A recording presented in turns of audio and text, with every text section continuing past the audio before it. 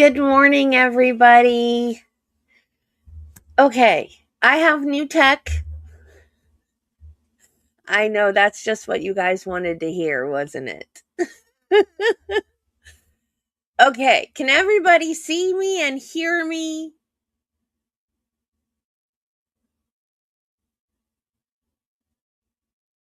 Because I have a new webcam, so you don't have to look up my nose anymore.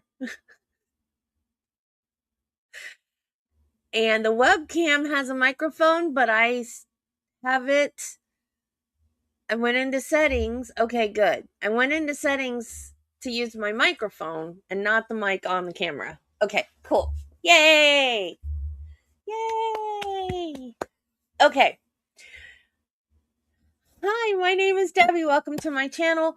We are on part 5 of the Grant Amato trial, which is a short trial, so we're actually almost done.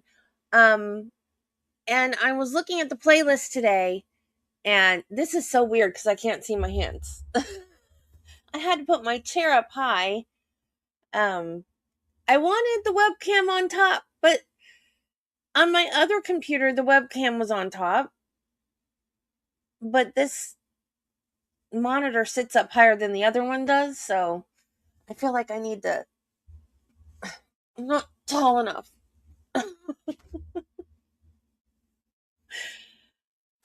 So I was looking at the playlist, and I can't tell if the defense even put on a defense by looking at the playlist. So I don't know if it's just the state's case and then closing arguments, which it could be because that happens sometimes. But before we do that,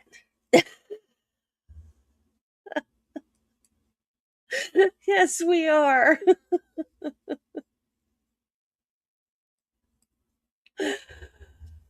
Before we do that, I have been trying to figure out a way to discuss the new Odyssey movie that's coming out without getting political. And I found it. So, oh, thank you, Jill. I just threw on some lipstick and brushed my hair. So, good morning, Jen. Good morning, Judy. Hey, Jill.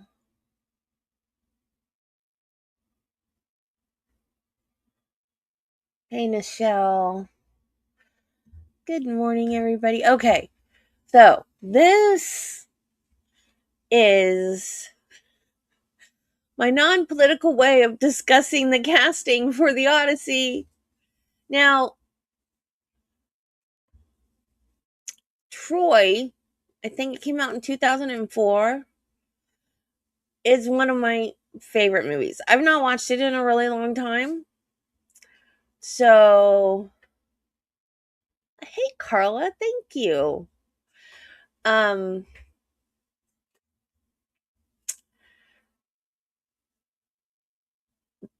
the no, I've not read the Iliad and the Odyssey because they're very difficult to read. I've tried.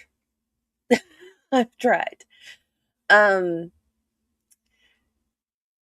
so I'm not sure what the storyline exactly is of the Odyssey, but some people are saying that Achilles in the Odyssey is dead, so he's a ghost, and that's why the casting is what it is for Achilles.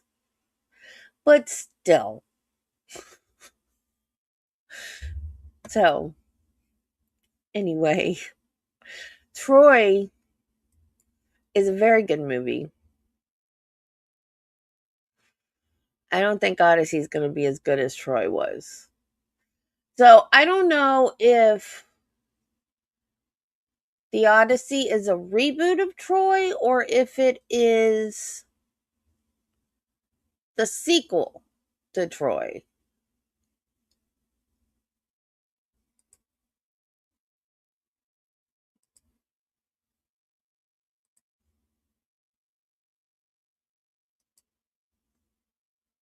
Yanked from the battlefield by some foul sorceress into this cavern full of lights, and now I find myself surrounded by strangers. They do not dress like warriors, yet they speak of Odyssey. Finally, a bard who dares to capture my... What the hell is happening? Helen of Troy, the face that launched 1,000 ships. Is this burnt-looking hag? You're saying I fought 10 years for that? If the Greeks came to Troy and saw they'd turn the boats right around... That's supposed to be me? The greatest warrior who ever lived? Nolan, you motherfucker, I'm standing right here! Golden boy of the Marmotins reduced to this soft-looking bitch boy who's never tasted blood! Agamemnon? Why does he look like Batman had sex with Magneto on top of an anvil? That's not a king, it's a boss fight! What in Olympus's name is this? Why is everything the color of wet stone and ash? Look at that garbage. This isn't my armor. We had style. Gleaming bronze, brighter than fire. This makes the Trojan War look like the Depression. Holy Zeus, what are those? Giants? They look like they're wearing more metal than I did through the entire war. In my day, giants were hides, not this walking forge. What do you think you're doing, Bard? You make billion-dollar blockbusters, but you can't give Achilles or Helen proper actors? We invented theater, not this gray English misery. Say it to the people. Say, I'm sorry I turned the Odyssey into the absurdity. I'm sorry I made the Trojan War look like a... Well, guys, time's pulling me back. Tell Hollywood, if you're going to do the classics, do them right. And for the love of all the gods, cast someone who doesn't look like they're about to tell you their pronouns. Give us a real Helen, not a 40-year-old welfare recipient. This is Achilles, son of Peleus. I just got yanked from the battlefield by some... Oh, I love it. I love it so much. I love The Golden Compass. And there was supposed to be a sequel. The story wasn't over. And it did so horrible that they didn't go ahead with a sequel. That is so good. Because, like, all the other ones I found were very political. Because what is going on is that there's a guy in the Academy that there are rules now to win an Oscar. It can't just be that it's a good movie. It has to tick all the boxes. You have to have trans person and a black person and a Latino person and a gay person, and so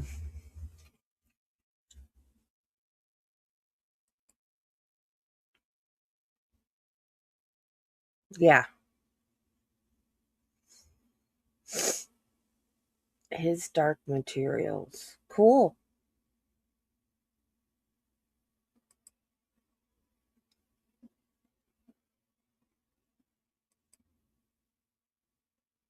I'll have to check that out.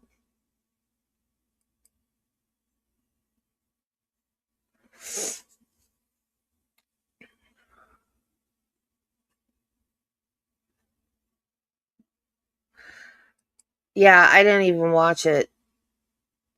But yeah. And it doesn't matter. It doesn't matter if it fits with the story or not. And the thing, you can call it racism if you want to, but historical accuracy is important if you're making a historical movie. Ancient Greek people, grammar's important too. Ancient Greek people had never seen a black person. They were Ethiopians, and they had never seen a black person. Helen of Troy was this gorgeous, beautiful, blonde-haired, blue-eyed Greek. Well, blonde hair. Blonde.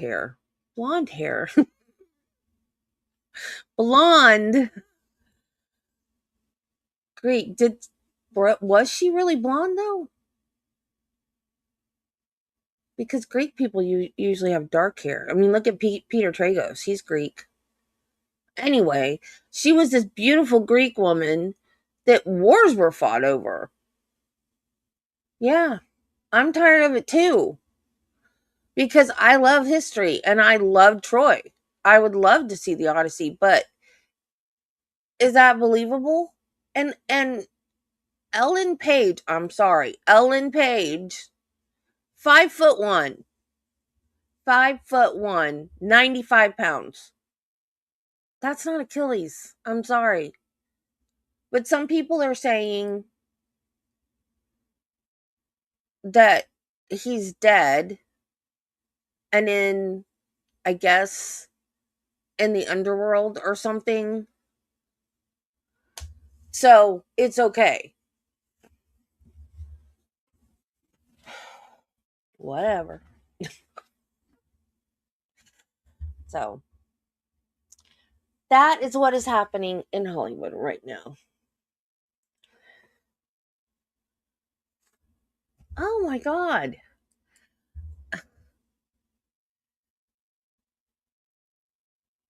That,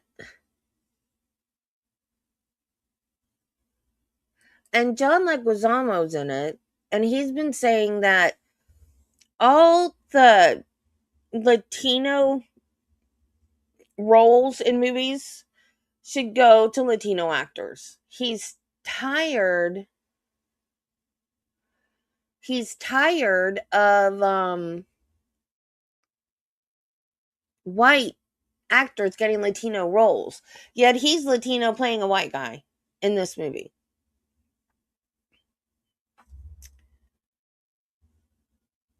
Yep, Hollyweird.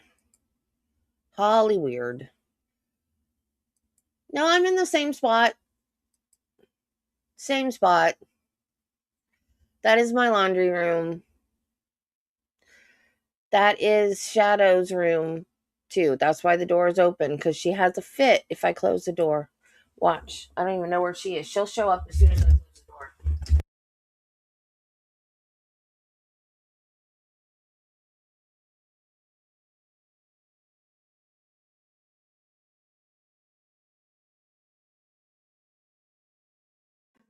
This mic is so weird because if I get up and move, it shuts itself off. It says, it looks like your mic has been unplugged. No, my mic has not been unplugged. I just got up and moved. And then I turn it back on when I sit back down. When did they do Sean Connery dirty?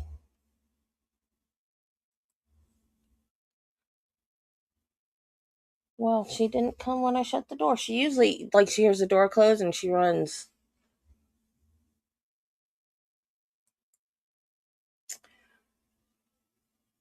I can't remember if I've seen Highlander.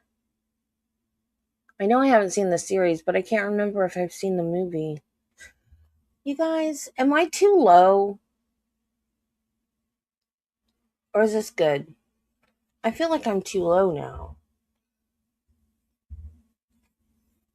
But the chair's up as high as it'll go.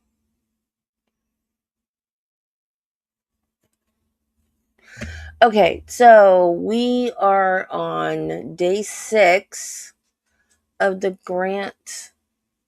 I'm lower than normal. Yeah. Ow. Trying to see if I can tilt.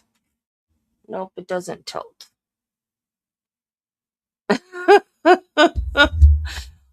I don't have a phone book. Do they even make phone books anymore? Oh well, I guess that's gonna have to do it. Look, you can see my protocol droid bucket.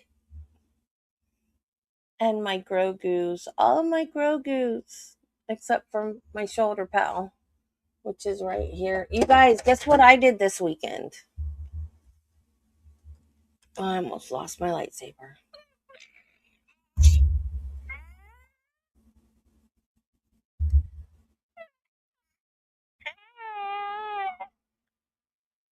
I watched every episode of The Mandalorian this weekend.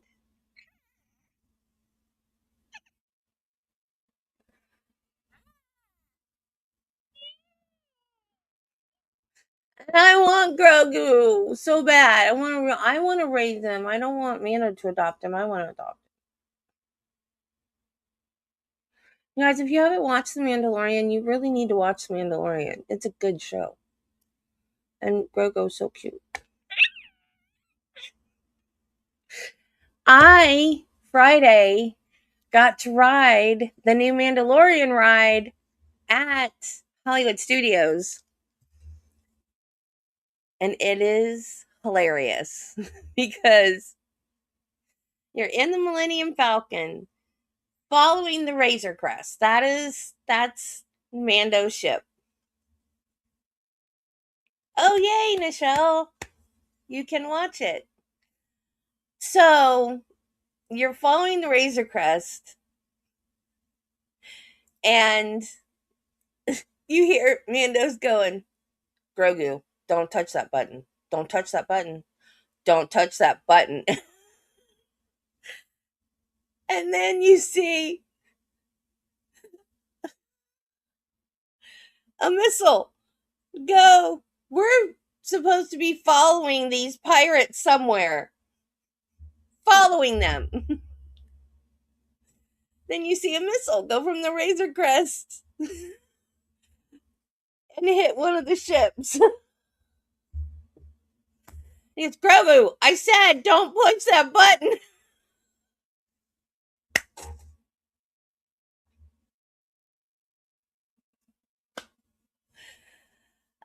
I haven't watched The Bad Batch yet. Oh no. Let me tell you something.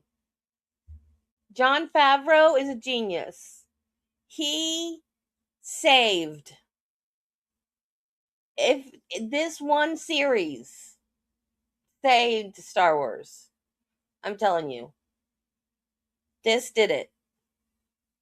This is worth it that Disney took it over. Because I need to watch The Bad Batch. I've heard it's really good. This series is good. If you're hardcore Star Wars, Andor is really good too. Andor, Rogue One, the movie Rogue One, it's a prequel to A New Hope. It is about them stealing the plans to the Death Star. Andor is a series that leads up to that. I've seen the Bad Batch episode of the Clone Wars. Yeah, the Book of Boba Fett is good too, but this one is amazing. I I cried twice, and I said, and Belle's just looking at me. I said, "I'm not crying, Belle. You're crying." Oh, Andor's really good, but you, like I said, you kind of have to be hardcore Star Wars fan. Okay, trial.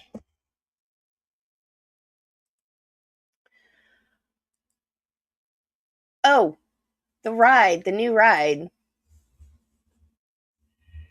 Um, it has a Grogu mode because Mando's giving you instructions on like push your button and do this and do that. But there's a Grogu mode if the everybody on the ride, if you sit down, put your seatbelt on and push certain buttons at a certain time, it's Grogu mode and Grogu talks to you through the whole entire ride. And if you sit in the engineering seat, there's a button that you can push. I'm going to be engineer from now on. I like being the pilot the best, but from now on, I'm going to be engineer.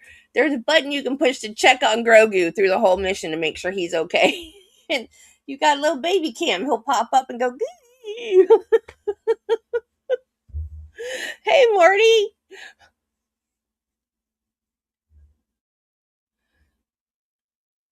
Yeah. And at the end of Andor, you find out something about Andor that's sad. And kind of happy too. It's like bittersweet. Yeah. Yeah. And the thing with Obi-Wan is like it fills a plot hole because when Luke goes in to save Leia, and she said, and he goes, "I'm here with Obi-Wan with Ben Kenobi." She goes, "Ben Kenobi?" Like she knows who he's talking about. And I've always wondered about that. I was like, why does she sound like she knows him? She doesn't know him. Why does she always sound like she knows him? Well, she does. And you find that out when you watch Obi-Wan Kenobi, that she has met Obi-Wan before. He was not only looking after, well, it wasn't that he was looking after her, but he just hadn't a chance to meet, because of the rebellion.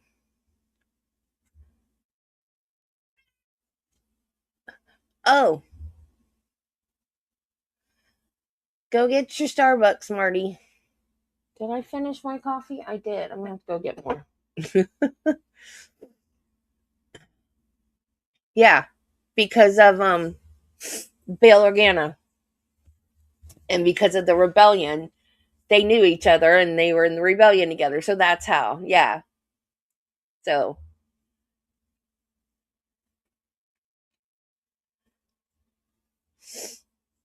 yep, yep. Um,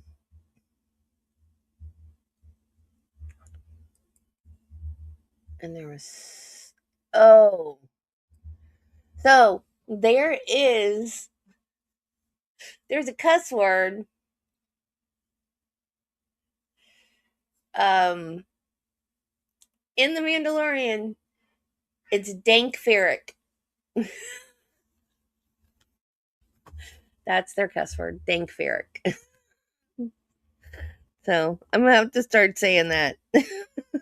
Shadow.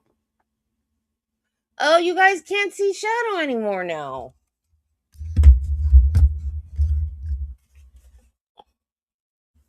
We're gonna have to have a shadow cam.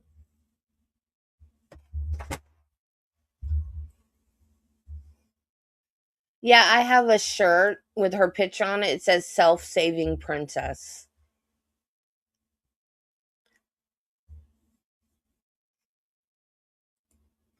Okay, trial. Dang it. Shadow, you need to look at the camera. They can't see you now.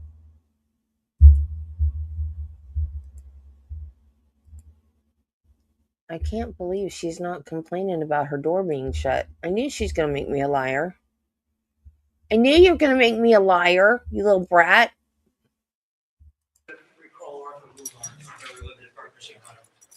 All right. Is Mr. Rubar here then? Yes. All right. I got a new webcam. Then at this point, can you radio Marcy and tell her to is she getting the jury? I think she's at the door. So can you radio her? Guzman, can you radio her? Okay. You may be seated. State, you may call your next witness. Mr. Rubart, please come forward. You're still under oath. What's up here? So you haven't been released No, from your you got to subpoena, get so just closer have a to seat it. in the witness stand. Mr. Rubar, let me direct your attention to January 25th, 2019. We've heard your testimony about everything that you did at that residence. But for purposes of my questions now, tell us when after the search warrant was obtained, did you actually enter the residence? Approximately. It was approximately a little bit after the search warrant was obtained, which was about 2 o'clock. I'm sorry? 2 o'clock. Okay. And at what point was Chad Amato's body, and once again, approximately, removed from the residence? It would have been later on that evening. If I can look at my notes to refresh my memory. If it would refresh your recollection, then please do so. You may.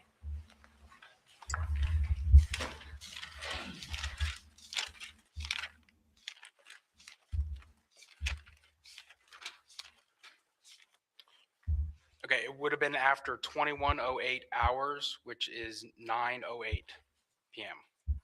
And during that time, were you in the residence processing it? Yes, I was.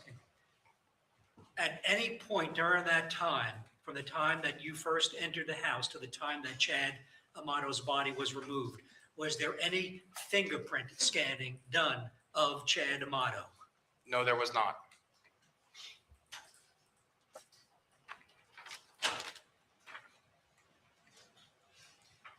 Now, let me actually mark this for identification.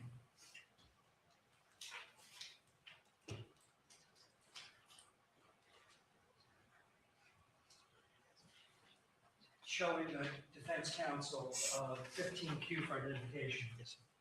Can I approach the witness, Your Honor? Let me show you what's been marked as 15Q for identification. You recognize that? Yes, I do. And what does that depict, 15Q for identification? It is a photograph of Chad Amato. True, in his clothing on the floor in the kitchen? That is correct. True and accurate depiction of Chad Amato in his clothing on the floor in the kitchen? Yes, it is. I'd offer this into evidence as a state's exhibit. What's been pre-marked for ID is State's Exhibit 15Q will be moved into evidence as State's Exhibit 346 in evidence. And if I could just briefly publish it, Your Honor, please. You may.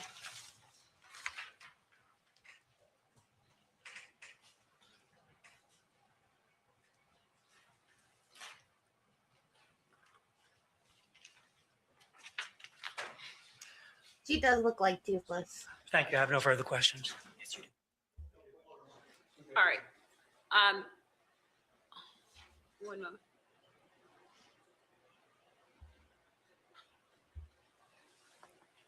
Were there any more questions? I do. One more question, Your Honor.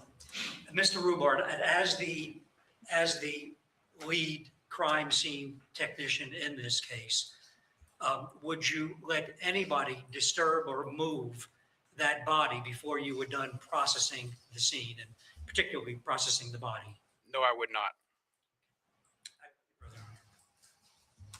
Any questions? No questions, Members of the jury, do you have any questions of this witness? And everyone's shaking their head no. All right. I've made this witness be excused at this point. Yes, Your Honor. All right. Thank you very much, sir. You're excused. You may call your next witness.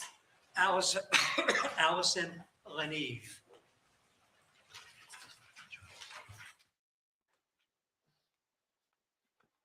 Ms. Leneve, if you could please come forward to the podium, raise your right hand, be ready to be sworn. You solemnly swear or affirm the testimony you're about to give will be the complete truth, so help you God. I do. Thank you. Could you please have a seat in the witness stand as the deputy instructs you.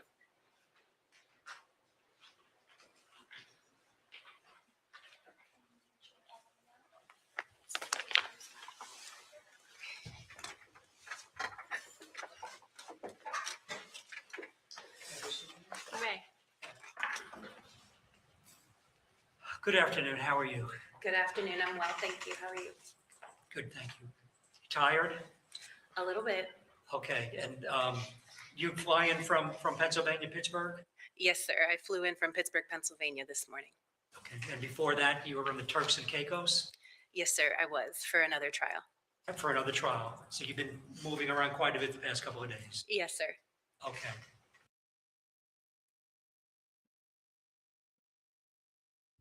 The movies are good, even though she's in it. But there's like no chemistry at all between her and Jason. Absolutely none. Like, there's one scene, I think in the second movie, where they're in the bedroom together. Like, she's folding clothes or something, and I think he's on the bed with the baby. And there's just like, you know, in movies where a couple's like together with their kids and they're in the bedroom, and even though they're not doing anything, it's like it's intimate because they're in their intimate space, and it just, you feel a connection. That there's not any of that connection there, and it's just feels awkward. It almost feels like she's mad at him, and she's not. They're not mad at each other in that scene, but it's weird. Yeah, but he hates her.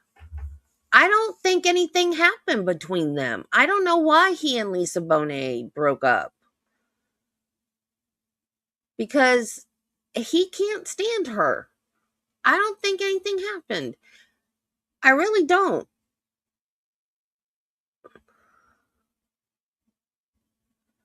Yeah, there's no chemistry. Yeah, Brad Pitt, yes. Brad Pitt did. But I don't think Jason Momoa did. Because everything I've heard is that he hates her. So I don't think it happened.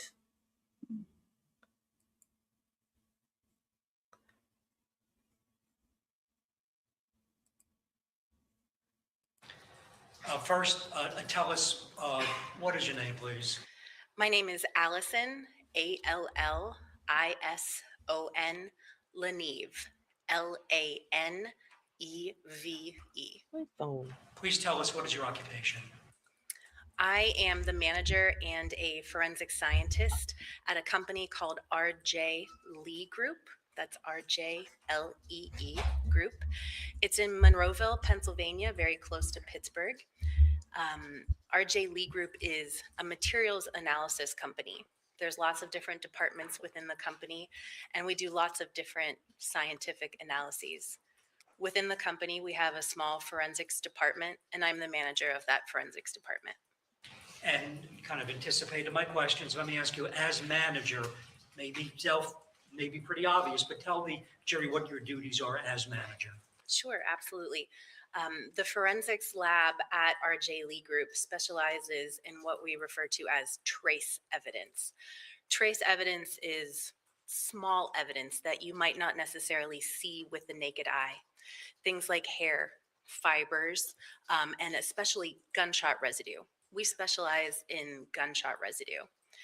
As the manager of the forensics department at RJ Lee Group, I am responsible for accepting evidence into custody, for processing that evidence, analyzing the evidence, preparing reports, and testifying to the evidence when necessary. And how long have you been with the RJ Lee Group? I've actually been with RJ Lee Group since 2002, immediately after I graduated from high school. I worked as an intern there all through college and was hired full-time in May of 2007. So I've been there approximately 17 years. And I think you touched upon this a few moments ago, but tell the jury what do you do at RJ Lee Group? As the manager of the forensics department, again, I receive evidence and I process that evidence. That means I photograph it and I document how it was received and in what state it was received. I then would prepare that evidence for analysis. Sometimes that requires something called carbon coding, which is a technique that puts a light layer of carbon over top of the samples in order for us to visualize them. That all part of my responsibilities include the analysis of gunshot residue samples that utilizes an instrument called the scanning electron microscope. Through that microscope, we would analyze potential samples for gunshot residue. No affair. He wanted her fired from the movie.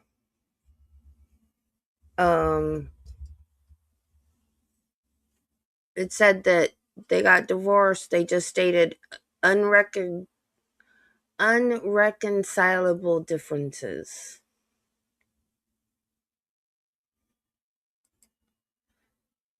What swim cap? I never saw a swim cap. She had that red wig on. Yeah, and he wanted her fired.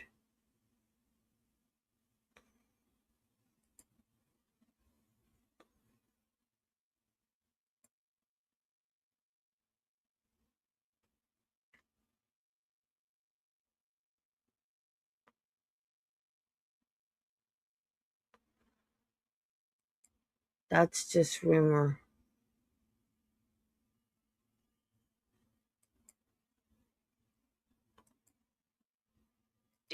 and then we would gather those results and put them into the format of a report and send a report out based on those samples.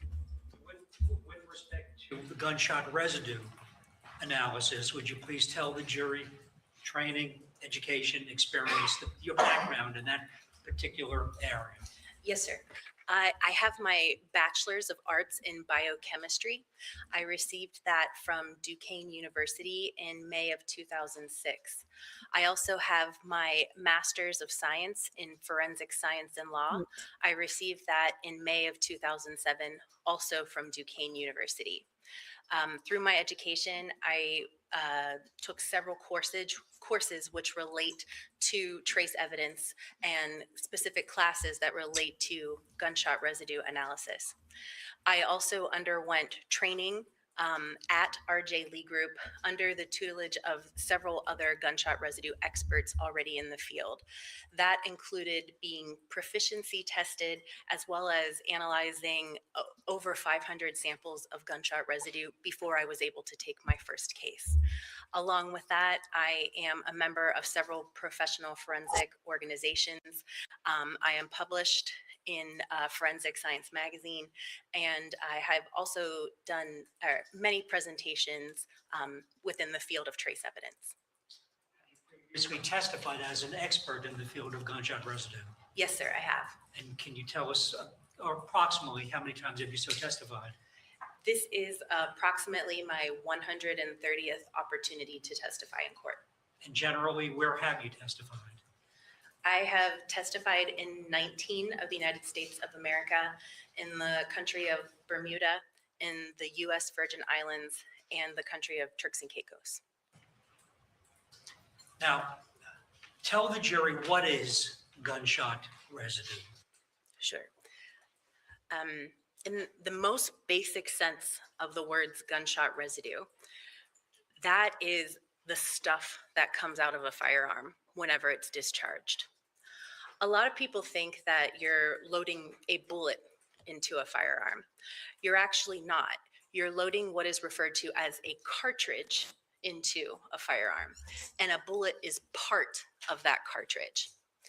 Now, typically, if you look at the end of a cartridge, it looks, specifically when we have center fire ammunition, it looks like a target or a bullseye.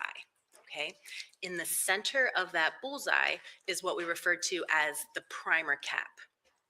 Within that primer cap, there's something called the primer mixture or the primer paste. And there are three important elements that are in that primer mixture. Those elements are lead, antimony, and barium.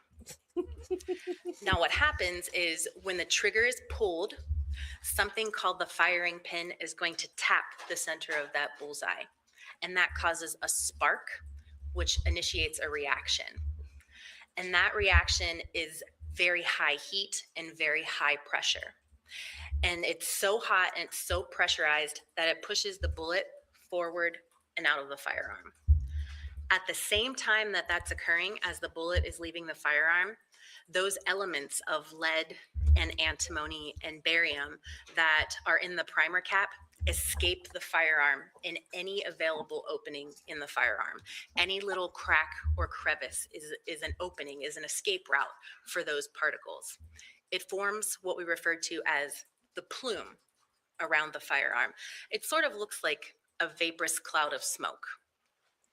Within that plume, as the temperature starts to cool, those elements of lead and antimony and barium condense together, creating a particle type known as a particle characteristic of gunshot residue.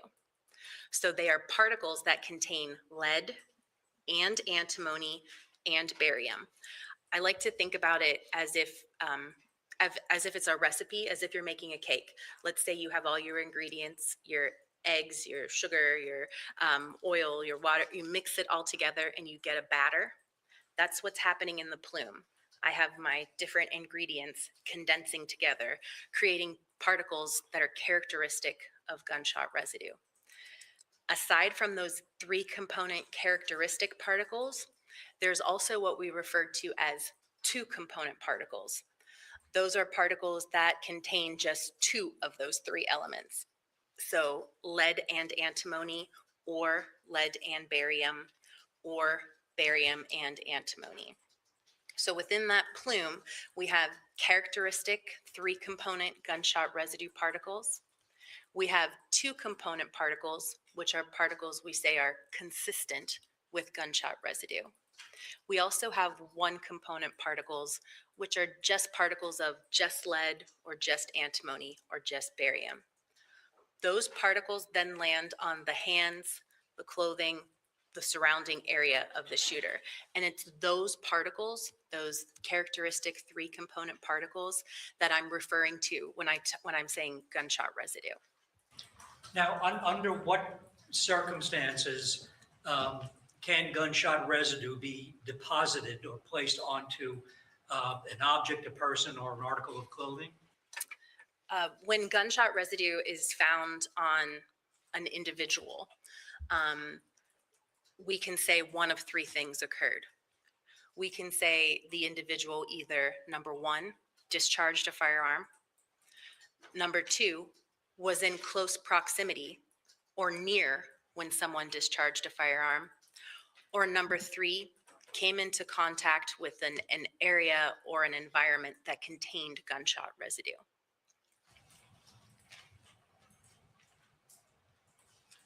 Now,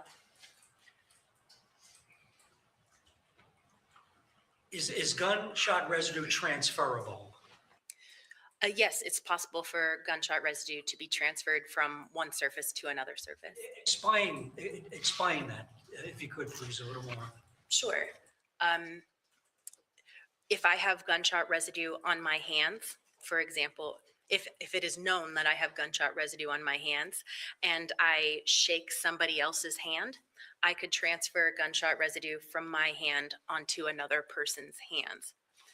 If I have gunshot residue on my hands and I wipe my hands on my jacket or put my hands in and out of my pockets, I can transfer gunshot residue from my hands onto my jacket or my pockets. If a firearm had recently been discharged and then I pick up that firearm, I could transfer gunshot residue from that firearm onto my hands.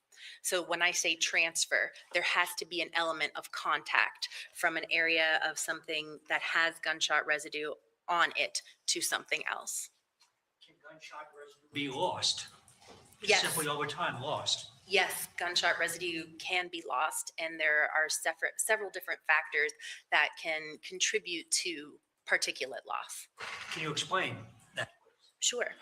Kind of just using the last hypothetical, if I have gunshot residue on my hands, I can wipe my hands on my jacket and eliminate the particles from my hands onto my jacket. I could wash my hands if I have gunshot residue on them and eliminate all potential residue that's on my hands. So movement, motion, activity, specifically washing, is a factor that can contribute to particulate loss. Weather, if it's raining, if it's windy, if there's any type of air movement, that can contribute to particulate loss. Time is also a factor. The longer the amount of time between the discharge and the collection, the more potential there is to lose gunshot residue. Biological material, if my hands are sweaty, if there's blood on my hands, that could mask potential particulate, not allowing me to extract it. So you mentioned time. Can you just give us, explain or just give us some examples of the passage of time between the deposit of gunshot residue and then the collection of gunshot residue? Why would time be a factor? So let's assume our firearm is a good depositor of particles. One thing I should mention is that not all firearms are going to produce the same amount of residue. Some firearms are going to produce far more, some are going to produce far less. Let's assume that our firearm is a good depositor of particles.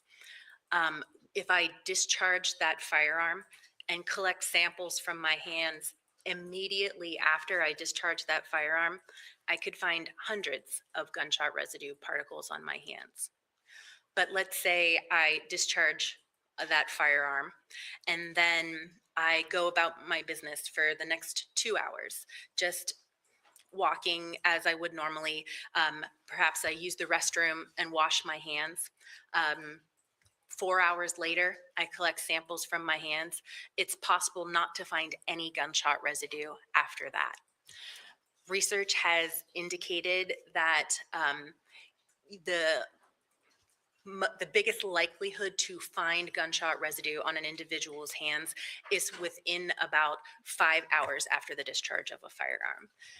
That time increases if you're doing a collection from clothing or another surface in which those particles get trapped in the weave of a fabric. And even with gunshot residue being, trapped in the weaving of a particular clothing, would time also be a consideration regarding whether or not that gunshot residue remains? Time would be a factor in so much that it would allow a longer period of time for movement or motion or activity to occur. So the more time between the discharge and the collection, the more possibility there is for movement and motion of a particular garment. Now, explain the process of actually collecting a sample for analysis and then the actual analysis process itself. Sure. The type of collection media that is used to collect for gunshot residue is something that is called a stub, S-T-U-B.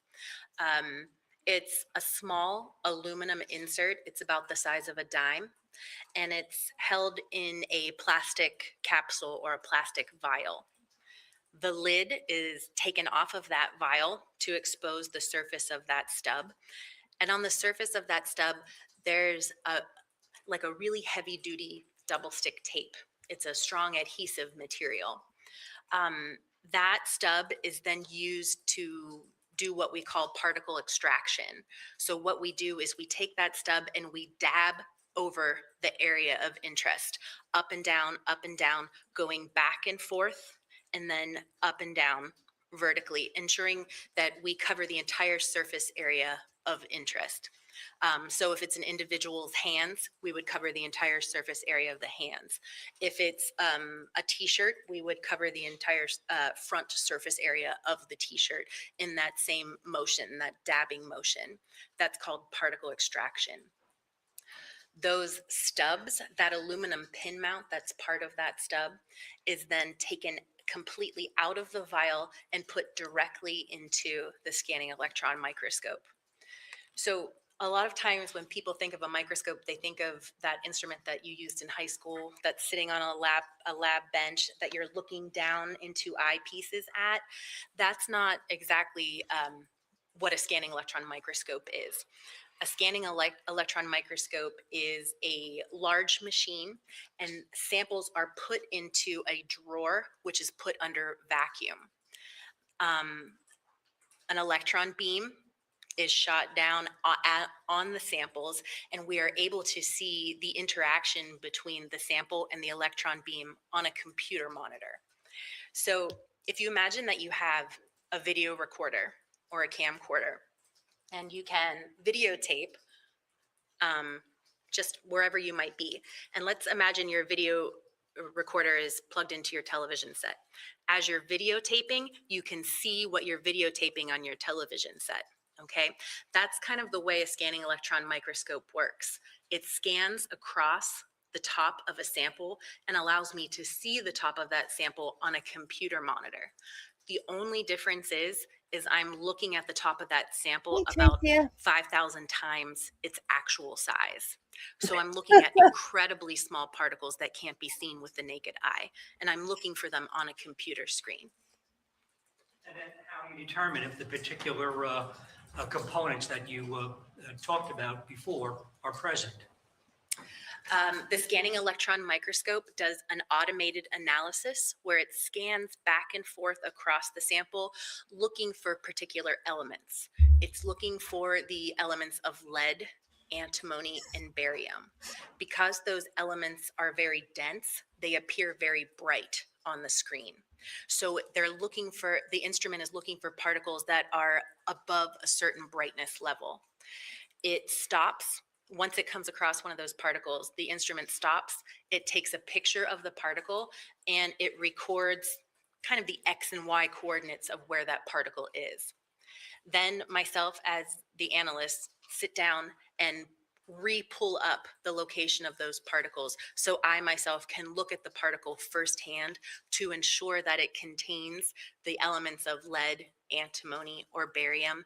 And I'm also looking at the shape of the particle.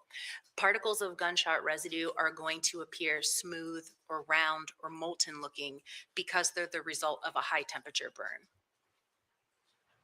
Now, may I approach on the witness? Let me show you what's already been introduced into evidence as States Exhibit 203. And if you need to wear gloves, go ahead. I'm not going to touch them. Can you open up that, and I will.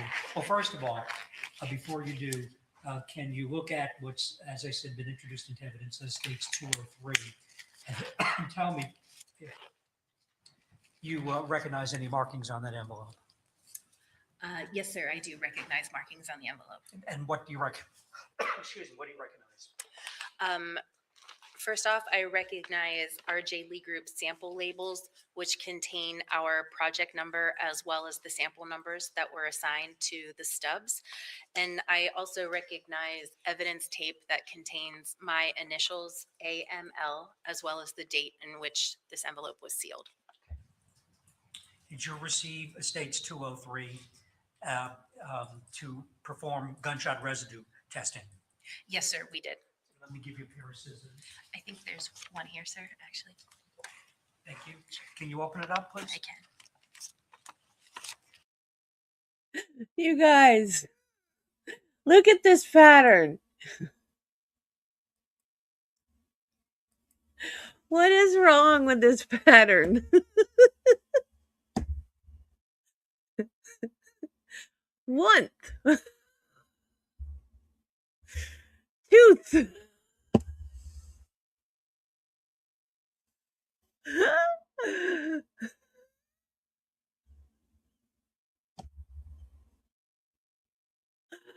Oh, good Lord.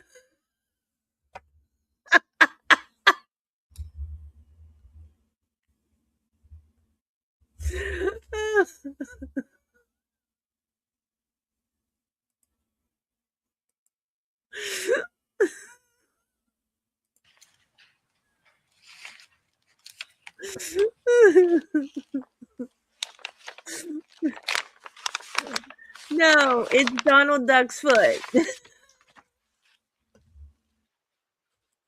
you recognize what's contained in States 203? Yes, sir, I do. And please tell the jury what is contained within States 203.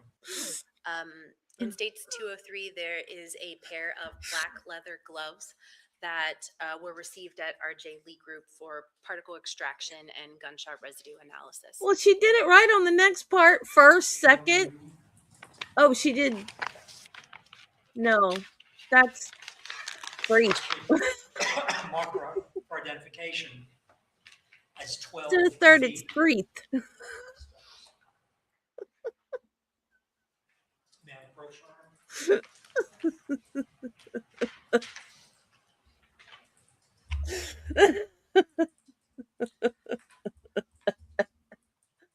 and ask you to first, if you can open it up and tell me to recognize what's contained No, within. you didn't know how to. She's 12 obviously not an English speaker.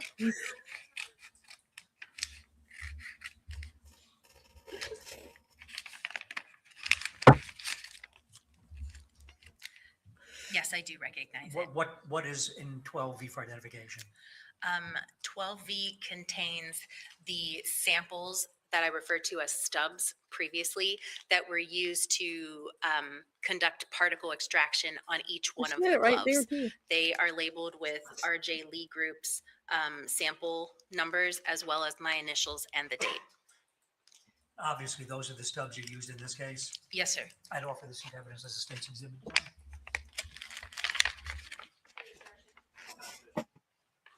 And what was the pre-mark on that again? 12V, as in Victor. That's been pre-marked for ID as State's Exhibit 12V will be moved into evidence as State's Exhibit 346-7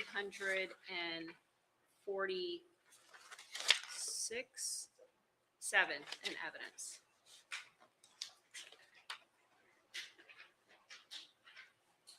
I'll place both of them in front of you and yes, more questions.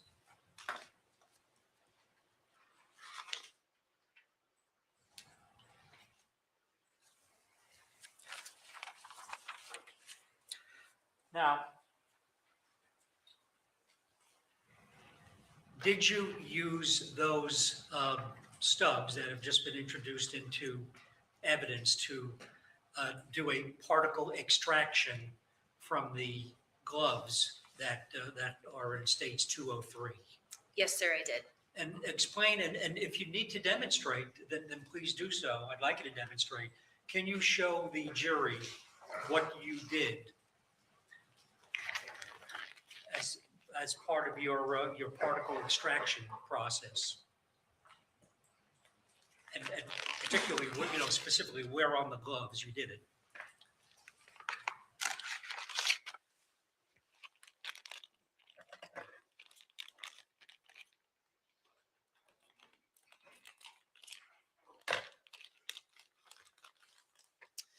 Okay, these were the two stubs that were used to conduct particle extraction on each one of the gloves.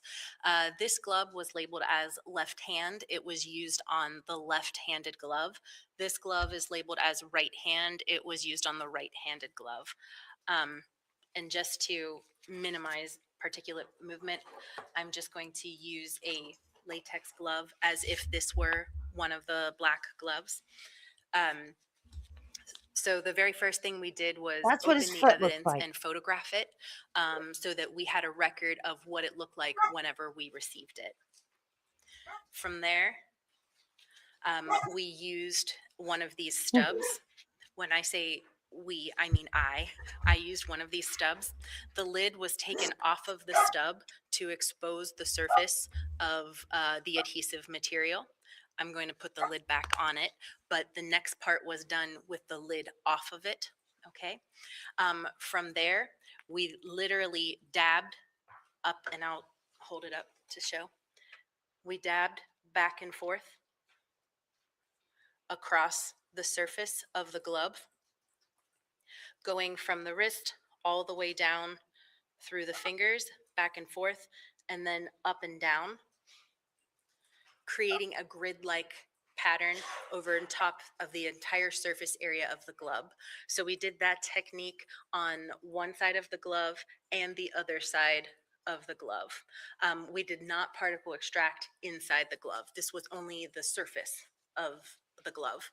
And we did that particle extraction technique on each of the two gloves using two respective sample stubs.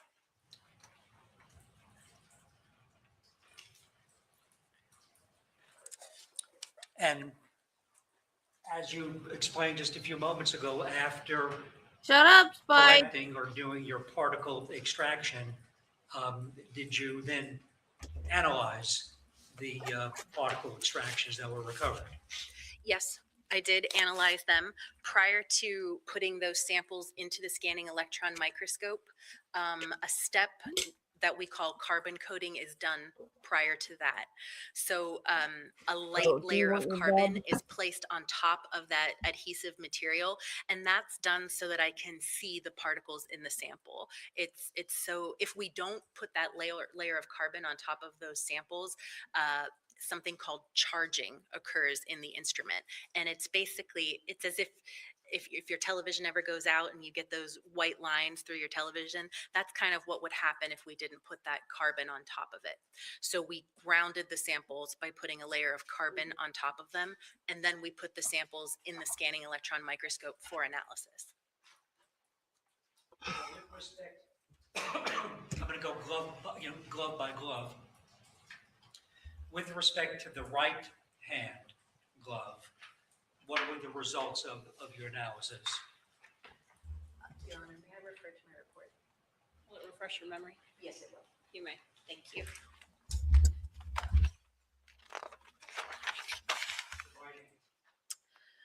The sample that was taken from the right hand black leather glove, a total of 3 characteristic gunshot residue particles were found on that glove, and at least 10 two-component particles were found on that glove. With regard to the left hand, what were the results of your analysis? On the sample that was taken from the left-handed black leather glove, there was a total of 7 particles characteristic of gunshot residue and 7 two-component particles. Now, with regard to the right-handed glove, you just told us that there was a total of particle characteristic of gunshot residue 3. Explain what that means. What does, and I think you touched upon it earlier, now that you're telling us the actual results of the analysis, what does that mean, particles that are characteristic of gunshot residue? Sure.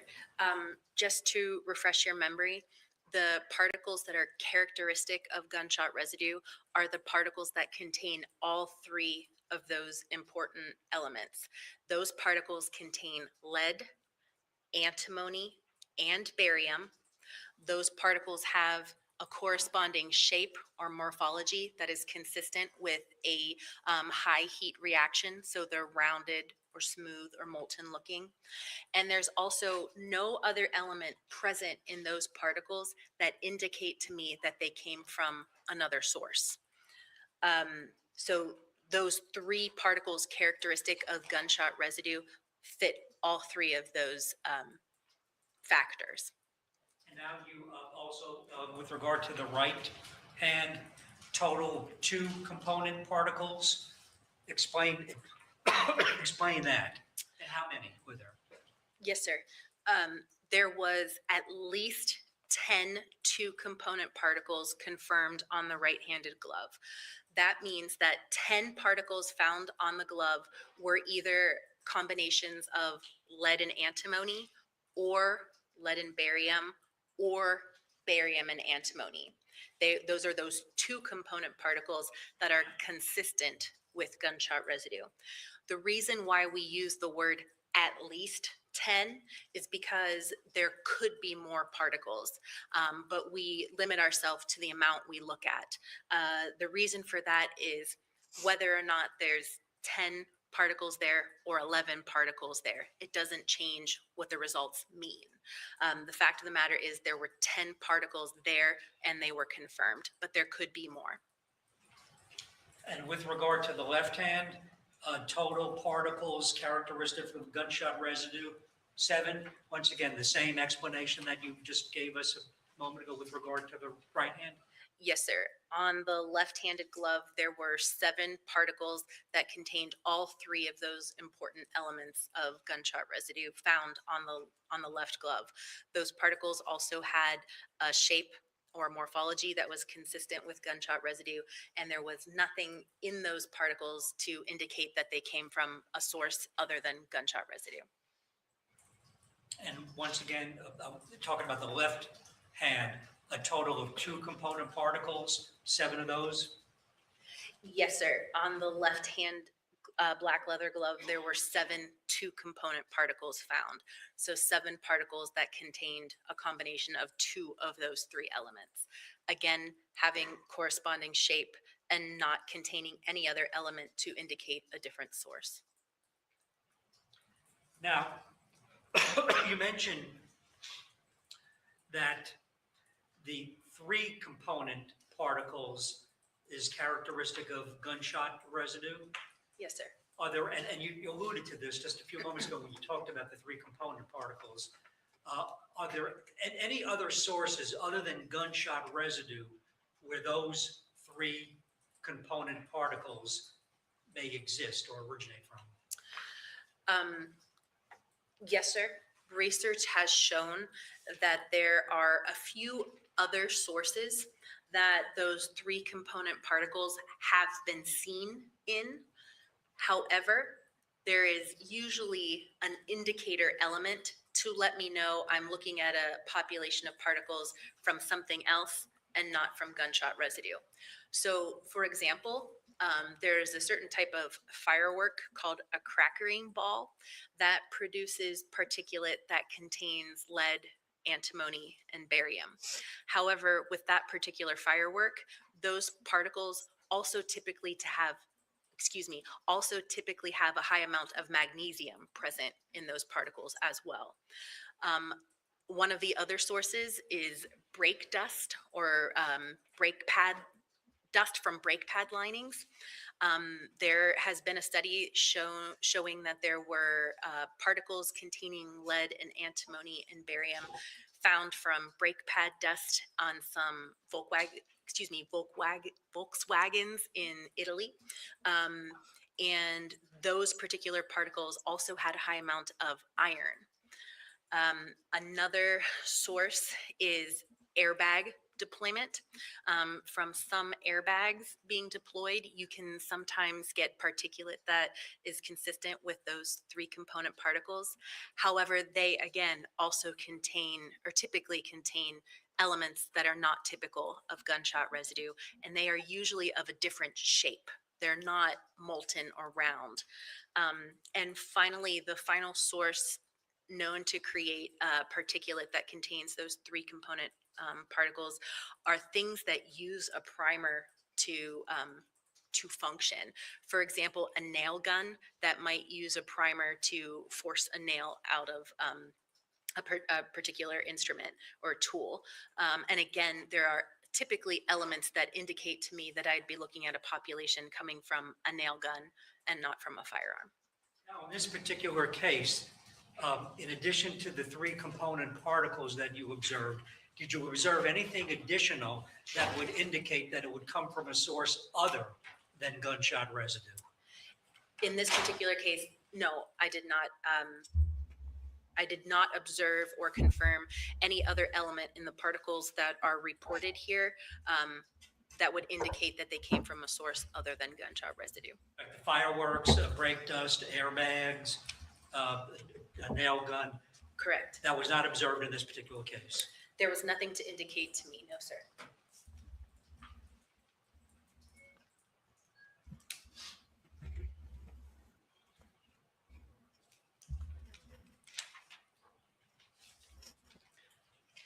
I have nothing further. Cross.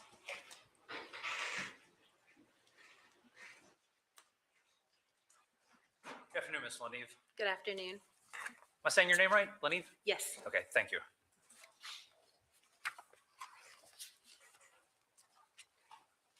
Now, a positive gunshot residue test doesn't mean that someone actually fired a firearm, correct?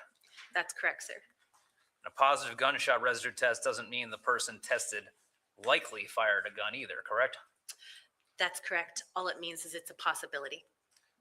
You stole my next question. So you would confirm the most you could possibly draw from a positive gunshot residue test is that they possibly fired, maybe, a firearm, correct?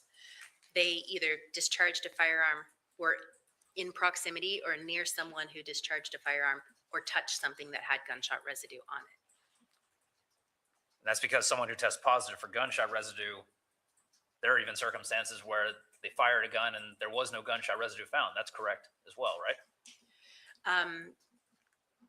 That is a possibility given certain factors surrounding that particular incident. Sometimes somebody could fire a gun and no gunshot residue could be there. Is that correct? It's possible, unlikely, but possible. But it depends on the factors between the time of the discharge and the time of collection. Right, I understand, but it is possible, correct? It is possible.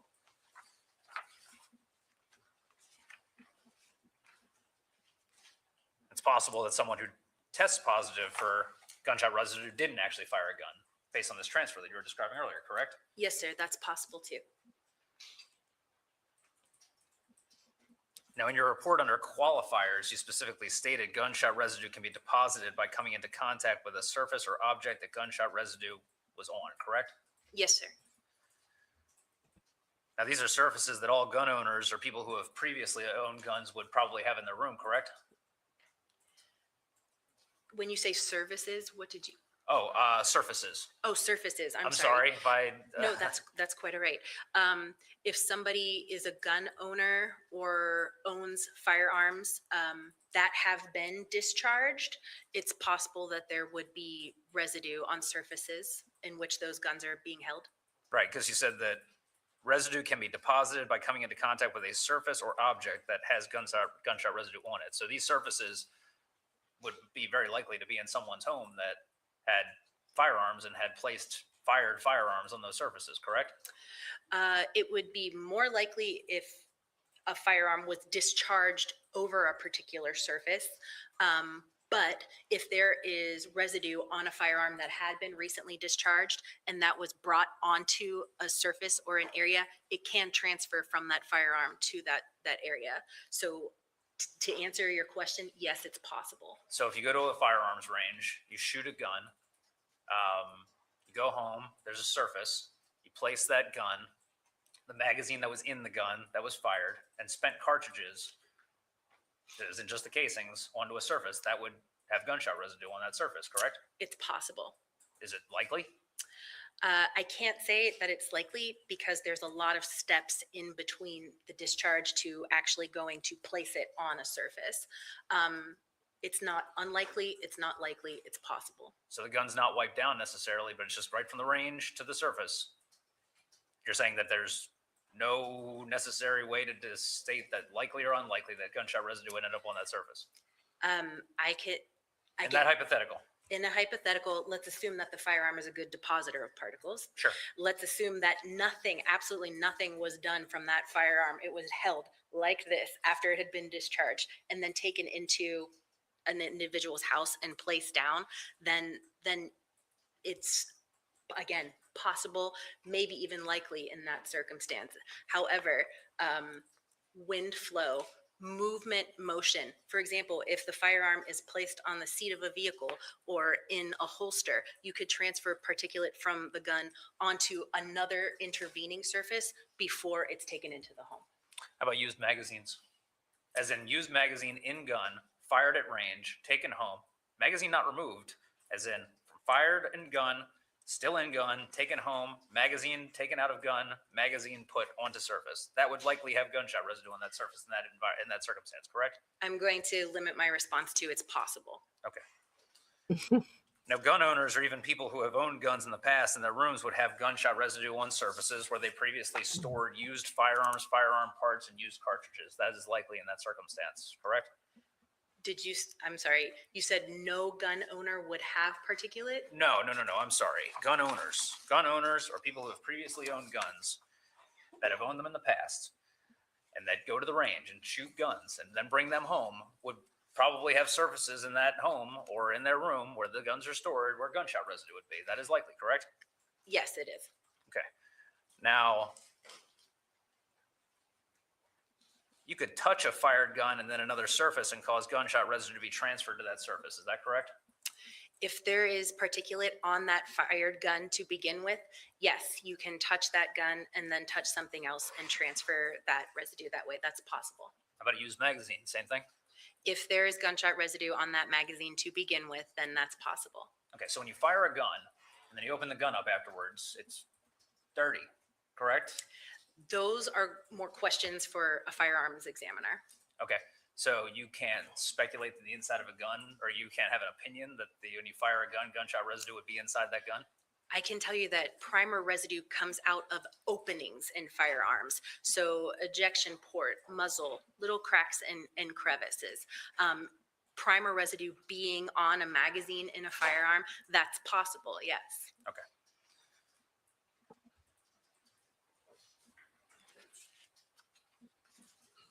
So in a house, for instance, you could touch a fired gun and then other objects in the house and cause there to be transfer, correct? That's possible, yes, sir.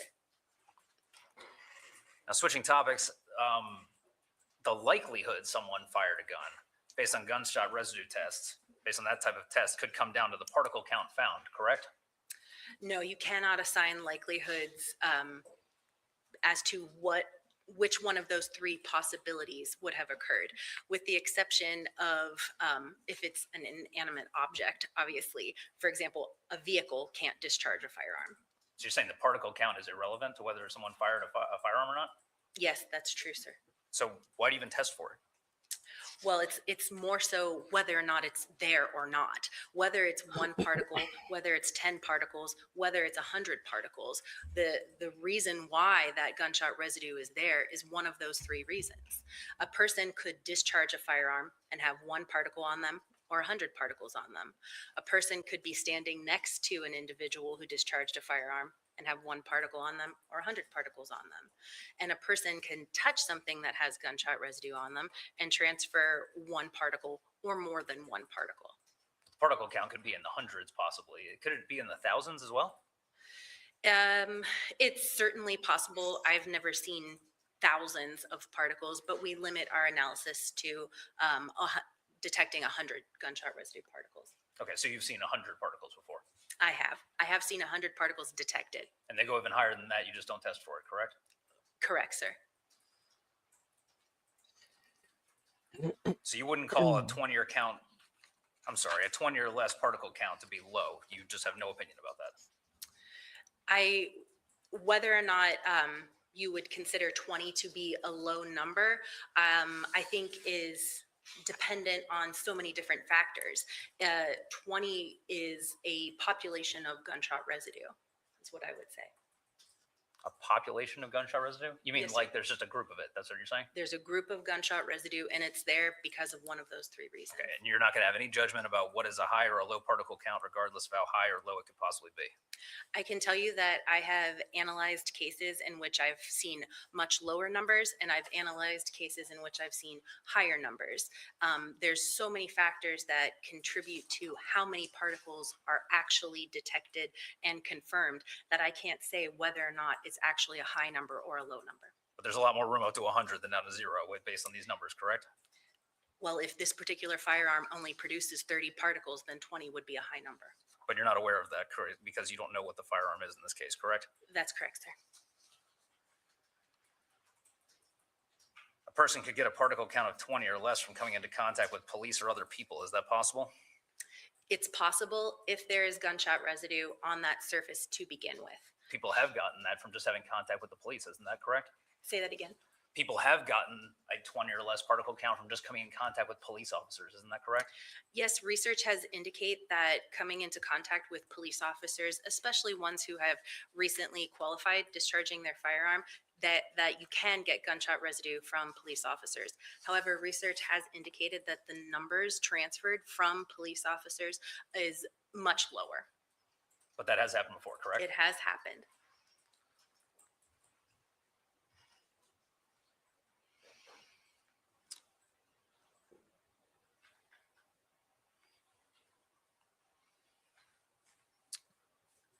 Have you ever seen foam inserts that are in briefcase style gun cases? Foam inserts, probably just in the movies. Okay. You've never seen one personally? No, sir. Okay. But assuming that, like we had stated earlier, there are certain surfaces in someone's home that if someone took a gun back from the range and placed on certain surfaces, it would have gunshot residue on it, possibly, correct? It's possible, yes, sir. And one of these possible surfaces could be one of these foam inserts. I know you haven't seen it, but you've seen it in the movies, correct? If there's gunshot residue on a surface, even a foam insert, it's possible for it to transfer if it comes into contact with something.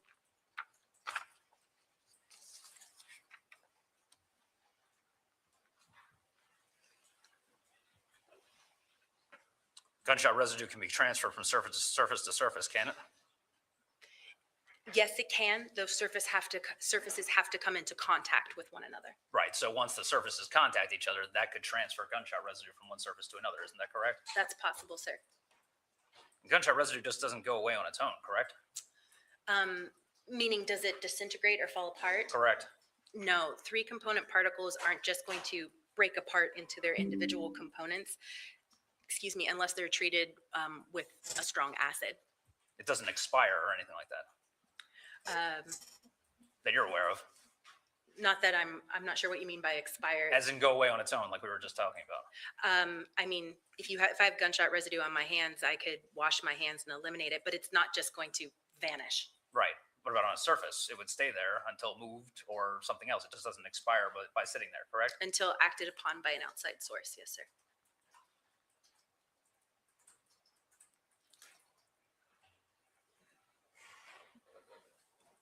So based on what you're saying, these gloves that you tested could have come in contact with a surface that had gunshot residue on them and transferred to the gloves, correct? Because you said the surfaces could cause that transfer, correct? That's a possibility. Now, you were only given these gloves to test in this case. You weren't given any additional garments or anything else, correct? That's correct, sir. And you didn't test the inside of these gloves, correct? I did not test the inside of the gloves, no, sir. No further questions.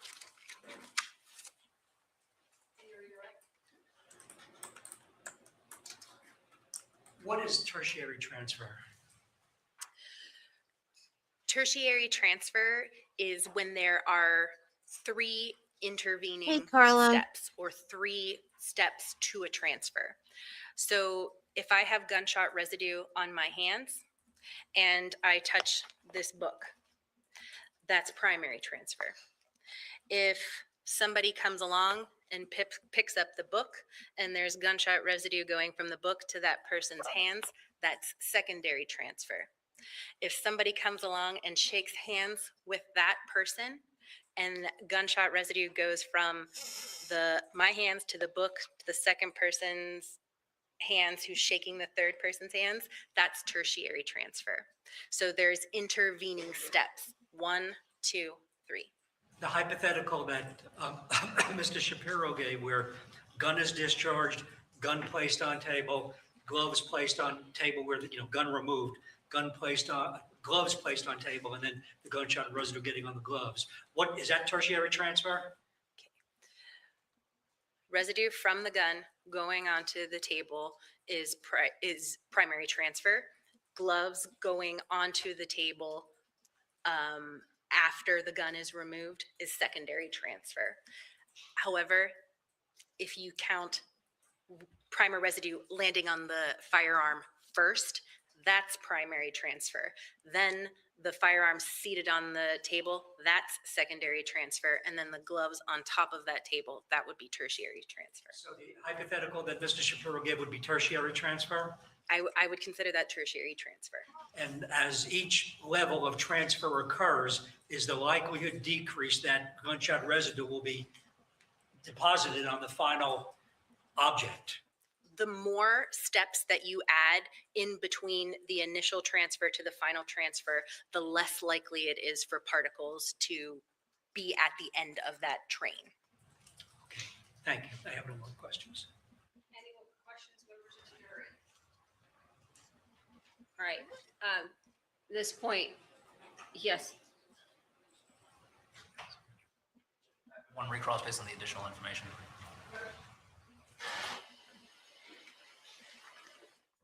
What did they say? Go ahead. Ms. Lenny, I have one last question for you. Yes, sir. So on a surface, gun parts that are used, guns, magazines, spent cartridges are being put on there again and again and again and again. That would make it more likely that gunshot residue would be on there, correct? Yes, sir. Okay, no further questions. Any redirect off of that? All right, members of the jury, question, come forward, please, counsel parties. Some of our jurors have questions for you. Can you tell the caliber of a bullet by examining gunshot residue? No, I cannot. The majority of firearms are going to produce the same type of primer residue, the particles that contain lead, antimony, and barium.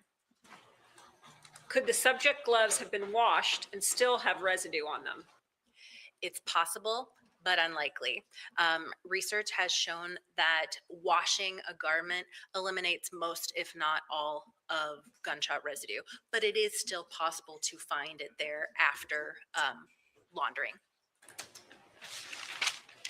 Can the amount of gunshot residue lessen by coming in contact with other items, like with gloves being in a bag? Yes, the more potential there is for movement, motion, activity, or coming into contact with other surfaces, that could contribute to particulate loss. So if I have gunshot residue on my hands and I shake one person's hands, it's likely that some of that residue will be removed. If I shake people's hands, it's likely that more residue will be removed, and so on down the line. Any questions based on those questions, Mr. Stone? Any questions based on those questions? Any more questions, members of the jury? All right, may this witness be excused and released. Thank you very much, ma'am. You're excused and you're released from your subpoena. Thank you. All right. State, you may call your next witness. Your Honor, we have just a couple of documents.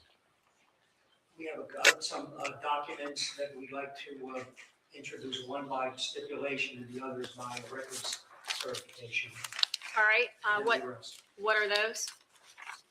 With regard to the document via stipulation, States Exhibit 7B and 7C. B as in boy, B as in boy. C as in All right. And as to 7B and C, they're stipulated to, is that correct? That's correct, Your Honor. All right, then what's been pre-marked for ID as States Exhibit 7B will be moved into evidence as States Exhibit 348 in evidence.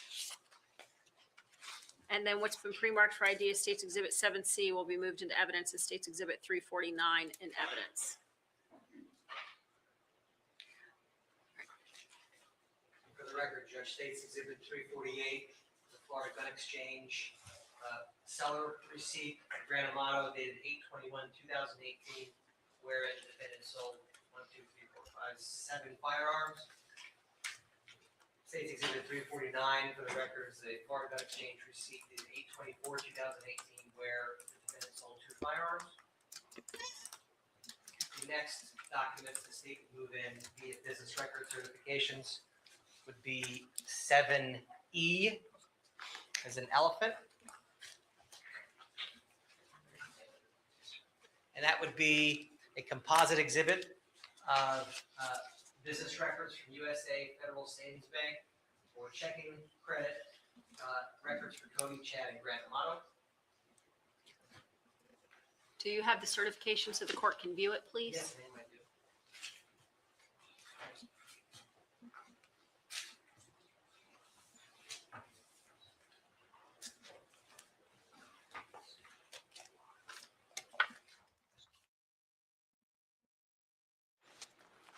Any objection, defense? No objection, Judge. All right, what's been pre-marked for ID as States Exhibit 7E will be moved into evidence as States Exhibit 350 in evidence.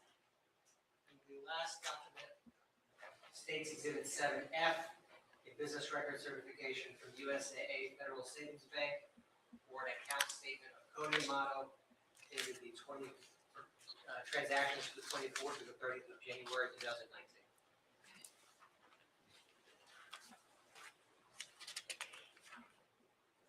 Any objection? No objection, Judge. All right, what's been pre-marked for ID is States Exhibit 7F will be moved into evidence as States Exhibit 351 in evidence. I just have one moment. You may.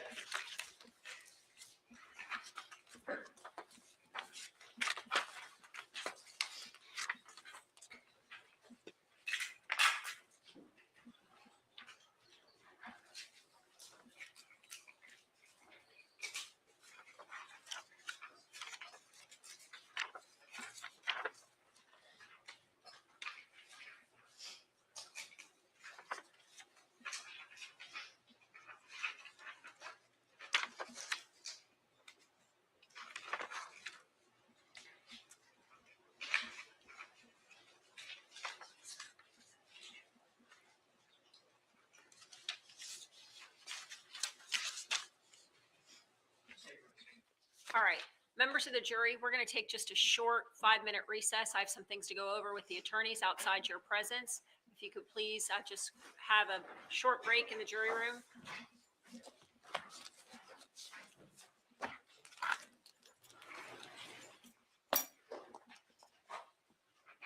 You may be seated. All right. At this point, first of all, to ask the state, are there any motions? Yes, Your Honor. This point of defense, rules of government will. May I approach, Your You Honor? may.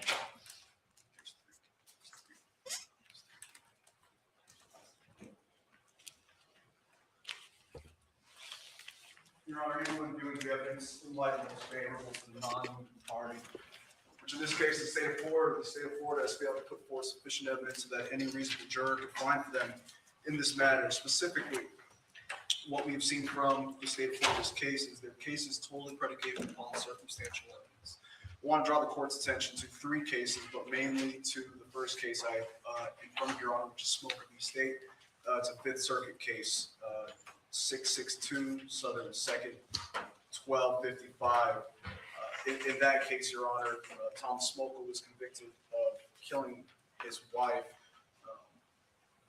but the case was reversed and remanded because circumstantial evidence did not allow for a conviction in that case. And there's a lot of similarities between the Smoker case, Your Honor, and the case in front of this court.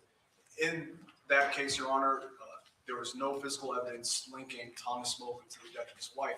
However, there was circumstantial evidence. There was evidence showing that Smoker had guilty knowledge. There was also financial motive, as well as an opportunity in that case, Your Honor. And even though the state created a strong suspicion, which we agree they've shown in this particular case, but in Smoker, even when the state showed a strong suspicion of guilt, the court reversed in that case where there was no physical evidence, and that has strong similarities to this case. In second case, Your Honor, which is Lindsay versus State Supreme Court case, the Supreme Court found that a conviction is based wholly upon circumstantial evidence. A special standard of review applies. The special standard requires that circumstances lead to a reasonable and moral certainty that the accused and no one else committed the offense charged. Again, we haven't seen any DNA evidence linking Grant Amato to this crime. We have seen no footprint evidence linking Grant Amato to this crime. We've seen no blood evidence found in any of the clothes of Grant Amato linking him to this crime. While the circumstantial evidence is great and the suspicion is great in this particular case, the standard of review is higher, Your Honor. In the last case we provided to the court is State versus Law, which is the Supreme Court of Florida case 559, Southern 2nd, 187. Again, first, had no conviction cannot be sustained only when proof of guilt is circumstantial, no matter how strongly evidence may suggest guilt, unless evidence is inconsistent with any reasonable hypothesis of innocence. Question of whether evidence fails to include all reasonable hypotheses of innocence is for jury to determine. Again, Your Honor, there is no physical evidence linking Grant Amato to this crime. Because of that, the standard of review is higher, Your Honor, and there must be shown no reasonable hypothesis of innocence, which we simply do not have. For those reasons, Your Honor, we ask the court to grant motion. State. Well, Your Honor, first, I would initially dispute the argument that this is a circumstantial evidence case. I'll talk about that in a second. But I dispute that argument because if there is a confession is direct evidence. And in this case, there's at least evidence of that. And what I'm referring to is when Grant Amato was specifically confronted by his brother during that sheriff's office conversation, at one point indirectly, but at another point directly. Jason Amato essentially accused him of committing the murders when he said that you already made that decision for mom, dad, and Cody. And there was no response, no denial. That's a tacit admission. So I'd start out with that particular point and it's for the jury to decide whether or not to accept it. But I start out with that particular point that it's a circumstantial evidence case. But going beyond that, it's the jury's duty to determine whether or not there is a reasonable hypothesis of innocence. It's the state's responsibility to pass the threshold to get the case to the jury to make that determination simply by showing evidence that's inconsistent with the defendant's theory of events. There is no theory of events right now. We haven't heard anything put forward by the defense regarding what their theory of the case is. So there is no theory upon which the state can present evidence that's inconsistent with that. But in any event, I would dispute the argument that there's no physical evidence in this case. In this case, we have a gunshot residue that's found on a pair of gloves that's in the defendant's possession within a day and a half after the murders were committed.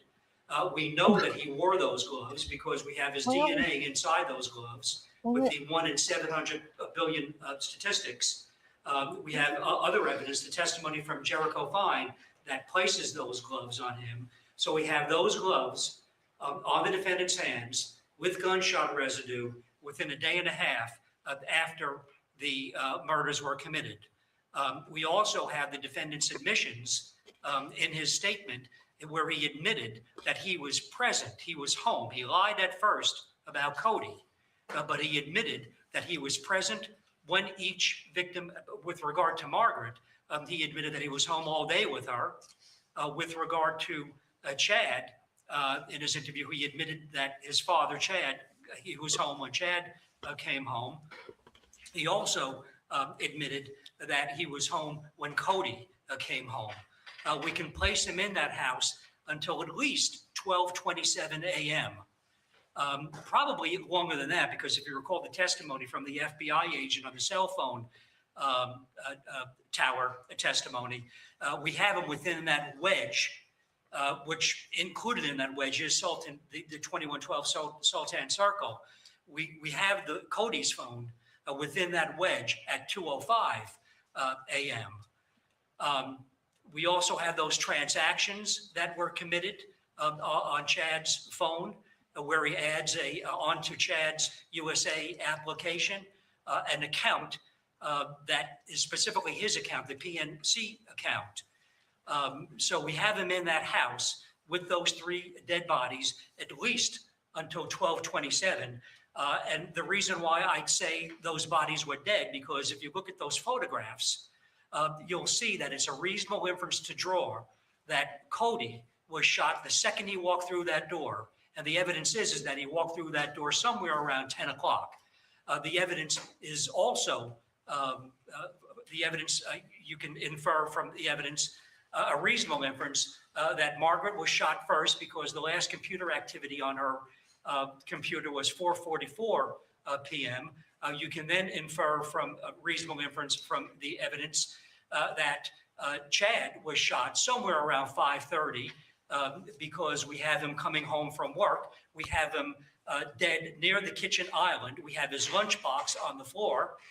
So that's a reasonable inference from the evidence. And then once again, you can draw a reasonable inference from the evidence that Cody was shot the second that he walked through that door, which was, as I said, somewhere around 10 o'clock.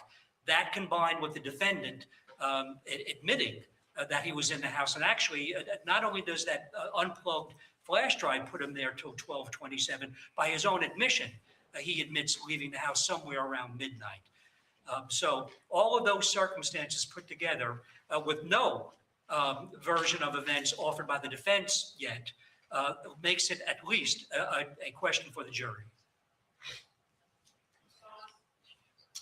Briefly, Your Honor, the state mentioned reasonable inferences that can be made based on where bodies were located. Again, this all goes to circumstantial evidence, Your Honor. And because it's all based on circumstantial evidence, we've heard there was a tacit admission. At no point did Grant Amato ever tell investigators, "I killed my family." He never admitted to the crime.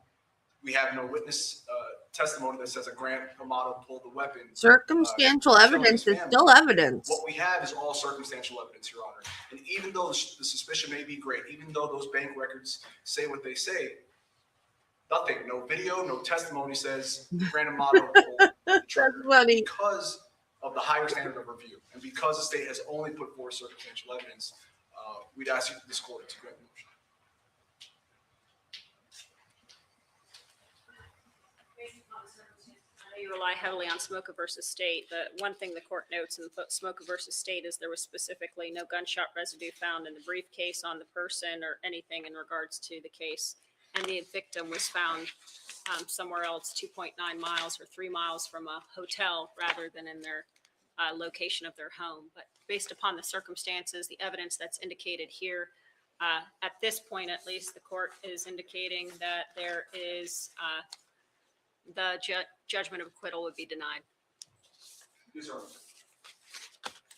All right, now who's the defense's first witness? Judge, before that, I took a prior break to prep a witness. I tried calling over the weekend a bunch of times. We take a quick bathroom break really quick. I would really Yeah, appreciate it. you can. I We'll really do, try to get in touch with her over the weekend. that's fine. We'll do a 5-minute recess. Do you have other witnesses otherwise here? And if that witness is not, that we could call in. I should have 1, 2, 3, 4, 5, 6, 7, or I should have all 8 witnesses out there, Judge. Okay. I mean, at least my secretary And reached out. because everything that I have, we've got, everybody would be pretty short. So Judge, the people, you've got Rupert, Funk, Johansson, Young, Coors. I Are was you just still going to give calling? the state the courtesy to let them know when I'm calling who. I don't have a problem with that. Sloan Young, Nicholas Stewart, Geraldine Bly, Rubart, Rodney. Where's Funk, John? Bly's Johansson, coming Sam back. Coors, and then Jason Amato for 1 question. That's my 8 that I have. All right. Okay. And we'll take just a short bathroom break for you guys, and then we'll get the jury back in here. One thing I'd like to do, Mr. Amato, stand, raise your right hand, sir. Do you solemnly swear or affirm that the testimony before the court will be the truth, the whole truth, and nothing but the truth, so help you God? All right, I'd questioned you last Friday. Now at this point, the state's finished their case. At this point, are there any questions that you told your attorneys to ask on your behalf that they refused to ask on your behalf? No. Likewise, were there any questions that you told them not to ask, but they still did ask? No. Are you satisfied with the questioning that was done by your counsel? I am. Also, were there any arguments that you wanted your attorneys to make on your behalf that they refused to make on your behalf? No. Are you satisfied with the arguments that have been presented by your counsel thus far? I am. All right, thank you, sir. You can have a seat. I don't think I've ever heard that done All before. right. Are you all ready for is your witness ready? Yes, Judge. Okay. Who is it so we can start to get them in the room while we go get the jury? I'm sorry? Who is it so we can get them in the room while we get the jury? Sloan Young, Judge. All right. If we could get Sloan Young, please, and if you could go get the jury. You may be seated. Yeah, it was. Briefly. The judge asked for a Okay. boom, Fence, if we could have Miss Young then, Sloan Young. but just if approach. she was satisfied with her counsel. And I figured that was just because of And her Sloan Young was the defense's next witness. firing all her defense's first witness. lawyers all That's the correct, Judge. time. All right, raise your right hand, ma'am. You solemnly swear or affirm the testimony you're about to give will be the complete truth, so help you God. Okay. If you could have a seat, please, and make sure that you have a seat whereas the deputy instructs you. Members of the jury, the state has rested their case. The defense is choosing to put on a case at this point, and this is their first witness. You may proceed. Good afternoon, Ms. Young. I'm sorry we have to talk under these circumstances. I really appreciate you being here, and I'm sorry for your loss, okay? Did you previously know someone named Cody Amato? Yes, I did. Did you work with Cody Amato? Yes, I did. Now, on January 24th of 2019, around 9:15 p.m., were you working with Cody Amato? Yes, I was. Did Cody Amato leave somewhere around there? Yes, he left around 9:15 p.m. that evening. Okay. And before he left, did he tell you he was calling his dad? He did not specifically say he was calling his father. He said, from what I told the police originally, that he received a phone call because that's what it appeared to look like from where I was sitting. However, phone records stated that that was incorrect. He looked at his phone and he put his phone up to his ear, and I looked at him and I said, "Who is that?" And he said, "My dad," and he walked away. So he made the call. Okay, I understand that. Okay. So, but that's what he said that night, correct? Yes, sir. Okay.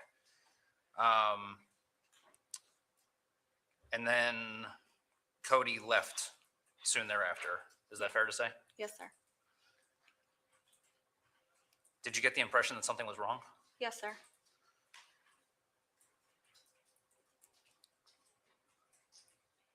And did he go ahead and leave after that? Yes, sir. Okay. Judge, may I have a moment? No further questions. Thank you.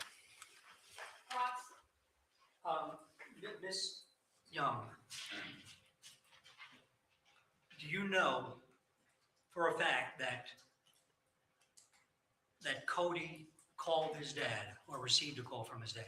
Yes. Phone records state that he made the call. That he said he was calling his dad? Yes, sir. But it's true that you don't know if he actually spoke with his dad? At the time, no, because he walked away. Okay, so he never received a call from his dad? No, sir. And all he said to you before he actually made connection is that he's calling his dad, is that correct? Yes, sir. And you don't know whether or not he actually got through to his dad? No, sir, I'm not aware if he did or not. Okay. And you and Cody were dating at the time that this happened, correct? We had started seeing each other a couple of months before he passed. Did Cody have a blink camera in his room? I'm sorry? A blink camera in his room? The camera that if someone walked in, it would alert them? Right. Yes, sir, he did. Okay. Okay, thank you very much. Thank you. Any redirect? None, Judge. Members of the jury, you have any questions? Write them down. Could you please state your full first and last name and spell it for the court reporter? Yes, my name is Sloan Young. It's spelled Sloan and then Young. What is your relationship to Cody and Grant? I never met Grant. Cody was a colleague and a friend of mine before he passed, and we were very close. Obviously, we would entered into a type of relationship. So, you know. Any questions, Mr. Shapiro, based on those questions? Any questions, Mr. Stone, based on those questions? Any more questions, members of the jury? All right, thank you very much, ma'am. You can step down. All right, Mr. Shapiro, you can call your next witness. Nicholas Stewart, Judge.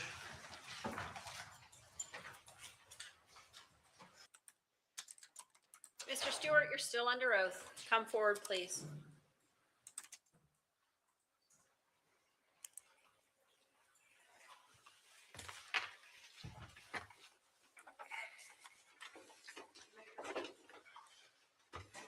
Good afternoon, Mr. Stewart. Good afternoon. Did you perform the extraction on Chad Amato's cell phone? I know you may have answered some of these earlier. I did generate the report, yes. Okay. And were you able to review Chad's incoming text messages that were placed into evidence earlier? Yes, I did.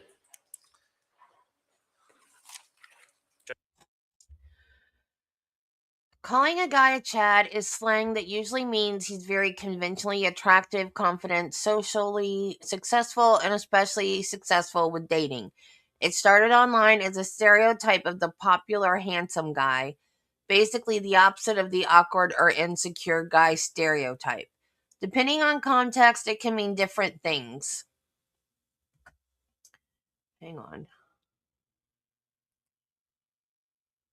Can you guys hear me? Positive/joking, he's such a Chad, equals confident, charismatic, cool, maybe athletic or fearless. Insult/mockery, sometimes people use it sarcastically to describe someone arrogant, shallow, cocky, or overly bro behavior. Internet culture meaning, in some online communities, Chad became a meme representing the idealized alpha male type. You'll also see variations like Giga Chad equals exaggerated meme version of the ultra perfect masculine guy. Virgin versus Chad memes equal internet joke format comparing. That's it. Yeah, I knew it meant something. I just didn't know what it meant specifically. Because Pete Davidson on SNL had a character. He created a character named Chad. And so I knew that it meant something. I just didn't remember what it meant. Dave? There's a Dave in Scooby-Doo? You mean Fred?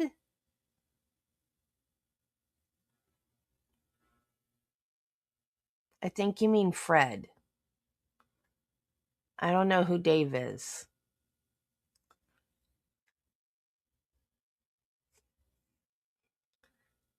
I don't know who Iowa Chad is. May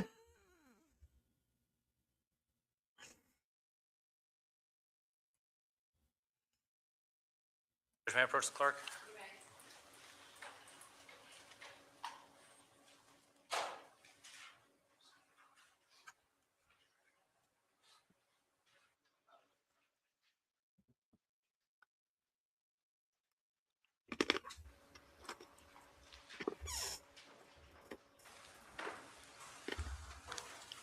Mr. Stewart, is this one of those text messages from January 18th of 2019 at 11:50 p.m.? Yes, sir, it is. Do you know who sent that text message? I know what number sent that text message. Oh, let's go with that. Do you know which number sent that text message? Yes, I do. Okay. Whose number was that? The contact listed with that number would have been Cody Amato. And by stipulation, we've agreed actually that 407-687-0736 belonged to Cody Amato. Are you aware of that? Yes, sir, I am. Okay. So this message, would it be fair to say, came from the phone of Cody Amato? Yes, sir. And what does the text message say? Dad, for the third time now, delete the Blink app. Okay. And the status underneath of it says red. Is that fair to say? Yes, sir. Okay. What does that mean? That would mean that the phone that it was sent to has opened up the text message, and whether it was read or not, I don't know, but the text message was open. Okay. And does it indicate red on up there, READ?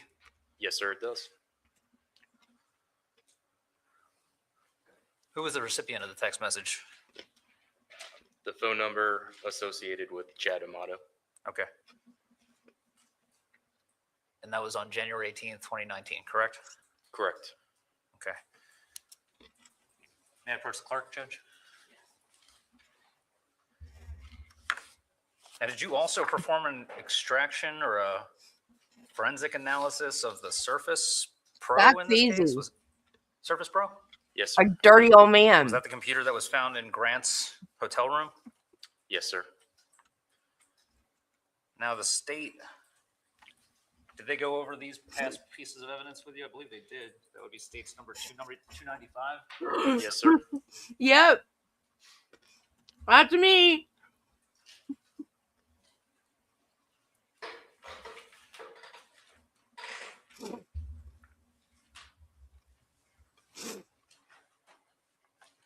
Does this show a AT&T Wi-Fi connection was accessed on January 25th of 2019 at 3:06 p.m.? Yes, sir, it does. And then, did you also go over with the state's 294? That would be this list right here. Yes, sir.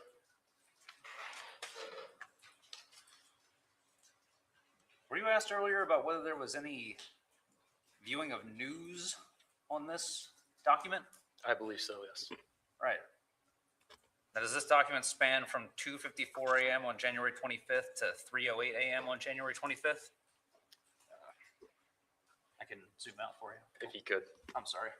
Let's go to the top first. So, is it fair to say that January 25th, 2019 at 3:08 a.m. is the last entry on this document? Yes, sir. Okay. And then the first entry is that January 25th, 2019 at 2:54 a.m.? Yes, sir. So how long does this cover? A short period of time. Okay. Does it cover the rest of January 25th? On this piece of paper, no. Is it possible that news sites were visited after January 25th, 2019, based on this document? It could be possible, yes.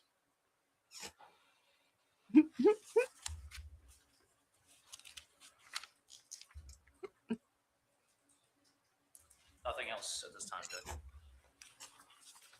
Ross? Sir, you were asked about the deletion of the Blink, a text message regarding deletion of a Blink application. Yes, sir. if you have knowledge, and you can answer this question, would deleting the application delete all the data that goes along with it? Not necessarily. Okay, like what? You could save videos or whatever else from the app to your device itself. But if the videos were not saved to the device and they were just in the Blink app, would those videos be deleted? Yes, they would. And with regard to did you review the news, that document that Hey, defense counsel Melissa. showed you spanned just the date of the 25th, Yes, sir. correct? Did you continue to review the Surface Pro to see if any news sites were visited? Yes, sir, I did. And up to what point in time, if you recall, did you review that Surface Pro to see if news sites were visited? I reviewed it extensively to the dates that were there until we seized it, and I found no evidence of it. Okay, so it's not in that particular document, but it's part of your review. You Yes, didn't sir. find any news sites visited. No, I did not. Thank you. No further questions. Redirect. Nothing, Judge. Any questions for this witness? All right, no questions from the jury. May this witness be excused and released at this point? At this point, Judge, yes. All right, from the state as well? Yes, ma'am. All right, you're excused and you're released, Mr. Stewart. Defense, you can call your next witness.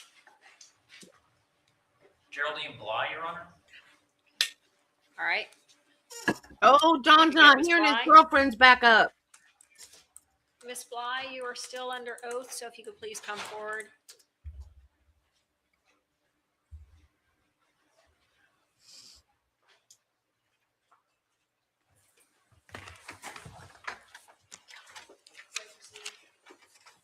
Good afternoon, Investigator Bly. Good afternoon. We were just talking about the Blink application. Did you perform a forensic analysis on Chad Amato's cell phone? Yes, I did. Did you determine that the Blink application had been deleted from Chad Amato's cell phone? Yes, I did. What time and date? Actually, let's go with the date first. What date did that take place? January 25th, 2019, Okay, and what time did that take place? 12:31 p.m. AM, I'm sorry. And did you see evidence earlier from USAA Bank that Chad Amato's fingerprint was used to access his USAA banking application on his iPhone? Yes, I did. I'm showing you what has been previously entered into evidence as State's Exhibit 288. Do you recognize this? I gotta zoom would have out, to- Sorry. See all the document because I. This document right here. Yes, I do.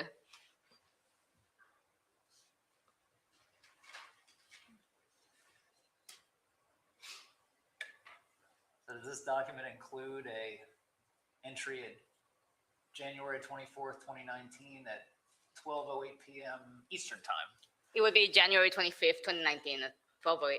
Right. Yes, Excuse me, January 25th, 2019 at 12:08 a.m., correct? correct. Okay. And that entry says that it was accessed through an iPhone application. Would that be fair to say? Correct. And does it also say that the event type was a biometric fingerprint? Yes, that's what it says. That says that that was the event question type. Is that fair to say? Yes, that's what the title says. And the response, does that also say pass next to it? Yes, it does. Okay. Is that fair to say is a stupid question? I hate that question.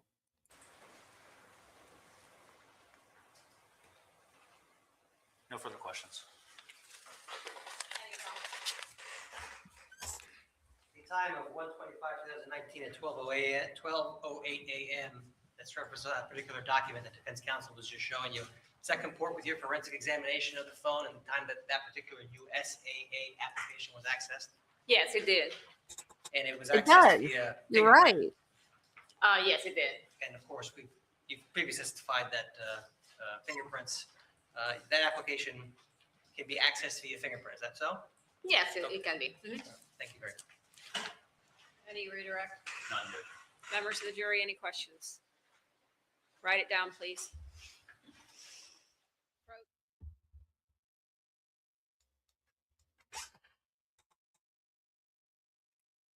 My favorite Jackie Chan movie is a Western. What's it called? High Noon? No. What's it called? All right, our jurors have questions. Is it Yeah, true that yeah. the USAA app was accessed by fingerprint on Chad's phone and a transfer was completed to Grant's Owen bank Wilson's account? in it. Shanghai Noon. I would be able to testify What's it as called? to the fingerprint Crap. portion. I don't know about the bank records because Is it Shanghai Noon? Okay. That's my favorite Jackie Chan movie. And then looking at the exhibit, the USAA app was opened via fingerprint on January 24th at 11:08 a.m. or p.m. no, this right here is Central Standard Time. So we're here, or back in January 24th and 25th, it was Eastern Standard Time. So it's an hour difference. So it would be on January 25th, 2019 at 12:08 a.m. Probably. I don't remember Any though. questions I based have on it. those questions, Mr. Shapiro? None, Judge. Any questions based on those questions, Mr. Leo?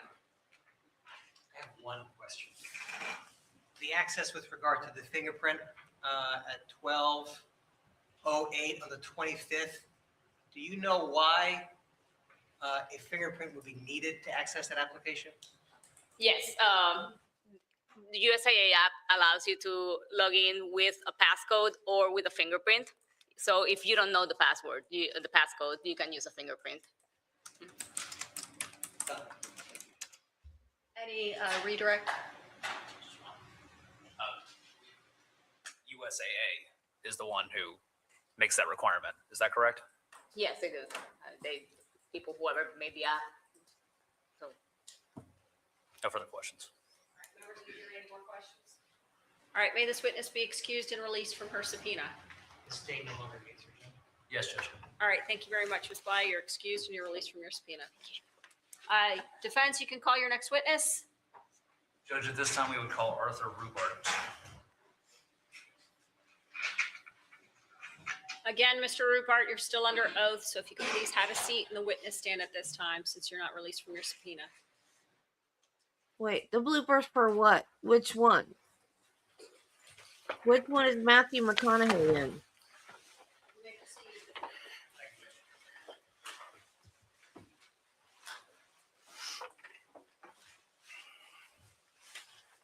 Good afternoon, Mr. Rubart. Good afternoon. Is it fair to say that you stated earlier that you photographed the interior of the Amato home? Yes, I did. Judge, may I approach the clerk? No, that was Owen Wilson.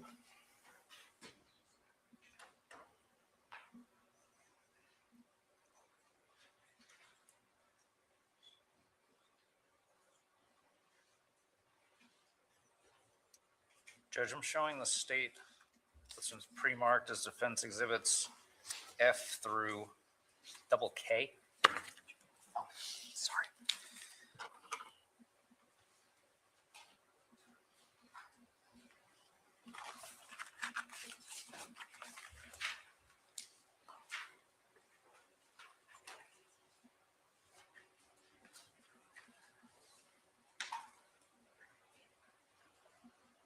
Judge, may I approach the witness? You may.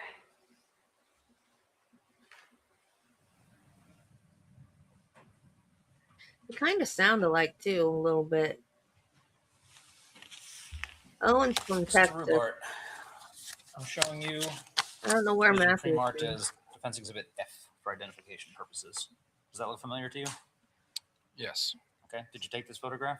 Yes. All right. What is this All photograph? right. It's a photograph of a closet in the home. Okay. Do you remember whose closet it was?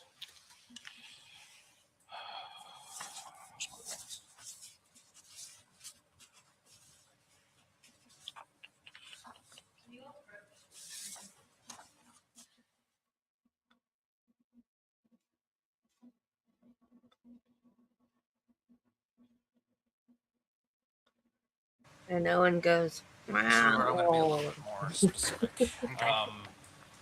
This is a fair and accurate representation of the interior of the My Amato favorite home. McConaughey Part of it. movie is A Time Yes. to Kill. About defense exhibit G, is this also one of your photographs? Yes. Is this also a fair and accurate depiction of part of the interior of the Amato home? Yes. Okay. About defense exhibit He plays a lawyer in that one pre-marked too. as defense exhibit H, is this also one of the photographs you took? Yes. Is this also a fair and accurate depiction of the interior of the home? Yes. How about what's been pre-marked as defense exhibit I for identification purposes? Is this also one of your photographs? Yes, it is. And is this a fair and accurate depiction of part of the home? Yes, it is. How about what's been pre-marked as defense exhibit J? Is this also a fair and accurate depiction of part of the home? Yes, it is. How about what has been pre-marked as defense exhibit K? Did you take this photograph as well? Yes, I did. And is this a fair and accurate depiction of part of the inside of the home? Yes, it is. Did you take the photograph that is in what has been pre-marked as defense exhibit L? Yes, I did. And is this also a fair and accurate depiction of the interior of the home, part of it? Yes, it is. How about defense exhibit M? Did you take this photograph as well? Yes, I did. And is this also a fair and accurate depiction of part of the interior of the home? Yes, it is. Why are we doing this? Is it the same thing for defendant's exhibit N? Are Is this one these of your photographs? other Yes, it is. exhibits that haven't Is been this also entered a fair and yet? accurate depiction of part of the interior of the home? Yes, it is. Did you also take the photograph depicted in what has been pre-marked as defense exhibit O Yes, for I did. identification purposes? Is this also a fair and accurate depiction of the interior of the home, part of it? Yes, it is. How about what has been pre-marked as defense exhibit P? Did you take this photograph as well? Yes, I did. Is this also a fair and accurate depiction of inside of the home? Yes, I did. Or yes, it is. Thank you. And what has been pre-marked as defense exhibit Q? Did you take this photograph? Yes, I did. Is this once again a interior photograph of the home? Part Yes, of it is. Thank you. How about what has been pre-marked as defense exhibit R? Did you take this photograph? Yes, I did. Now, is this a fair and accurate depiction of part of the exterior of the home? Yes, it is. Thank you. How about defense exhibit, what has been pre-marked as defense exhibit S? Did you take this photograph? Yes, I did. Did you take this Oh, the photograph client's of good the too. exterior of the Amato residence? Yes, I did. R.I.P. Brad All of the Renfro. photographs so far, these were all taken when? Um, January 25th? no, various times between the 25th and the 30th. Okay, various times. How about what has been pre-marked as defense exhibit T for identification purposes? Did you take this photograph? Yes, I did. And is it a fair and accurate depiction of part of the inside of the home? Yes, it is. Is this the, oh, I'll get to that in a second. How about what has been pre-marked as defense exhibit U? Is this a photograph that you took? Yes, it is. Was it taken during the same time period we described? Yes, it was. And is this also a fair and accurate depiction of the interior of the home? Yes, it is. How about defense exhibit V for identification purposes? Did you take this photograph? Yes, I did. Did you take it around the same time period? Yes, I did. Is it a fair and accurate depiction of the inside of the residence? Yes, it is. How about defense exhibit W? What has been pre-marked as such? Did you take this photograph as well? Yes, I did. Is it a fair and accurate depiction of the interior of the home? Yes, it is. Thank you. How about what has been pre-marked as defense exhibit X for identification purposes? Did you take this photograph? Yes, I did. Was it taken around the same time period? Yes, it was. Is this a fair and accurate depiction as well of the interior of the home? Yes, it is. Part of it? Did you take this photograph? What has been pre-marked as defense exhibit Y for identification purposes? Yes, I did. Did this item come from the inside of the home? Yes, it came from the home. Is this a fair and accurate depiction of an item taken from the inside of the Amato residence during the time period we've described? Yes, it is. Thank you. What has been pre-marked as defense exhibit Z for identification purposes? Is this also an item that was taken from the Amato home? Yes, it was. Is it a fair and accurate depiction of such? Yes, it is. Did you take this photograph? Yes, I did. Was it taken around the same time as all the other ones? Yes, it was. Thank you. Are these also items found in the home that is depicted in what has been pre-marked as defendant's exhibit AA for identification purposes? Yes, they were. Did you take this photograph? Yes, I did. Did these come from the Amato residence? Yes, I did. Are they a fair and accurate depiction of items taken from the Amato residence? Yes, they are. Thank you. How about this item that has been pre-marked as B as defense? That has been pre-marked as defense exhibit B. Did you take this photograph? Yes, I did. Is this a photograph of an item taken from the Amato residence? Yes, it is. And is it a fair and accurate depiction of such? Yes, it is. Was it taken around the same time as all the other photos we've gone over so far? Yes, they were. Thank you. Is what has been pre-marked as defense exhibit C a depiction of the same item? Yes. Did you take this photograph? Yes, I did. Is this a fair and accurate depiction of an item taken from the Amato residence? Yes, it is. And did you take this photograph around the same time? Yes, I did. Thank you. How about what has been pre-marked as Defense Exhibit Double D for identification purposes? Did you take this photograph? Yes, I did. Is it a fair and accurate depiction of items taken from the Amato residence? Yes, it is. Was it taken around the same time as all the other ones Yes, it was. that we've gone over so far? Yes. Thank you. How about Defense Exhibit Double E for identification purposes? Do you recognize this photograph? Yes, I do. Did you take this photograph? Yes, I did. Is it a fair and accurate depiction of an item taken from the Amato residence? Yes, it is. Was it taken at the same time as all the other ones? Yes, it was. Thank you. Oh, I'm sorry. Defense Exhibit. Can we speed Double this F. up? Do you recognize this photograph? Yes, I do. Did you take this photograph? Yes, I did. Is it a fair and accurate depiction of an item taken from the Amato residence? Yes, it is. Was it taken around the same time as all the other photographs we've just gone over? Yes, Yes. it was. Can we move this along? What is pre-marked Jeez. as Defense Exhibit Double G? Is this the same item we just saw? Yes. Did you take this photograph? Yes, I did. Did this item come from the Amato residence? Yes, it did. Is it a fair and accurate depiction of an item taken from the Yes, Amato it residence? is. Yes, it is. And was it taken around the same time as all the other Yes, photos it that we've seen? was. Yes, it was. Do you recognize what is in Defense Exhibit Double Yes, H he does. for identification purposes? Yes, I do. Did you take this photograph? Yes, Yes, he it did. did. Is this an item that you photographed inside of the Amato residence? Yes, it was. Is it a fair and accurate depiction of such? Yes, Yes, it it is. is. And was it taken around the same time period as all the other photographs in this pile right here? Yes, it Yes, was. Thank you.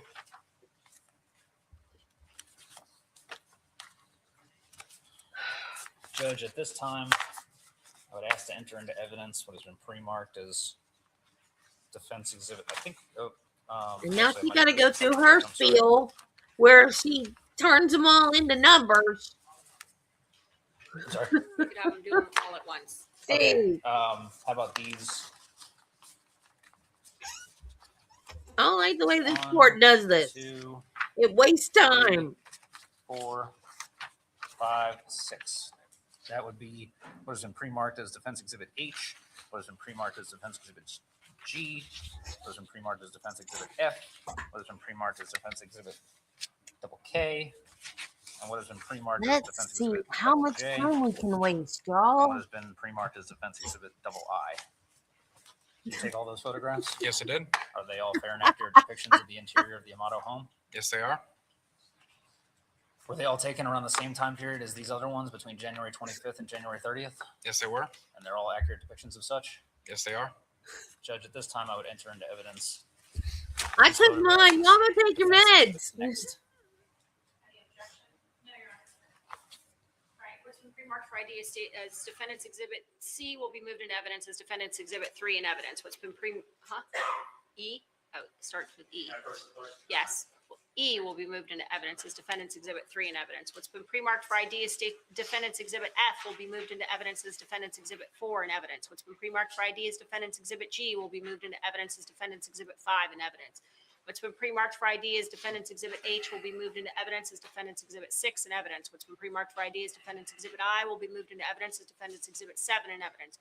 What's been pre-marked for ID as Defendant's Exhibit J will be moved into evidence as Defendant's Exhibit 8 in evidence. What's been pre-marked for ID as Defendant's Exhibit K will be moved into evidence as Defendant's Exhibit 9 in evidence. What's been pre-marked for ID as Defendant's Exhibit L will be moved into evidence as Defendant's Exhibit 10 in evidence. What's been pre-marked for ID as M as in Mary will be moved into evidence as Defendant's Exhibit 11 in evidence. What's been pre-marked for ID as Defendant's N will be moved into evidence as Defendant's 12 in evidence. What's been pre-marked for ID as Defendant's O will be moved into evidence as Defendant's 13 in evidence. What's been pre-marked for ID as Defendant's P as in Paul will be moved into evidence as Defendant's Exhibit 14 in evidence. What's been pre-marked for ID as Defendant's Q will be moved into evidence as Defendant's 15 in evidence. What's been pre-marked for ID as Defendant's R will be moved into evidence as Defendant's 16 in evidence. What's been pre-marked for ID as Defendant's S will be moved into evidence as Defendant's 17 in evidence. What's been pre-marked for ID as Defendant's T will be moved into evidence as Defendant's 18 in evidence. What's been pre-marked for ID as Defendant's U will be moved into evidence as Defendant's 19 in evidence. What's been pre-marked for ID as Defendant's V as in Victor will be moved into evidence as Defendant's 20 in evidence. What's been pre-marked for ID as Defendant's W will be moved into evidence as Defendant's 21 in evidence. What's been pre-marked for ID as Defendant's X will be moved into evidence as Defendant's 22 in evidence. What's been pre-marked for ID as Defendant's Y will be moved into evidence as Defendant's Exhibit 23 in evidence. What's been pre-marked for ID as Defendant's Z will be moved into evidence as Defendant's Exhibit 24 in evidence. What's been pre-marked for ID is double A will be moved into evidence as Defendant's 25 in evidence. What's been pre-marked for ID is Defendant's double B will be moved into evidence as Defendant's 26 in evidence. What's been pre-marked for ID is double C will be moved into evidence as Defendant's 27 in evidence. What's been pre-marked for ID is double D will be moved into evidence, Defendant's 28 in evidence. What's been pre-marked for ID is double E will be moved into evidence as Defendant's 29 in evidence. What's been pre-marked for ID is Defendant's FF will be moved into evidence as Defendant's 30 in evidence. What's been pre-marked for ID is Defendant's GG will be moved into evidence as Defendant's 31 in evidence. What's been pre-marked for ID is Defendant's double H will be moved into evidence as Defendant's 32 in evidence. What's been pre-marked for ID is Defendant's double I will be moved into evidence as Defendant's 33 in evidence. What's been pre-marked for ID is Defendant's double J will be moved into evidence as 34 in evidence. And what's been pre-marked for ID is Defendant's double K will be moved into evidence as Exhibit 35 in evidence. Just permission to publish them. That's a question that I have. You may.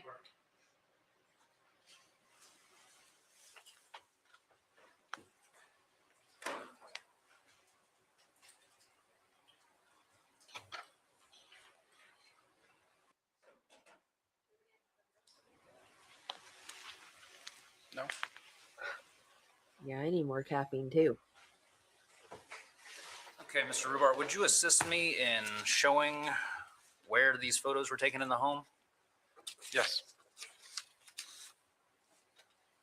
You've already testified about these diagrams, correct? That's correct. Are you familiar with them? Yes, I am. That would be State's Exhibit 19. I believe it must be a composite exhibit because this is the second floor. Okay, so you're familiar with both of these diagrams? Yes, I am.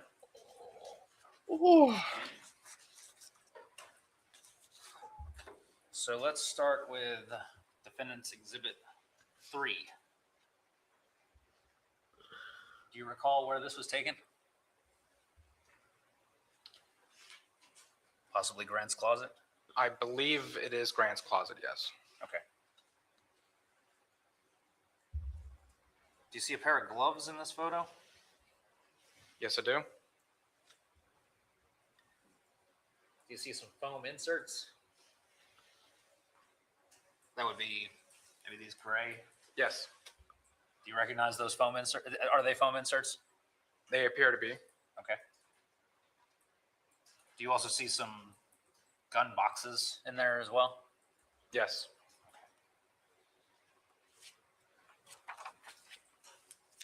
And so according to the diagram, that would be right here in the closet. Is that correct? That's correct.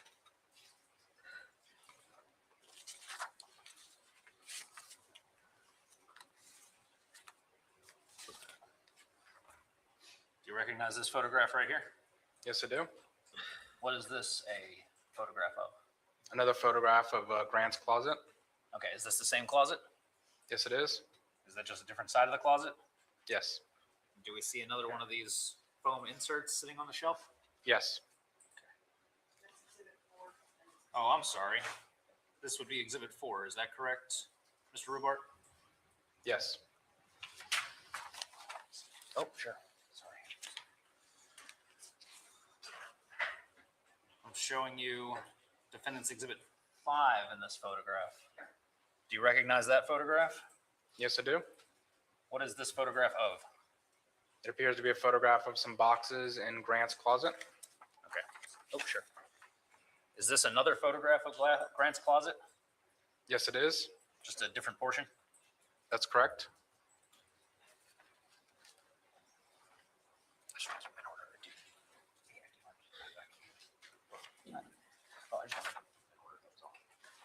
Okay, great.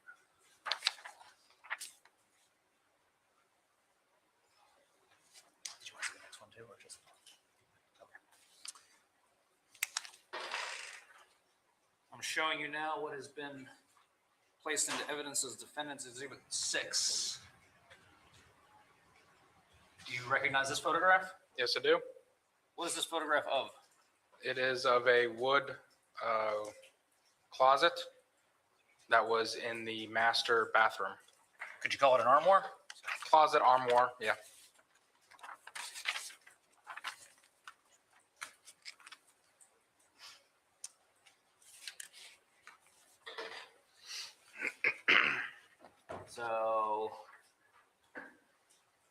that be located right there on State's Exhibit 19?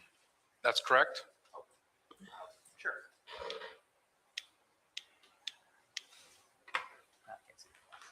I got one. Oh, perfect. That would be very helpful. Thank you. So that's where the armoire is? That's correct. And that's in front of a couple of doors, right? To the exterior? That's correct. Okay. Oh, I forgot. Yeah, there's the mouse.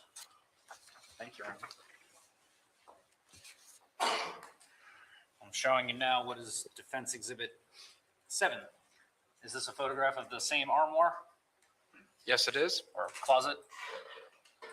And are these two doors that are behind it? Yes, they are.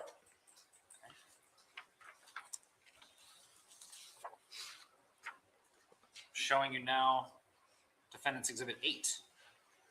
Do you recognize this? Yes, I do. What does this appear to be? That is the inside of the armoire. Did you testify earlier that this would be used for growing marijuana? Yes, I did. How can you tell? How can you tell? I could tell because there is a light source here. There is an exhaust fan here. The inside is totally taped up with aluminum foil. And there's some other growing equipment here on the floor. Okay, so you're not unclear about what the purpose is here, correct? No. Does it look like it's took a lot of work to make? It would appear so. Okay, and I'm showing you now what has been entered into evidence as Defendant's Exhibit 9.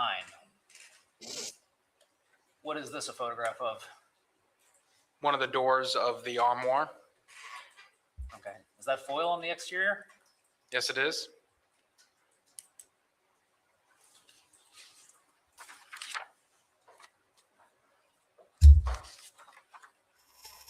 Do you recognize Defendant's Exhibit 10? Yes, I do. And you took this photograph, correct? Yes, I did. And is it of the same armoire? Yes, it is. Is this just a close-up of the same armoire? Yes, it is.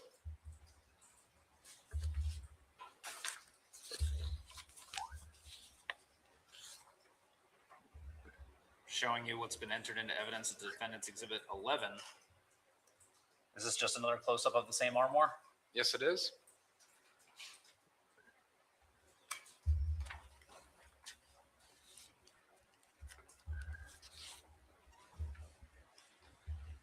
We are on the defense's case now, Nancy. What is this photograph? It's a photograph of a lamp hanging in the armoire. And you stated you took this photograph as well earlier, correct? Yes, I did.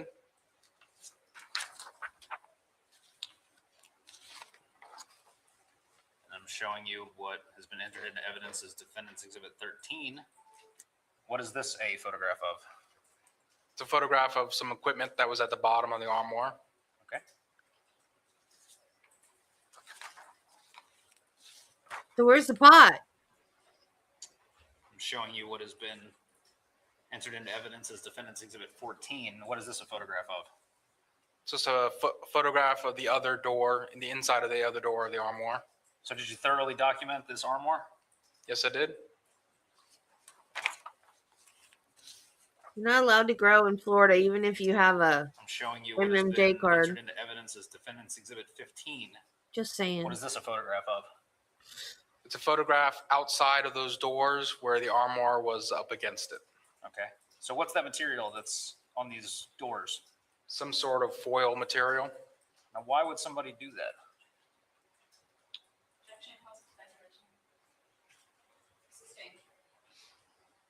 Does tin foil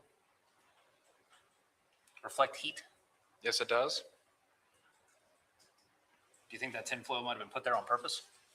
Yes, I do. Do you think its location was coincidental next to the armoire?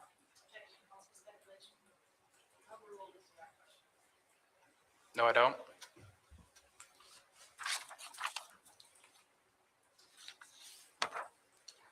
showing you now what has been entered into evidence as Defendant's Exhibit 16. Is this just the larger photograph of the tinfoil? Yes, it's a photograph of those same doors. Thank you. Go on vacation, leave on probation. I'm showing you what has been entered into evidence as Defendant's Exhibit 17. What is this a photograph of? It is a photograph of Chad's closet in the master bedroom. Okay. Y'all quit picking And on my on state. State's Exhibit 19. That would We're be not all crazy. right here. Is that correct? That would be this closet right here. Thank you.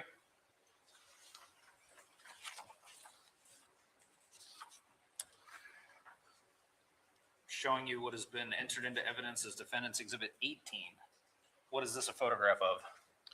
That is a photograph of 3 mason jars and a metal tin on top of a gun safe in Chad's closet. Okay. And what did you suspect was in these mason jars? Looks like pot. I believe there was suspected marijuana in the mason jars. Okay.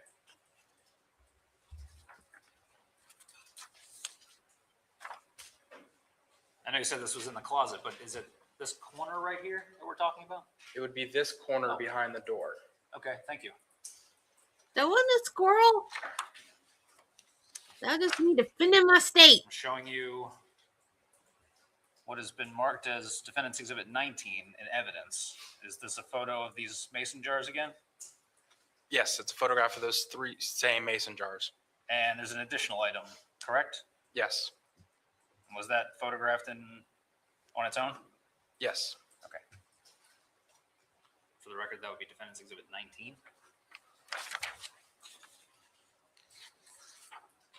What bathroom? And I'm showing you what has been marked as Defendant's Exhibit 20. This is just another photograph of the mason jars, correct? It's those same 3 mason jars from the closet. Okay. What is in there with the pot? What is that? They look like a clock. I'm showing you what has been marked as Defendant's Exhibit 21 in evidence. Where was this photograph taken? It was the bottom of Chad's closet. Okay, and what are these boxes? They're plastic boxes. What do they normally hold? Ammunition. Okay, and then what's in this box right here? Looks to be some more ammunition. Those are shotgun shells, correct? That's correct. Okay. And once again, that's in Chad's closet? That's correct. Showing you what has been entered into evidence as Defendant's Exhibit 22. What is this photograph of? This is a photograph of that item that was on top of the gun safe. Is that a next to the mason grinder? jars. Okay. And I'm showing you what has been marked in evidence as Defendant's Yep, Exhibit it's a 23. grinder. Is this the same item? It's the same item, but it's opened up. What is this item?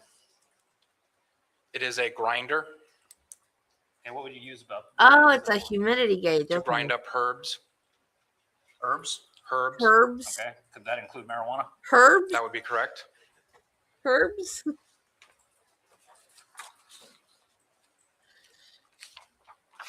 Quick publish on this one. This is the mason jars again. That's Defendant's Exhibit 24. Is that correct?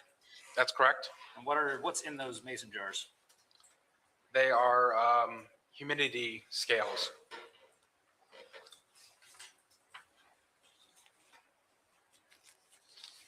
Would you say that seems sophisticated?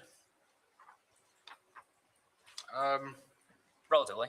Relatively, yeah. Why I've is seen he more pointing out that sophisticated. his client? Well, Showing they you what market is those grinders as herb grinders, Marked in Marty. evidence as Defendant's Exhibit 25. What is this? That is a unmarked prescription bottle containing suspected marijuana. Okay. Was there a label on it? I don't believe there was. Okay. You can buy them off Where was this Amazon. from? They're marketed as herb Let me grinders. actually put the diagram up. I'm sorry. Where was this item found? Because I This bought actually one. was found in Margaret's vehicle that was parked in the garage. Okay.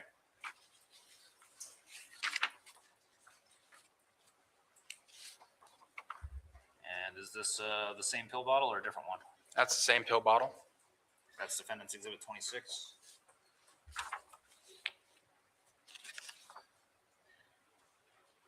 I'm showing you now what has been marked as Defendant's Exhibit 27. What are these items? These are two mint containers. And I'm going to put the State's Exhibit 19 back up. Where were these found? These were found in a drawer. What the fudge are In we the doing master right bathroom. now? Okay. What does this have to do with his Close to the parents armoire, and brother's correct? death? That's correct.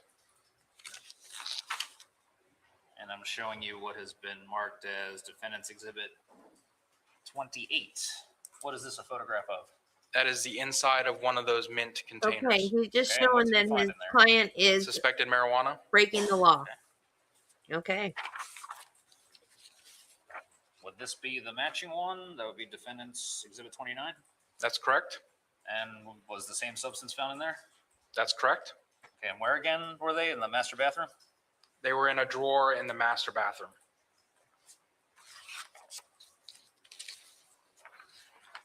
And Defendant's Exhibit 36. This is just another angle on that, right? That's correct. Well, that's stupid. The thought is the opposite. It chills you out. You just want to sit around and eat potato chips.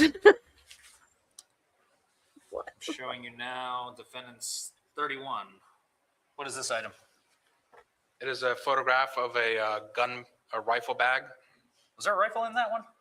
No, the bag was empty. Okay. Where was that found, according to States 19?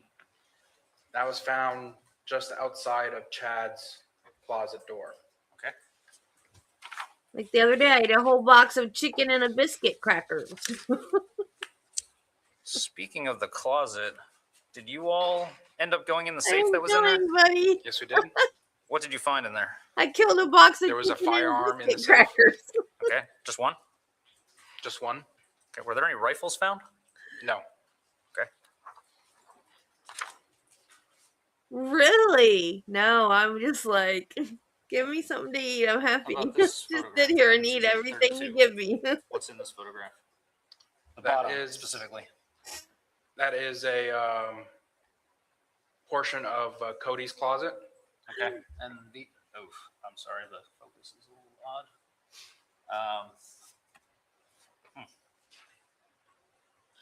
It's a little dark.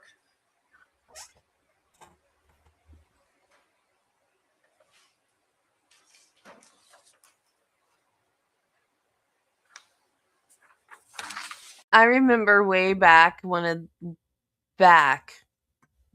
I was probably, why is my thing not working right? Anyway, way back in the very beginning when I had not been using that long.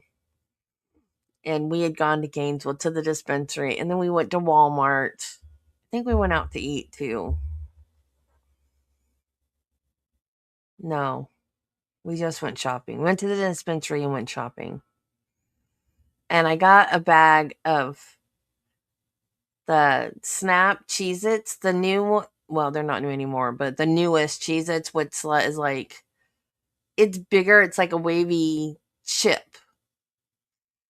And I don't know if I'd eaten an edible or if I had been on a vape or what. I don't know.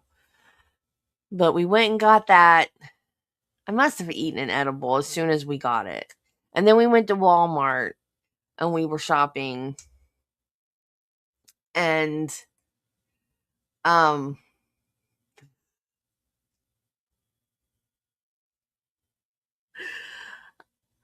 I turned around and I'm rummaging through the bags in the back seat of the truck. And I get the Cheez-It Snapped out. And I open them up and I'm just in the bag eating them. And I'm like, I am so happy right now. Travis just looked over at me and started laughing.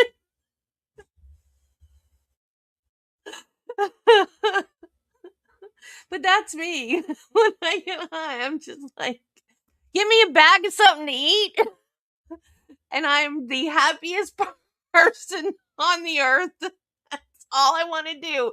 Give me a bag of something to snack on and just sit me somewhere, and I'm happy.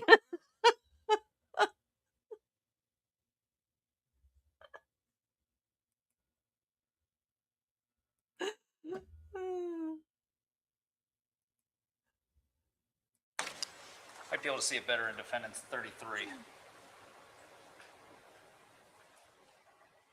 Are those? Oh, Is that a dang. close up of this prior photo, Defendant's Exhibit 32? Yes. And what is depicted in this photograph? A box containing ammunition. And there are additional ammunition boxes in front of them. Is That's that correct. Okay. Do you know what that item is inside the ammunition box? It's a speed loader, isn't it? I'm not familiar with a speed loader, so. Okay.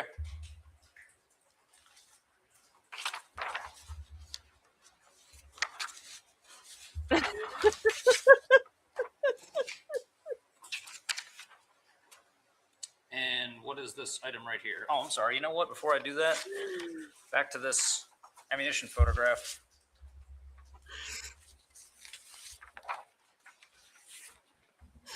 Where was that found here? It would have been found in Cody's closet. Okay.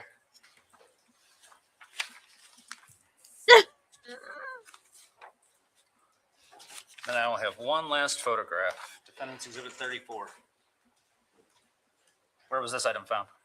Yep. If I can look at my notes to see what item AR9 is. If it would refresh your recollection. Yes, it would.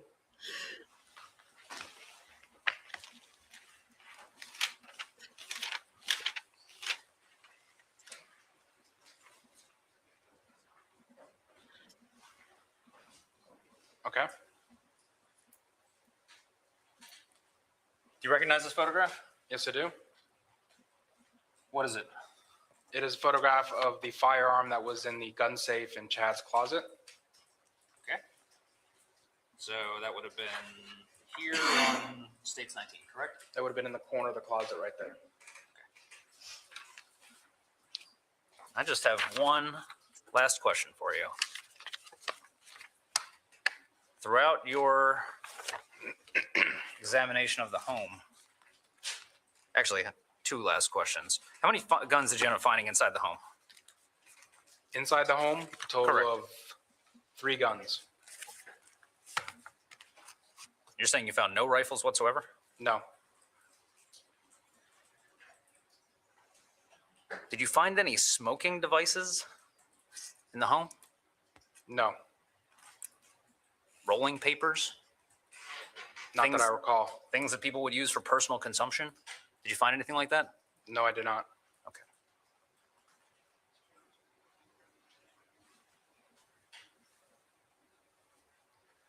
Nothing further at this time, Judge.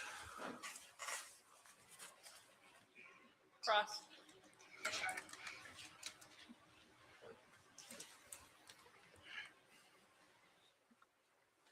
Good evening, Mr. Rewatch. Good evening.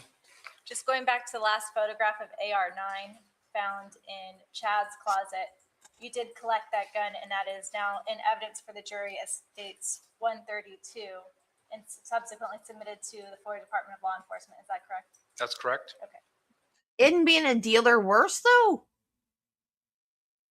That's worse, right?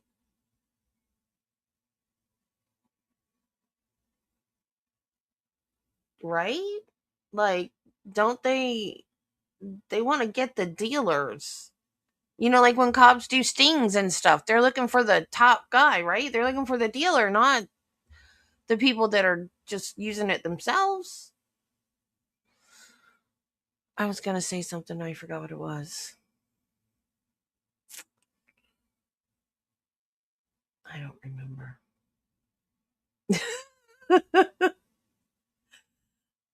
What was I going to say? Yeah, Chad was the dad.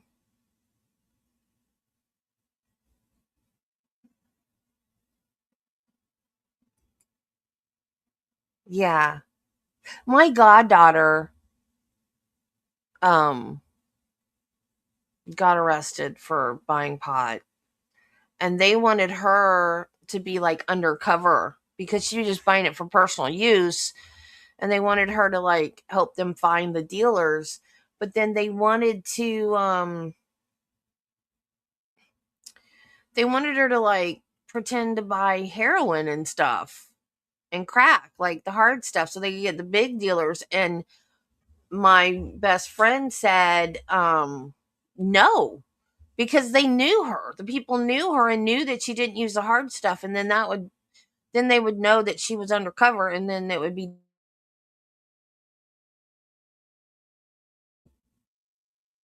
So she didn't do it. She just helped them with the pot dealers. Dang it. What was I going to say? I don't remember. It must not have been important.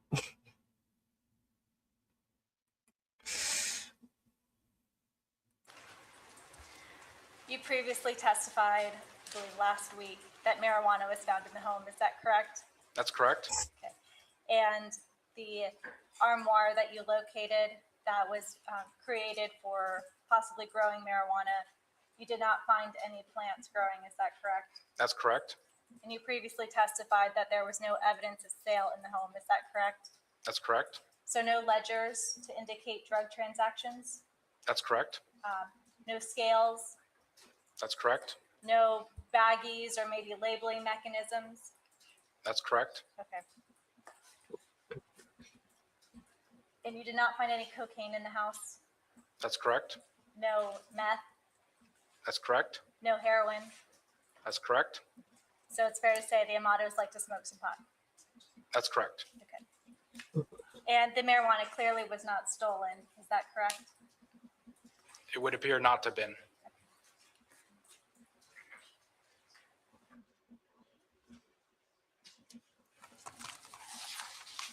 Counsel asked you about the ammunition that was found in Cody's closet.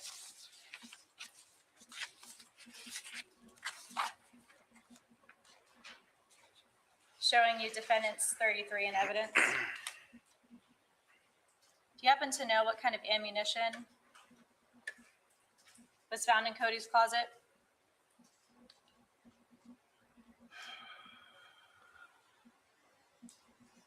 If I can look at my notes.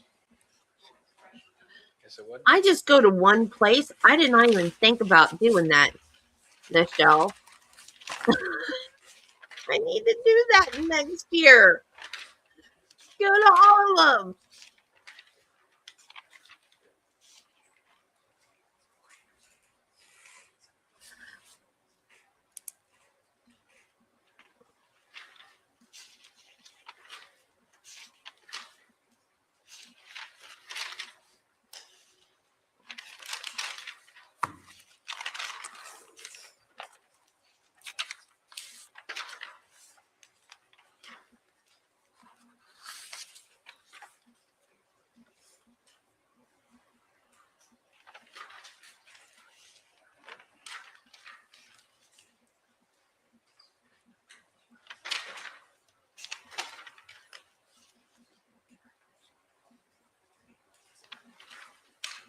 Mr. Rubart, would it help to look at AR-57 in your notes?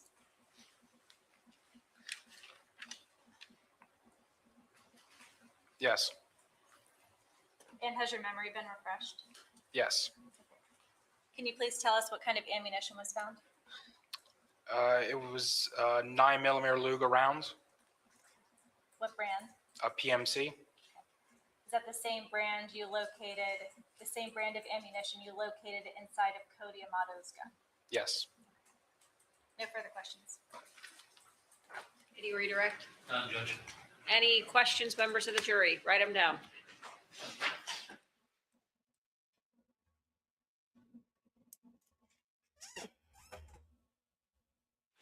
All right, there are some questions that our jurors have.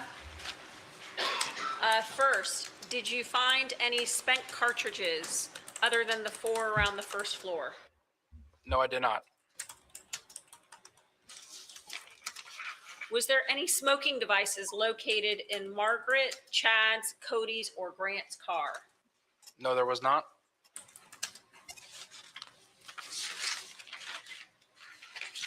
please clarify specifically where the rifle bag in number 31 was found? Did it appear to be normally stored there, or was it thrown there? Can we put exhibit 31 up, please?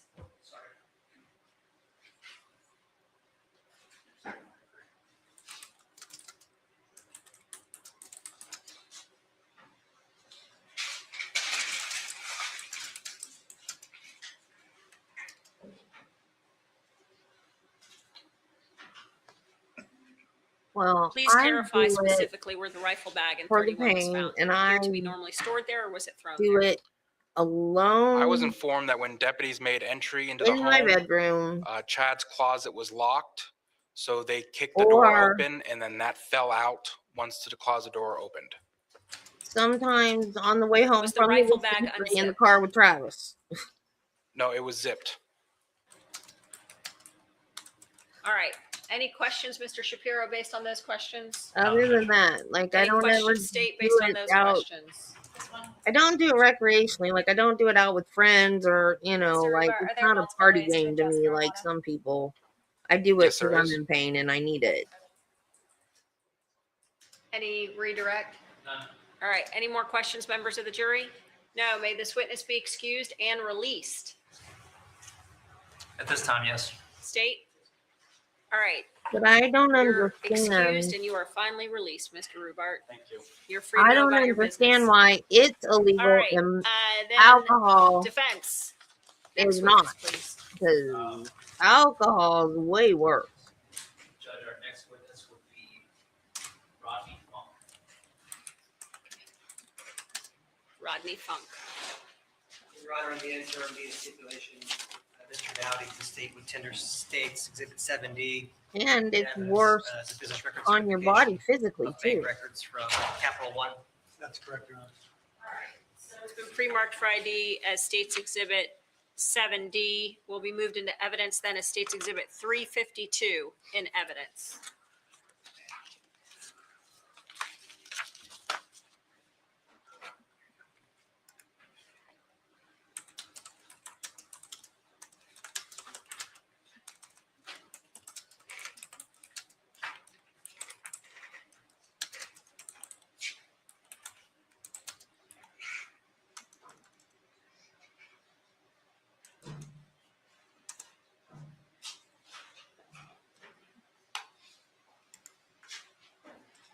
Mr. Funk, if you could please come forward to the podium, raise your right hand, be ready to be sworn. Raise your right hand, sir. You solemnly swear or affirm the testimony you're about to give will be the complete truth, so help you God. Yes, ma'am. If you could please have a seat over here in the witness stand as the court deputy instructs you.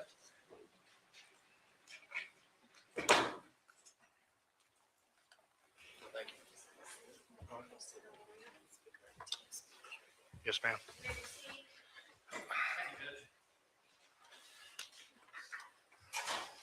Good afternoon, Mr. Funk. Hi, Could you please state your name? Rodney Funk, Where do you live, Mr. Funk? 894 Good Christmas Road, Chilliwack, Lord, Florida. wouldn't you hate to have that Okay. one? And on the morning of January 24th, that's going to be January 25th, 2019. Did you go out onto your driveway? Yes. And on that same date, did you hear anything out of the ordinary when you were out there? Yes, I did. Do you have any experience with firearms? Yes. What experience is that? I have some at the house. I have a few. Okay. Do you use them regularly? No. Every now and then? Once in a while, yes, sir. Okay. So do you know what gunshots sound like? Yes. Based on your experience with the guns you own, correct? Excuse me? Based on the Leading. experience with the guns that you own. Objection correct? leading. Yes. I mean, experience, to use them, yes. Sure. Now, when you were out on your driveway on the morning of January 25th, 2019, did you hear gunshots? I don't know what I heard. No, I did not. Oh, Did you hear a popping sound? Yes, sir, I did. Did you hear multiple popping sounds? 3. 1, then 2 after that. Oh, Donald's neck's broken. Did you speak to police when they came around asking about this case? No. You never spoke to police? Yes, I did. Okay. Later on that morning. Okay. So police came around. They didn't come to my house, no. Around? So did police come around your neighborhood? I had some errands to run that morning. I'd run some errands, and when I came back, Fort Christmas Road was blocked off, and I told the deputy that I lived down the road, and there was a patrol car sitting around my driveway. They said, go ahead. And but the first entrance to Picket Downs is on the left-hand side, and I stopped and talked to a couple of deputies and told them what I heard that morning. And they sent some detectives out there. Okay. And did you speak to them? Yes. Did you tell them you heard gunshots? It sounded like gunshots, but I wasn't 100% sure. Sure, I understand. No Yeah. problem. No problem. Yeah. Did they sound like gunshots, these popping sounds that you heard? Well, I've never heard a gun go off inside of a house, and I don't know how big of a gun was used at this crime. I heard popping sounds. Okay. It was just unusual to hear those popping sounds that early in the morning. And you described them as possible gunshots to the police. Is that correct? Yeah, Okay. possible. It's possible, or did you describe that to police? Well, I can't remember what I said in my statement back then. Is it likely? Possibility. Okay. Oh. Now, did you know where the Amato residence was located based on your home? Yes. Did you hear the shots in that direction? No. Yes. The defense can't Popping lead. sounds. Yes. Exactly. You can lead on cross. You can't lead on direct. And it's the defense's case now, so And we he's went over on this, but direct. Just in case we didn't, that was the morning of January 25th when you were out in your driveway. Is that correct? Correct. Yes, sir. What is the approximate time of those shots? Do you recall? If you don't remember, that's fine too. I want to say maybe around 9-ish. Okay. I understand. Judge, no further questions at this time. Cross. Mr. Funk, is it fair to say that it's not unusual to hear? Well, first of all, let me back up. Well, what level or degree of certainty are you that what you heard were gunshots? Do you know what I'm asking? If you have like a scale of 1, you don't know what it is, and 10, you're absolutely certain were gunshots. What level of certainty do you think you're at? They weren't gunshots. They were just popping sounds. Now, what a gun sounds like inside a house being discharged, I have no idea. But it didn't sound like it. Was just unusual hearing the popping sounds that early in the morning. Then later on, noonish, a friend called and said there was a homicide by your house. Then I trying to put 2 to 2 together. Okay, so when you initially heard them, you didn't think they were gunshots? No, sir. It was just unusual hearing those popping sounds that early in the morning. Could have been a hammer, somebody working around on the property. I have no idea. Okay. And let me ask you, as a general matter, I'm not just talking about that particular morning, but just as a general manner, it's not unusual to hear popping sounds in that area. People have guns, they target practice. Is that a fair statement? Yes, sir. Okay. Okay, thank you very much, sir. You're welcome. Thank you. May.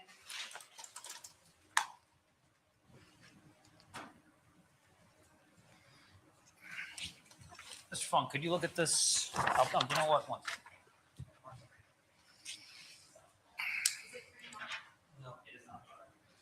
If you could please pre-mark it.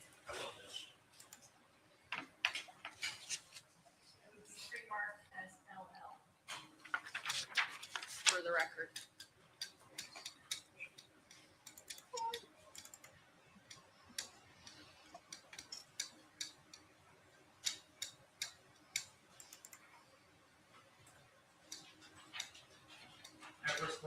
You may.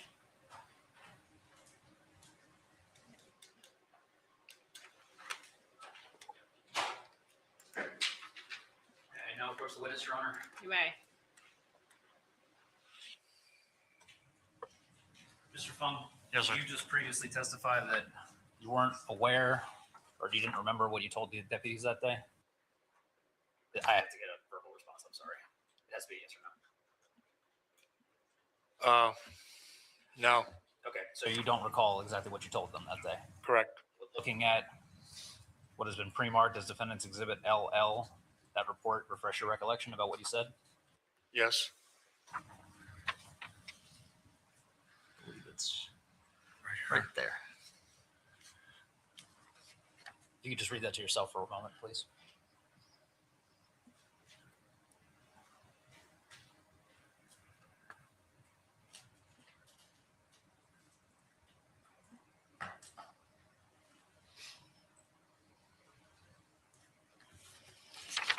Thank you. You want- Mr. Funk, is your memory refreshed as to what you told the deputies that day? Based on your review of this document? Yeah, somewhat, yes. Okay. And did you say that you heard a single gunshot on the morning of January 25th? I didn't hear a single, I heard three pops. Sounded like gunshots. Okay. So that would be an accurate reflection of what you recall saying. Is that correct? Okay, yes. Thank you. No further questions. Oh, sure. So, Mr. Funk, so let me ask you this question. I'm sorry, yes, Your Honor. All right, based upon the statement, you may have it. So, Mr. Funk, if in this statement that you said that you heard a single gunshot, that's a little bit different than what you're saying today. Is that a fair statement? No, You're saying that you heard, well, in this statement. Man, this man's in all this over the report, place. You said that you heard a single. well, they wrote it wrong. I heard three Okay. And- supposedly gunshots. That and happens a that's my lot. next question. They Right write it now, wrong. as you testify and as you think back then, you don't know if there were gunshots. Is that a fair statement? Yes, sir, it is. Okay. All right. Thank you very much. You're welcome. Members of the jury, any questions? All right. Approach. We've got a couple questions for you. Yes, sir. What day or days of the week does garbage or yard waste run on your pickup? Thursday? All right. And it says if one of the days falls on a Friday, approximately what time of day on average? So, well, what time of day? On Friday for what?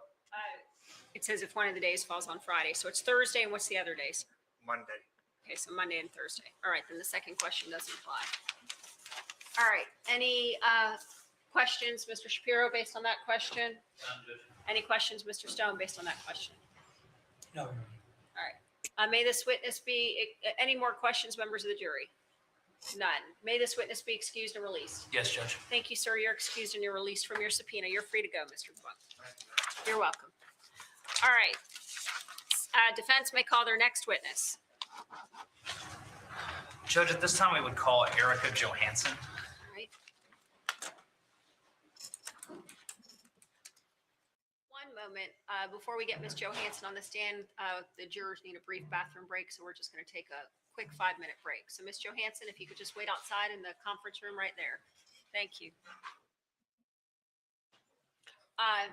Let me ask, has the defense, while we're breaking, has the defense had more conversations as to whether Grant Amato is testifying or not? Okay. All right. Do we have Ms. Johansson in here? Okay, perfect. Go get the jury, please.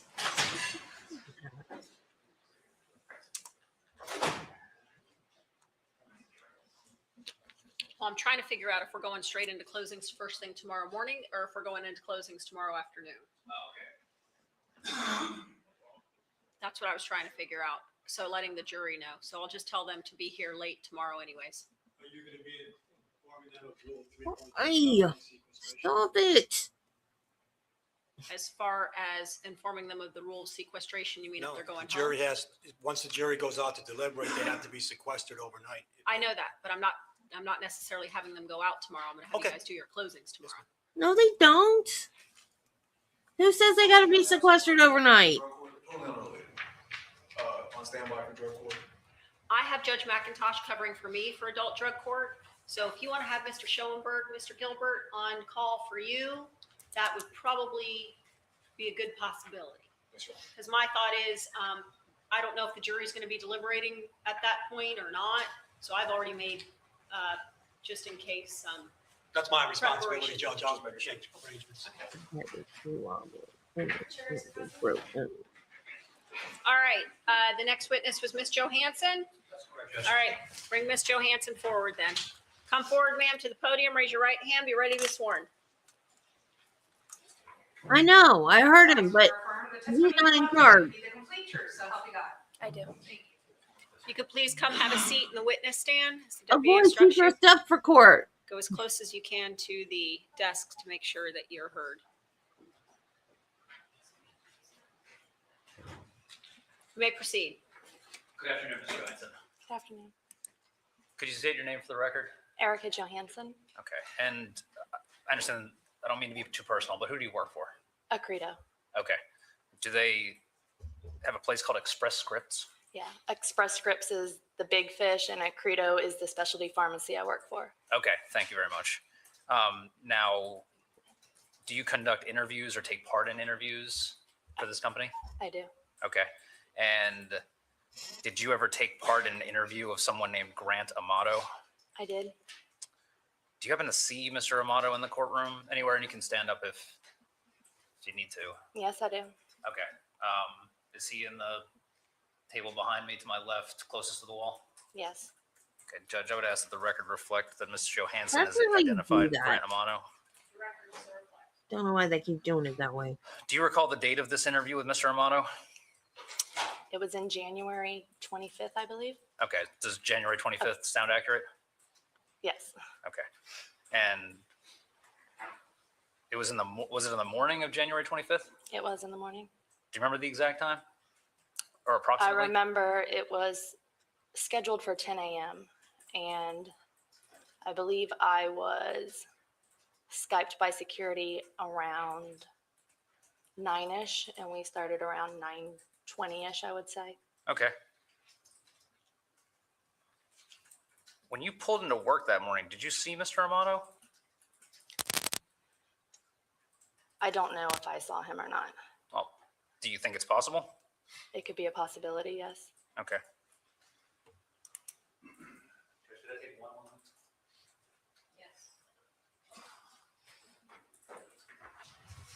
Ms. Johansson, are you unsure about whether you saw him, Mr. Amato, that morning? I saw a man in a car behind me that morning. I don't know who it was. Okay.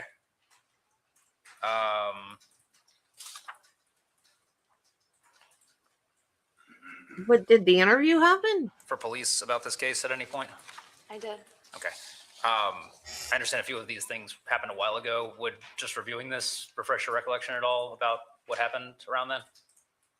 Would it help? Yeah. Okay. May I approach the witness, Judge?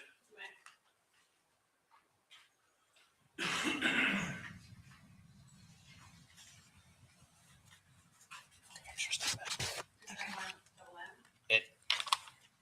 Oh, I'm sorry. Can you just lift this page real quick? Yes, I'm sorry. I'm showing the witness for the record what's been pre-marked as double M defense exhibit.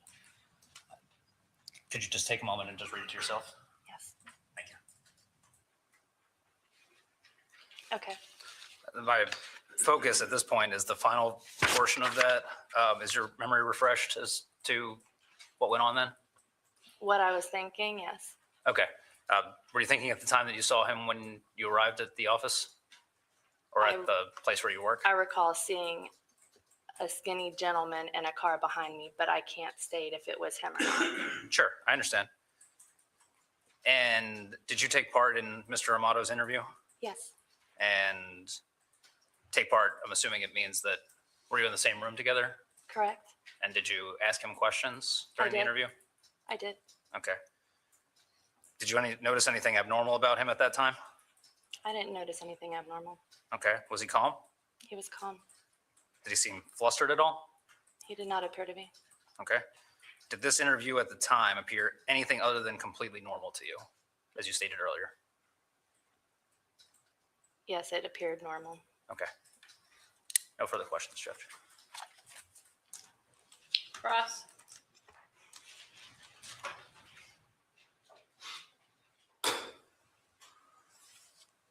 Good afternoon. Hello. On January 25th of 2019, you did conduct an interview of the defendant in this case, Grant Amato. Is that correct? Yes, And you stated the interview was scheduled for 10 o'clock in the morning? correct. And you noticed that Grant Amato arrived, or you were called by security at 9 o'clock in the morning. So is Correct. it fair to say Grant Amato was there an hour before his scheduled interview? Yes. Do you recall making any observations of the defendant's eyes that morning? Yes, he looked tired. Okay. And what made you think he looked tired? Just kind of glassy and a little pink. His eyes were pink? Yes. Okay. Any first impressions of the defendant?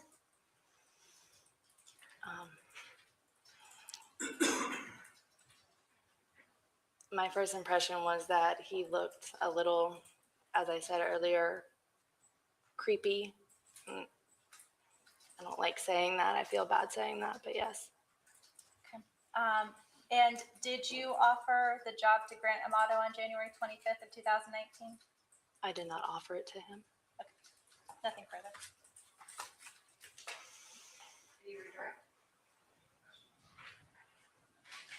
Nothing good. Any questions, members of the jury? No questions. May this witness be excused and released. Yes, Judge. All right, thank you very much, ma'am. You're excused and you're released. Can you, defense may call their next witness?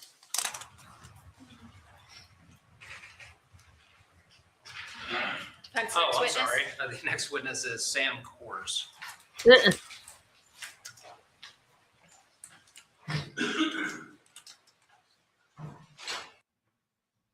Were Mr. you Coors, please come forward to the daydreaming, podium, dude? raise your right hand, be ready to be sworn. All right. You may proceed. Good afternoon, Mr. Coors. Could you please state your name? Yes, Samuel Coors. Do you know of an establishment called Florida Pawn and Gun? I do. And what is your relationship with that business? I am a managing member. I own it and work there and run it. Okay. Are you the custodian of records for Florida Pawn and Gun? I am. And where is Florida Pawn and Gun located? It's 9318 East Colonial Drive in Orlando. Okay. And as part of your duties, do you maintain custody and control of Florida Pawn and Gun's records? Yes. Judge, may I approach the clerk? Yes.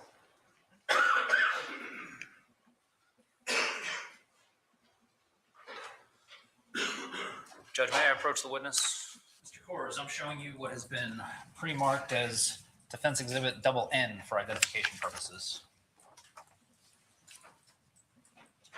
Judge, may I approach the clerk just for a turn?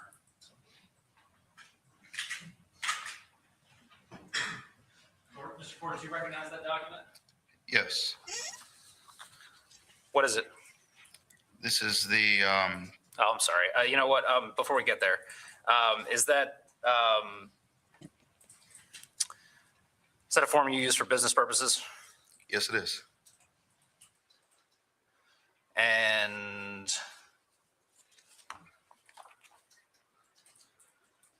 Your Honor, we have no objection to the admission of that. thank you, Judge. At this time, I would introduce what has been previously marked for identification purposes. I believe is double N into evidence as defense next. Which is pre-marked for ID as Defendant's Exhibit double N, will be moved into evidence as Defense Exhibit 36. May I approach? Well, no, because we haven't redone all the others. So once we go through, we'll have to do that for the record. Go ahead, you may. Thank you, sir. Sure. May I approach the clerk, Judge? You may. May I approach the witness, Judge? You may. Mr. Clerk, what is this document that you hold? This is the pawnbroker transaction form that's required by the state of Florida. It's filled out anytime someone sells or pawns something at our shop. Okay. May I approach the witness, Judge? I forgot about the overhead. I'm going to place it on there. Mr. Kors, I'm showing you what has been marked in evidence as Defense Exhibit 36. Is this the pawnbroker transaction form you were just describing? Yes, it is. I'm gonna zoom in. What is the transaction date on this form? So September 23rd of 2018. Okay. And then, could you tell me actually, could you tell me what happened with this transaction? Based on the form, I can tell you. I don't have any independent recollection. No problem. Based on the form, what happened here? And if I need to move this around at all for you, let me know. Yeah, so the customer listed at the top came in and brought in, I don't know what they brought in, but we ended up buying a shotgun, a Benelli shotgun, and a Smith & Wesson 9mm pistol from them. And I can't see all the information on there, but we ended up buying them. I think the total was, $650 for both. Okay. And was that seller named Grant Amato? That's what it says on the form, so I would have to say yes. Okay. And according to the form, his address was 2112 Sultan Circle in Chiliota. Is that accurate? Yeah, that's correct. And that information gets entered into our system from the driver's license, so that we scan it and it goes into the system. So that would be the address that was on the license. I don't know if it's the actual address. Okay. Have you ever heard of the Florida Gun Exchange? Have I heard of it? Yes. I'm just going to ask you to do a little reading for me, if you don't mind. Okay. Does this look like a transaction form from them? Florida Gun Exchange, right there? Your Honor. I mean, I don't know if it's a transaction form from them. Object, it hasn't been, the basis, the predicate hasn't been established, at least familiar with what that document is. That's the objection. Sustained at this point. No problem.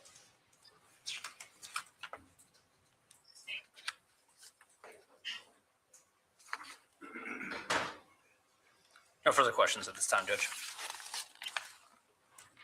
Any No cross? questions, Your Honor. Any questions, members of the jury? No questions. May this witness be excused and released? Yes, Judge.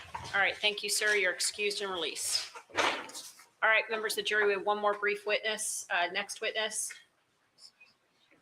Defense, next witness. Judge, the next witness is Jason Amato.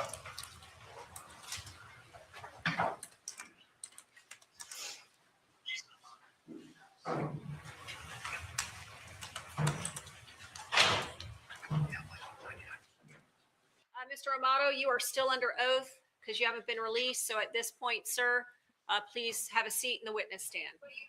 All right, Mr. Shapiro. Mr. Amato, one question for you. Were you aware of a marijuana growing operation occurring at 2112 Sultan Circle? Your Honor, I'm going to object to the characterization of it being an operation. I'm sorry, were you aware that there was marijuana going on at 2112 Sultan Circle? No, sir. Okay, no further questions. Any cross? I have no questions. Any questions, members of the jury? Write them down.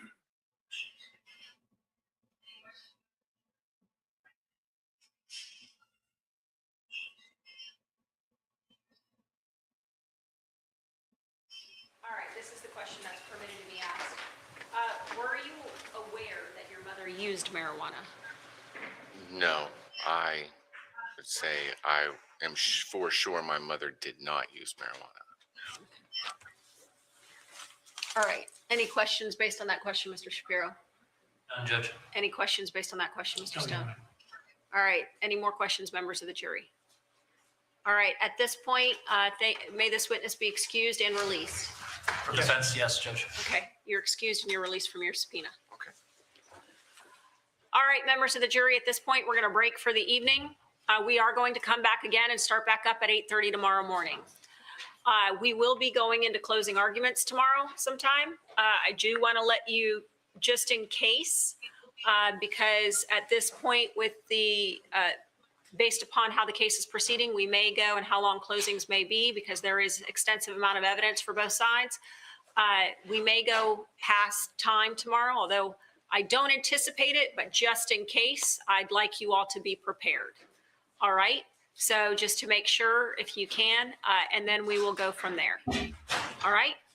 But you all are free to go for the evening. Remember, don't talk about the case with each other, with anybody else, or look at anything on the internet or otherwise. Have a good evening.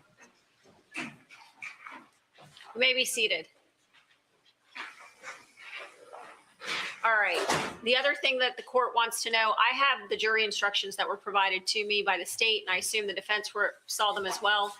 Is there any, are there, the instructions that I saw, I just glanced at them briefly, appear to be standard. Were there any objections or anything that you noted at this time?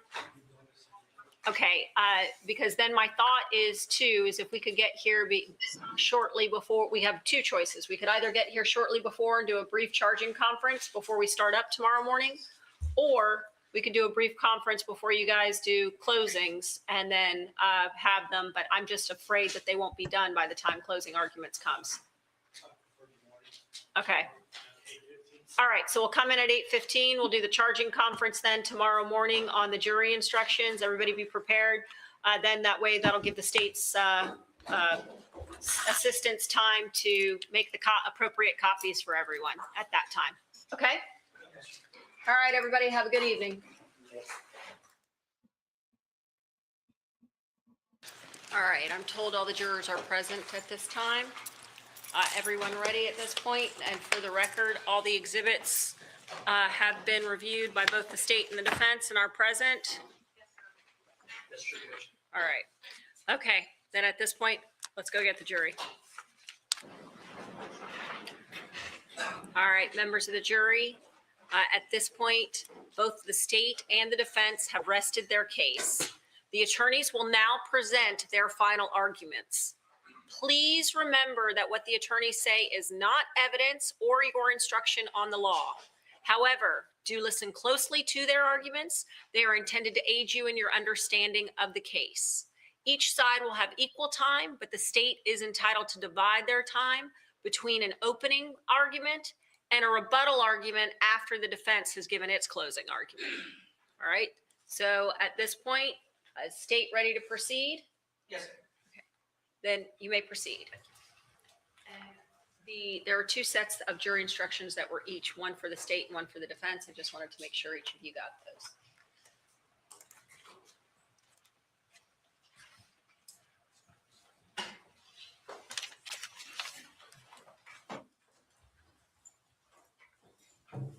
Good morning.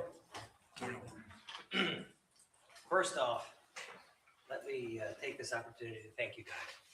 It's been a long 2.5 weeks, 3 weeks.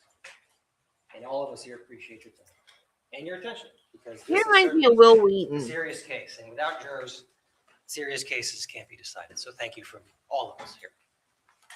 Folks, I'm going to try to be as brief as I can, but frankly, that's going to be difficult. So bear with me. Do you remember in the beginning of this case, if not Grant, then who? Right? Opening statements, that was the theme. And so the defense had said to you that this is not proof beyond a reasonable doubt. Well, that's a misstatement of the law. Every time a defendant is charged with a crime, it doesn't matter the crime. Could be murder, could be petty theft. The state has the burden of proving the case beyond a reasonable doubt. And part of that burden includes proving that the defendant is the one that committed the crime. Now, I'm not just saying that because I'm a lawyer. I'm going to show you the instruction that the judge is going to give you. And that's the law you are to follow. Okay? And you'll see right there in that instruction that the state has the burden of proving the defendant committed the crime. So, here it is. Okay, that's the actual instruction that you'll get. And it says that the defendant has entered a plea of not guilty, and that means you must presume or believe the defendant is innocent. And that presumption stays with the defendant through each course of the proceedings. It also says that to overcome this presumption of innocence, the state has the burden of proving the crime to which the defendant is charged was committed, and the defendant is the person that committed the crime. That's what I just told you. Okay? The defendant isn't required to prove or disprove anything. And so whenever the words reasonable doubt are used, you are to consider the following. In typical legalese, we will explain what reasonable doubt is by telling you first what it isn't, right? Well, what is it not? It is not a mere possible doubt, a speculative, an imaginary, or a forced doubt. Such doubts as those must not influence you to return a verdict of not guilty if you have an abiding conviction of guilt. If, on the other hand, after carefully considering, comparing, and weighing all the evidence, there is not an abiding conviction of guilt, or a cabinet conviction, it's one which is not stable and wavers and vacillates, then the case is not proven beyond a reasonable doubt. Okay, I'm paraphrasing. I know you guys can read. So, how does the state prove that the defendant, in this case, or in any case, is the one that committed the crime? How do we meet this burden? Well, we've all seen TV shows. There's witnesses, right? Eyewitnesses, people who saw the crime. Well, we had eyewitnesses in this case. Hey, Paul. Margaret Amato, Chad Amato, and Cody. Those were your eyewitnesses. The defendant killed them.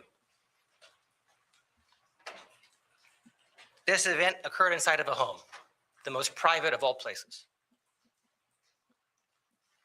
No exterior witnesses visually. But does that mean that there are not witnesses? Well, certainly not. There are witnesses that heard things, if you recall. And I'll go through this in detail later. 4 gunshots between 8:30 and 9:30 each. There are expert witnesses that testified about various topics. Digital forensics, that's a witness. GSR, that's a witness. Family members who testified about the practices of the family. Friends who testified about what people's activities were like. Off the top of my head, Chris Sisko testifying that Cody was never late to work. He was always there by 6, even earlier, right? Those are witnesses. Even these 3 dead bodies, they tell you the story. And I'm going to explain how as we go through this. Sometimes, going back to how we prove cases, there's DNA, right? Everybody loves DNA. CSI, science, DNA is exciting stuff sometimes. But what kind of case is DNA useful for? What kind of DNA can people get? Can the experts collect? Well, here's an example of a case where DNA is very useful. Not related to this case at all. There's a fight in a bar. The defendant in that fight has a knife in his pocket. And he stabs the victim in the stomach and cuts him. And that knife has blood of the victim on it. The defendant leaves, and he leaves the bloody knife in his car. The police find the knife, they see the blood, they test the blood. There's no explanation for that, right? That's a nice, easy example of when DNA is great. This case, DNA is a red herring. In other words, it's not really going to be that significant. And this is why. And Kristen Snyder and Arthur Rubart, I'm pointing to them if they're here, they told you they didn't process things for a reason. Not because they're incompetent, not because they're lazy, not because they don't want to do their job, not because they don't know what they're doing, but because the evidence had begun to point to the suspect. Werewolf. Law enforcement didn't find the suspect. The evidence led them there. And so what was the point of swabbing a door that doesn't have any signs of forced entry or a key where the defendant doesn't even have a key to the house? What was the point of swabbing a countertop or the desk where Margaret was laying dead? There was no point. Or the wine glass, I believe, was even brought up. Or the bag of frozen chicken, right? What's that going to get you?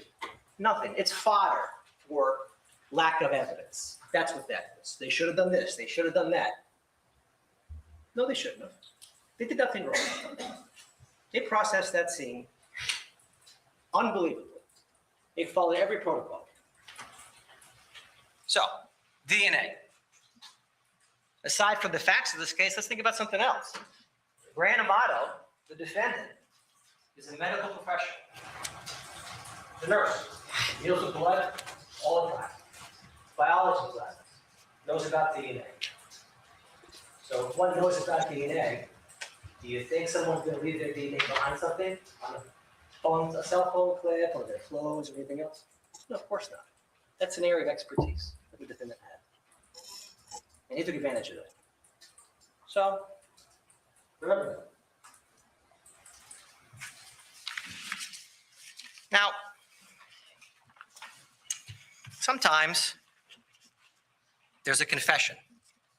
Sometimes there's a confession. Sometimes, like Perry Mason or those Law and Order shows, the defendant cracks under questioning and finally confesses. The weak-minded defendant, I should say. Well, investigator Danny Anderson and Eva Marie Multari did their best to find the truth. And the defendant refused to give them that truth. Oh, cool. And there may be arguments about police tactics and the police lied to him and they lied about this and they lied about that. They're allowed to do that. That's their job. Their job is to find the truth and to motivate somebody to tell the truth. And if you tell somebody, yeah, we don't have anything on you, but tell me what happened. How effective do you think that's going to be? It's not going to be. And so that's why the police are allowed to be creative in their interrogation. That's why they can do what they do. So, Nice. what did Grant Amato do? Can you get the sound, Judge? I, of course, did what I always did, where I kind of didn't admit to it. He did what he always did. And that's right from his interview. And you can listen to the interview. It's in evidence. I implore you to do so. That's what he did, what he always did, and he continued to do throughout that entire interview. It was story time with the police, with Grant Amato. Now, I will tell you in that interview, there are nuggets of truth. And those nuggets of truth change throughout the course of the interview if you listen to it very carefully. And I have some examples that I'll play for you. But at the end of that interview, there's what's called a tacit confession. And that's just a fancy way of saying you were accused of doing something horrendous and said nothing in response. And you'll see that towards the end. I'll play it for you. But it's in the entire interview. Like I said, please watch it. So how else do we do this? How else do we prove the case beyond a reasonable doubt, right? Well, we look for other types of evidence. Evidence that's more difficult to destroy or to murder. We turn to computer forensics, which, by the way, is physical evidence. We turn to GSR, which is Physical evidence. We turn to evidence of fabrication at the crime scene, which, of course, is physical evidence. We exclude other possibilities, reasonable possibilities. We're going to talk about that in a minute. We show motive, the why, and opportunity, how. So, Yeah, and you don't even have to prove motive. They got a great one. I get to the actual reasonable doubt part of my conversation with you. I want to show you how the state proved the case beyond every possible speculative, imaginary, or enforced doubt. Stuff that we don't have to do. Okay? I'm going to show you how we did it. based on the defendant's stories. Here's the instruction again, just so you know that what I say comes from an authority. Now, I'm going to give a couple different scenarios, and for the sake of uniformity, because the defendant gave so many different versions of the events in his statement, I'm going to use the last one.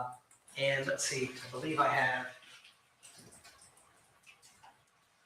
I had told my mom that, you know, I'm going to be close, I'm going to be local, I'm going to be like down the street. And then, and then.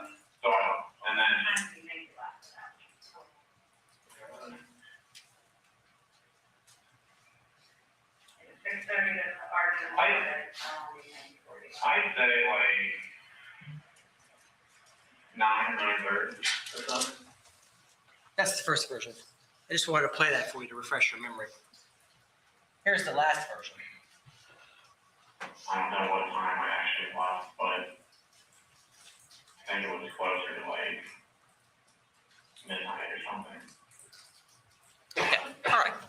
Closer to midnight. That's going to be our timeline for my discussion, okay? So let's talk about imaginary and speculative doubt.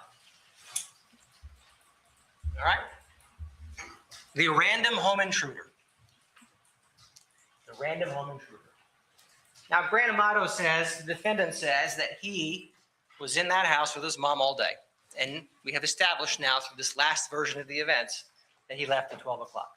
So we know that based on his story, and I call it a story for a reason, from the moment he got up on the 24th until midnight, he was home, which means there was no home intruder between the hours of the 24th all the way until the 25th of midnight. Okay, you with me?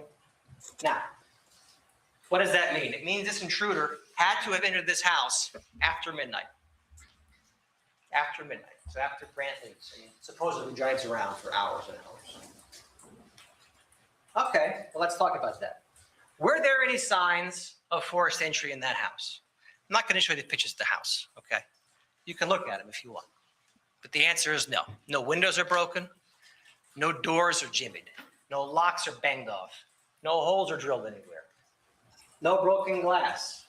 I believe the testimony was, and by all means, you use your memory for your recollection of the testimony, but I recall Arthur Rubart saying that all the windows and doors were secured, right? Random home intruders don't have a key, so that's out the window. So what does that mean? Well, let's make some assumptions, which you're not supposed to do, but let's make some assumptions for the benefit of this story. That this random home intruder was awfully kind and decided he wasn't going to kick a door in or bust a window. And he made entry the exact same way that Deputy Todd Moterson did, even though this intruder doesn't have 25 years of law enforcement experience and knows how to slide a lock, but regardless. The girl was a cam girl. Back door lock with a nefarious cabinet of an empty marijuana grow or more. Okay? So this random person at sometime between midnight. No, she was not a catfish. She was a cam girl. Like I guess they didn't have OnlyFans back then, or I don't know if they did or not. She was like an OnlyFans model. So he knew exactly what he was getting into. Like, he knew that she did that for a living, and it wasn't a personal relationship, but he was under the illusion that it was, or the delusion that it was. Like, he wanted to marry her, but he was just another client to her. And after he killed his parents and she found out, well, actually, I think before that, because his parents got a hold of her and told her that everything she said to him was lies about him being a professional gamer and having all this money and everything. And I don't know if it was after the murder or when his parents told her, she quit talking to him. But he kept still trying to talk to her after the murder. So no, she was a professional. It wasn't a catfish. Which makes him even dumber.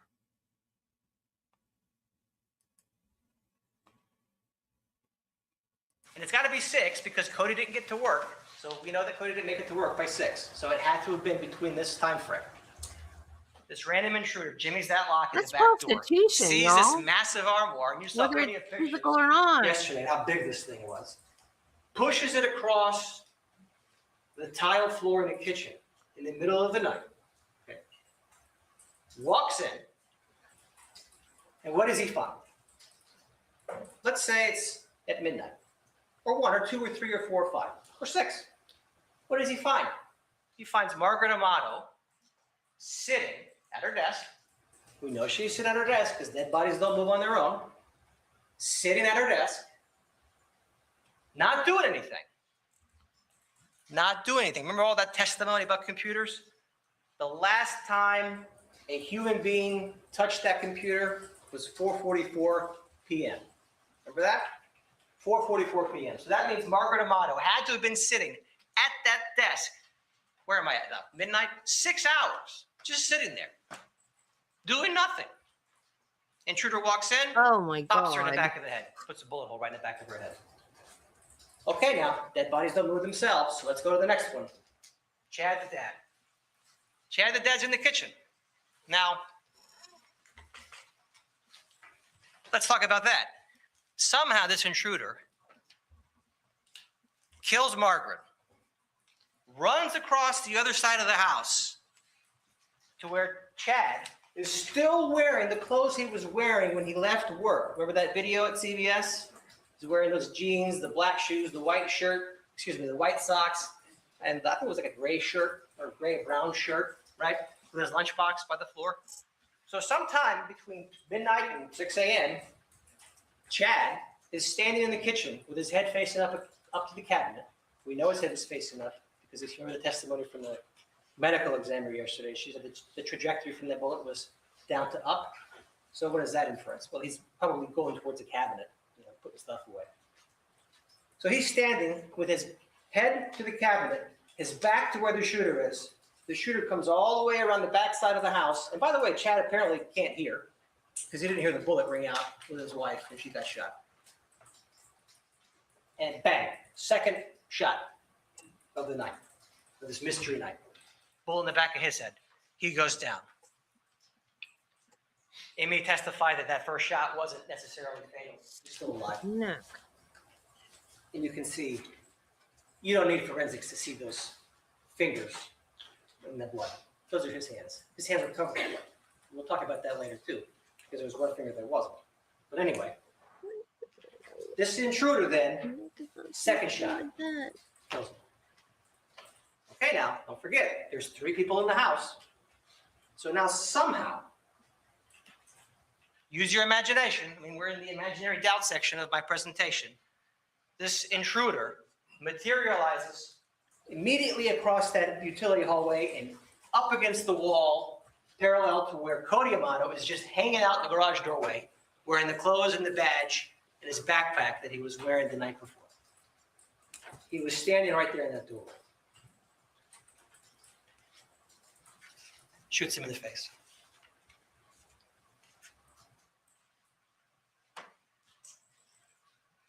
Mom, sitting there at that desk for 6, 7, 8, 9 hours doing nothing. Chad in the kitchen. Don't worry, we'll talk about the gun in a little bit. Cody in the doorway. All right? How is that possible? It's not. And remember, at this time, Cody has heard at least 2 shots, mom and dad, maybe 3, if it was 1 on mom and then 2 to dad, and he didn't do anything. Okay?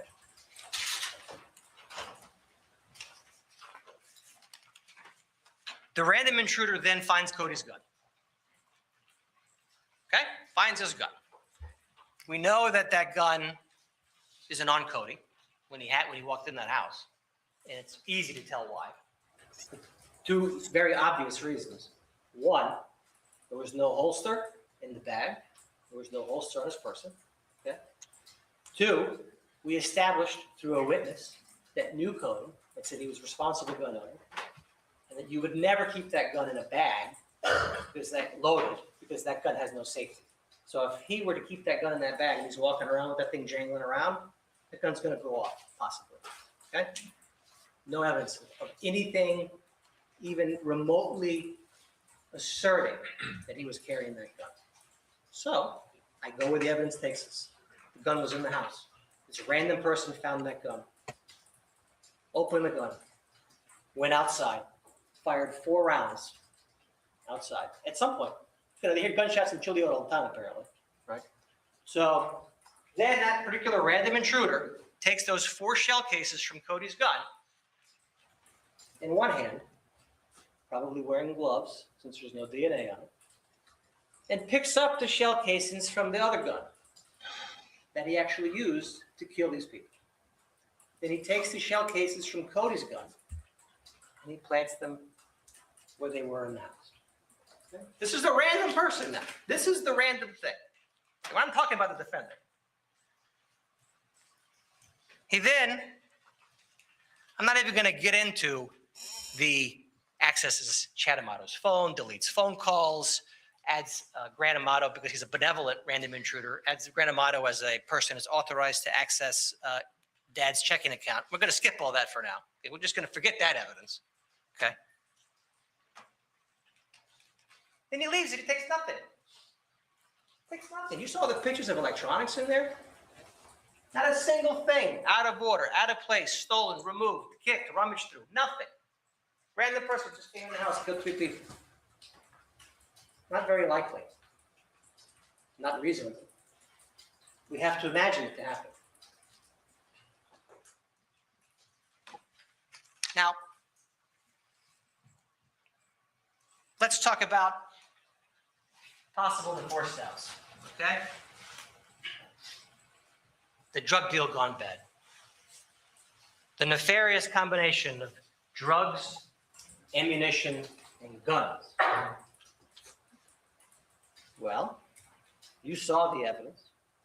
How many guns were in that house? You heard the testimony. You saw the guns. 3 guns.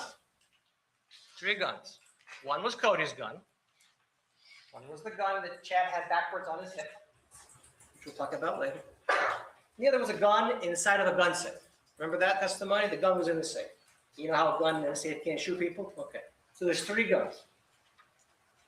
That's it. And the nefarious drugs. Pot. Pot. 3 jars of pot?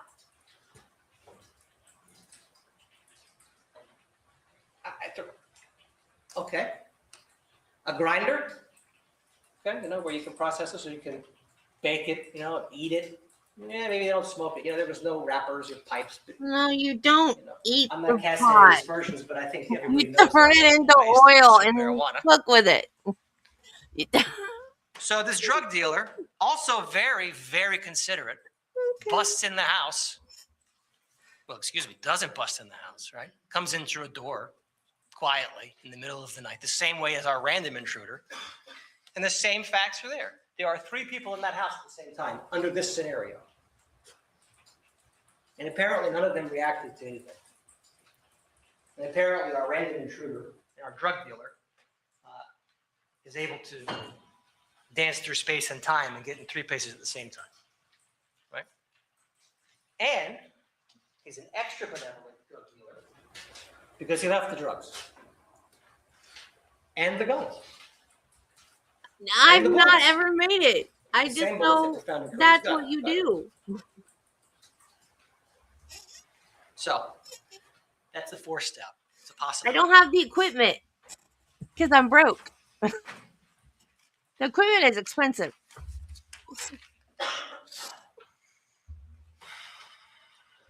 What's another 4th step? What's the original 4th step?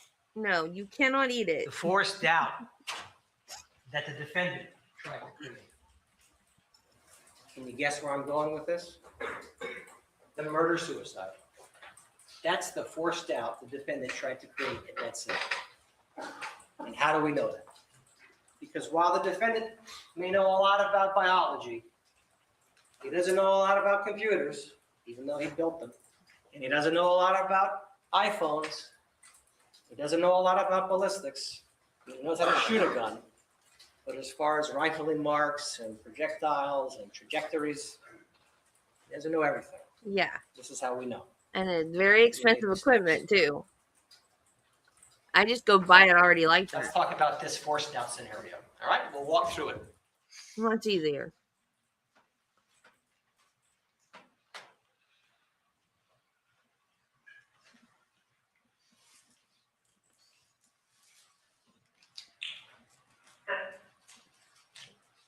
All right. So I skipped a clip and I'm not going to go back. You can listen to it. I'll take my word for it.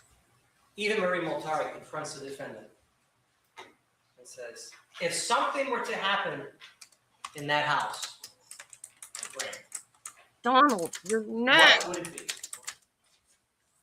And Grant says, a gunfight between Cody and my dad. Remember that in the interview?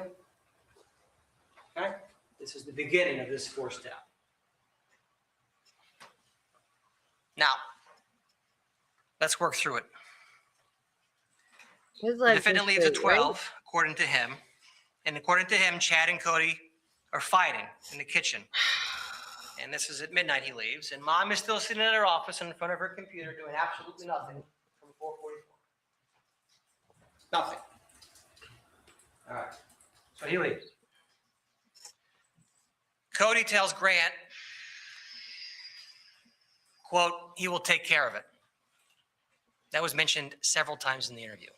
Cody said he'd take care of it. Cody said he'd take care of it. Planting that seed. Well, how does that work out? And that's the beginning of these Who's slides. older? Trajectory. Okay? We Cody know or Grant? where that bullet came from, that first bullet that struck Chad Amato in the back of his head. Follow the laser. Lasers don't bend. The person who killed, the defendant who killed Chad Amato was standing in this line of sight. Okay? Why is that important? Why is that important? Because if it was a gunfight, you would expect to see trajectories crossing. So that can't happen, right? That can't happen. We know that Margaret, she was shot in the back in the line of that particular laser beam. Okay, so Grant's the youngest. yeah. That makes sense. This person, Cody, I'm going to say it, even though it's unreasonable. Cody gets in a fight, shoots his dad. Mom sits there, does nothing, shoots his mom, or vice versa. Shoots his mom, dad does nothing, then shoots his dad, and then is broken up over the whole thing and shoots himself. Right? He was going to take care of it. Now,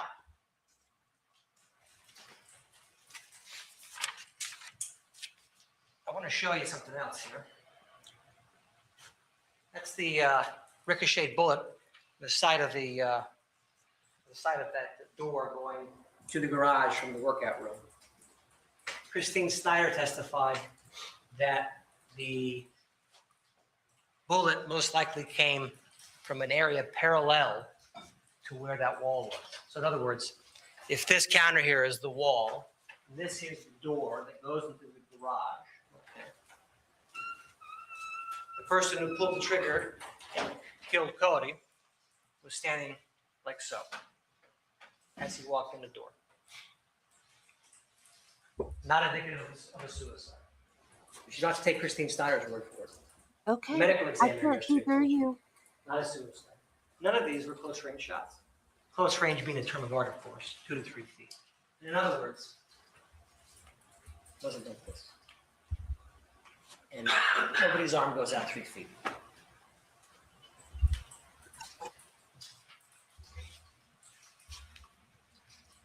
He did. I guess the point I'm trying to Willie drive looks a home, lot different now, and that's kind of These what Willie ridiculous looks like now. examples, because that's what they are, is that these people were murdered one He was at a on. time. He was in the movie Stand By The only Me. way. He was on the And that's Big Bang That's Theory. the evidence telling us that. Not conjecture. It's not a reasonable, that's the evidence, the physical evidence. They weren't all there at the same time when they died. There was no intruder. There was no drug deal. No murder-suicide. We've eliminated all those. Jason, I don't even want to give it credence, but Jason has an alibi. He saw Yeah, the he receipt played he himself did. on Big It was Bang for Theory. $40 minus some gift cards. But he wasn't really playing He was with himself. his wife and their kids. He was playing like a Jason character. doesn't even go to the house like a that often char- anyway, to begin with. Character Law enforcement shook him of down. himself. I think his words were stormed his job. Probably scared the bejesus out of him. And they determined he wasn't a suspect.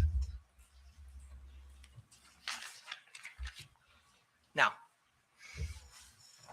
let's talk about reasonable doubt. Now, I'm going to tell you Yeah, what the state submits. a nice guy. Actually happened. Okay? I'm going to walk you through it. And myself through it, frankly, because it's been a long 2 weeks. Grant lived at 21 I think it's the faithful hair. He just reminds me of Will. Okay. Grant fell in love with a woman named Sylvie. Not only did he fall in love with her, he became obsessed with her to the point where that was all that mattered to him. He had lost his job. He was depressed. He was having a contentious relationship with his father and his brother. He finds Sylvie and becomes consumed with her. Now, you haven't seen these. They're in evidence. But these are bank records from the Amatos. Okay? Credit card statements, checking account statements. And by all means, I implore you to look through these. And when you do, Really? He you will lives. see He lives down the street from my aunt. compendium, of charges. I know in my exactly free where he Cam's lives. Website. I could take I you just to picked his this house. random page. And for the record, this is Exhibit 350. It's dated, this particular page is dated November 20th.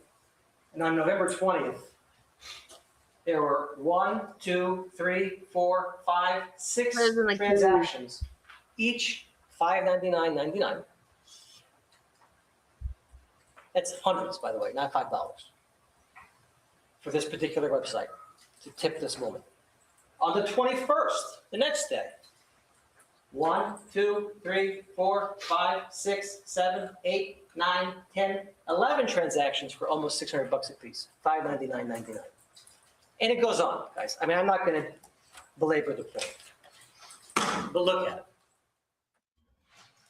According to my notes, I'm not good at math. Fair warning. That's why you went into law. $20,000 in one night. 20 grand. And it's in here. The checking and credit cards alone was in excess of $169,000 over 6 months. If that's not the definition of unhealthy obsession, I don't know what is. During that 6-month time period, you guys had great questions about that. You asked about when pictures were taken that were located on that thumb drive, right? Pictures of what? All kinds of pictures. I'm not going to show these to everybody, but you remember these, right? 627 of them. But what else was on that thumb drive? This is Exhibit 253. Photographs of checkbooks, photographs of credit cards, photographs of driver's license. Shadow's on the job, y'all. Photographs of passwords. You just can't photographs see her anymore. of, the front of credit cards, the back of credit cards. Jericho Flynn's credit card information. Remember that testimony about how he was missing money when he was in Japan with the defendant? And this is not evidence of somebody who wasn't stealing. This is evidence of somebody who was. I think in his interview he said his parents knew and they thought it was for Twitch gaming. But the evidence indicates that that also is an untruth. Because there are no Twitch charge accounts. It's all myfreecams.com. And by the defendant's own words, his dad was a computer hacker. And you're going to tell me he didn't look up that charge? As a matter of fact, we'll see in the credit card statements disputes.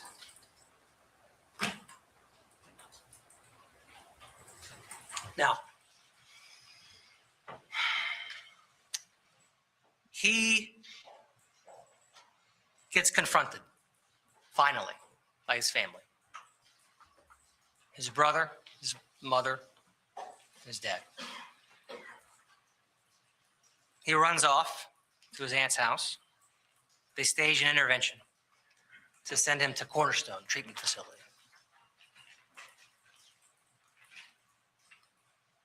He leaves the program. I think it was a 60-day program. He left very early. And even though he left early, that gave his father and his brother time to access Grant's computer and blow up his spot. In other words, I don't know a colloquial term for it, tell on him, to Sylvie and the group of people that he became acquainted with online. How do we know that's true? We know that I'm not just making that up, because we have evidence of it. States Exhibit 251, another document that was found in that thumb drive that was recovered from the defendant's pants pocket in his car at the hotel. Okay, that's where this came from, that thumb drive. And Mr. Stone read parts of this letter to you earlier in opening statement to drive home some points. But let me just tell you some sections that are relevant to what I'm talking about now. I think it's safe to say by now that everyone here knows I made a drastic mistake with Sylvie. I upset her. I made her very sad. I ruined the end of December and the beginning of January for her. I won't go into great detail because that's not the purpose of this message. But I lied to her. There's a theme here, by the way, if you haven't picked up on it. I lied to her and you guys from the beginning about myself. I'm not a professional gamer. I did not own my own house. And did not drive a BMW. That means his dad told him he's a 29 or 30-year-old guy who lives at home with his parents and drives a Honda. I don't think she would care. Well, the money I have, either way, she doesn't have, and the tips I gave and the way that I was are very true, which they're not. I could never escape the lies I told at the very beginning because they always became a topic of conversation, I guess, in this chat room where they all get together and watch these videos. He explains his nursing career, and he explains his family. And I'll tell you, the reason why all this happened was because my family found out about her, the website, and all the money I'd been spending. I won't go into detail regarding my family, but it's a dysfunctional one at the very least. It's a dysfunctional family, notwithstanding anything you may have heard earlier in this case. This is a family in crisis. My father is controlling and abusive. My mother is simply around for the security. And my brother is also controlling and does not understand how I could care for someone as much as I care for Sylvie. I split from them, and they forced me into Cornerstone. And they thought I had an unhealthy addiction. And if it walks like a duck and talks like a duck, it's a duck. She is my everything, and I will give my life to simply be able to make her smile again. Don't lose her. I hope I can be with her again. And I hope I can be a part of that community again. I'm sorry for what I did to her and to you. These are his words. Okay? And it goes on. I'm not reading the whole thing. You can read the whole thing. I've read it. So he leaves his facility. They have a meeting at the California Pizza Kitchen or the California Pizza Grill. And Chad draws up an agreement, contract. Okay? So let's kind of go over some of that. Get a job. Reasonable. Let's see. Owes family $200,000. Owes family an apology. Needs therapy. Join the military. No further monetary support. We're not going to help you. This is critical, as Grant, through his past transgressions, has relied on the knowledge the family would not report him and recover him. Family relationship abuse beyond tolerance.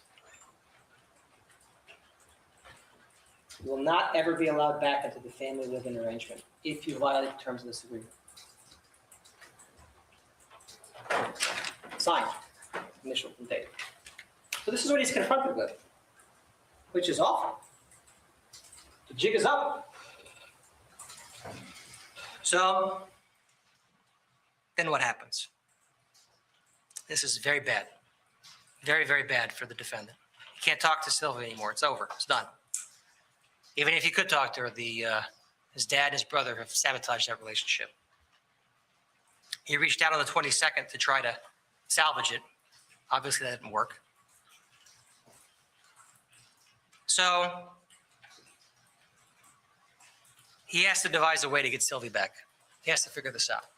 How is he going to do it? And remember, the state submits to you that this happened January 4th, this contract. Blake Turpin testified that his gun was stolen 2 weeks before January 24th. So, in other words, after this agreement, after the quick order stood, before the apology letter, that gun was taken by the defendant. So at that moment in time, he had begun his plan. And I'll tell you about premeditation in a little bit. It doesn't have to be weeks or months. It could be minutes, just a time to reflect. But in any event, 2 weeks in advance, he takes his gun and he keeps it, holds on to it, goes back to the house, sends that letter, gets no response, has to execute his plan, has to be able to get back with Sylvie, has to be able to have internet access, because if you remember in his interview, he had no internet access at the house, very limited. And so how do I show that his obsession with her was such that he'd be willing to murder his family? I don't have to show that at all. You know why? Because when I showed those pictures of Sylvie on the projector up there, I know some of you looked at him. And I know what you saw because I saw the same thing. He was transfixed on those pictures. Tunnel vision on her. None of us were here for the few minutes that I was flipping through it. That conduct, quiet as it is, speaks volumes. So, what happened that night? Grant was home all day. Mom was at her office. Mom was doing work, sent emails. She sent chat messages. I do want to drive this point home. This kind of goes to that murder-suicide discussion I had a little bit earlier. This is a video from the body cam. This is that door going into the garage from the workout room. The door's shut. So when someone shoots themselves in the head, they don't close the door behind them. The door has to be open. Here it is. Good place. Technology. It's not going to play. All right. Well, the video is an evidence. You can watch it. The door's shut, and there's blood and tissue on the inside of that door, opposite the side where it was shut. It doesn't go through, blood and tissue doesn't go through a wooden door. The door has to be open. The door was shut when the cops got there. Anyway, so Margaret at her desk, there's a text message, or a chat message, 4:44, last human interaction. So why? Why mom? Why mom? Because she was there. That's why. And because she also was limiting contact with Sylvia. She, and this is from the defendant's interview, she was allowing him to have limited contact with her through her phone. Limited. Don't go overboard. As somebody who's dropping 20 G's in one night on a woman is going to have a hard time when someone says, don't go overboard. So not only was she there, she was also in his way. And there was no other way to get to Chad and Cody without getting to mom. Investigator Bly testified there was no user activity after 4:44. That's where her body was found, shot in the back of the head by the defendant. He couldn't leave her there alive. He couldn't do it. He just couldn't do it. And so then what happens?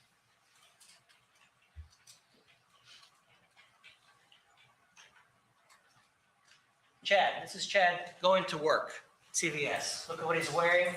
Uses his right hand to open the keypad to get through there. Right-handed, remember that? Very important, right hand, left hand. Walks in, goes and sits at his desk. You can get to that video in a minute. You'll see at his desk, if you watch very carefully, where is the mouse pad? Right side, not the left side. There he is, he sits down, turns the computer on, puts his glasses down, left arm in his lap, right arm working. Here he is leaving. Same outfit at 4:30. How do we know what time he left? Well, after Margaret was murdered, Grant had a window from about, let's say, 5 o'clock, 4:45, 5 o'clock, until Dad got home, about 5:25. How do we know when Dad got home? Well, we have the CVS records that show that Dad was clocking out. I'm showing 2:26. Access granted 4:40. Let's see, 4:48. He leaves. Okay.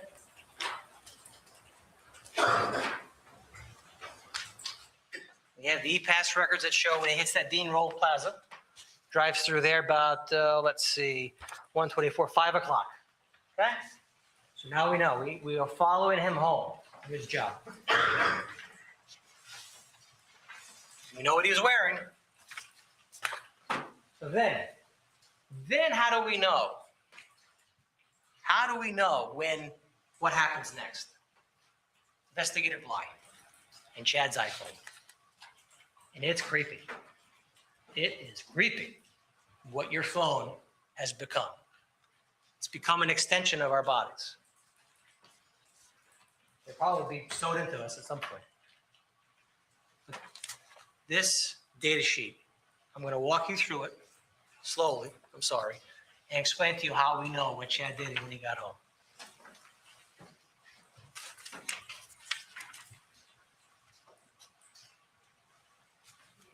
Yes, ma'am.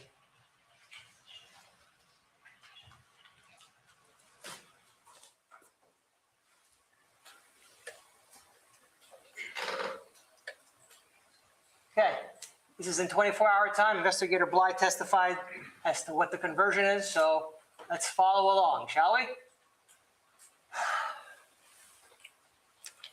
4:34. Is this thing working? There we go. 4:34. The phone is unlocked.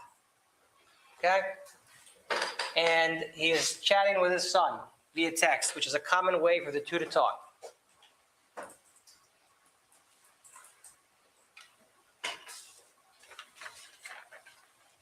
He's sitting in that car for about 10 minutes. And we know what he's doing while he's sitting in the car because our phone is telling us what we're doing. He's chatting back and forth with his son, and he's talking to other people via text message. That's what he's doing. In case you're thinking that he's arming himself or putting a gun on backwards in that car, that's not what he's doing. Then he opens the iHeartRadio app, listens to Sean Hannity. Political opinions aside, he's listening to his radio. Thank you. He's listening to that application from 440. He plugs the phone in, the phone charger in his car. We know he has a phone charger in his car because we introduced the picture of the inside of his car with a phone charger in it. Plugged in. Phone is locked. The application starts playing, and we know it's plugged in because the battery's charging. 17:23. It's 5:23 on the 24th. Phone's unlocked. iHeartRadio's turned off. Phone's unplugged, and he takes the last 67 steps of his life. 5:25, the phone stops. That phone was in Chad's back pocket. How do I know that? Because if you look at the CBS video when he's walking to his desk, you see the phone sticking out of his back pocket. That's how we know. 67 steps, gets into the house. The next activity on that phone, it's at 5:52. What's the math on that? Phone sits still for what, 20 minutes? It's when Grant shoots his dad in the head. Twice.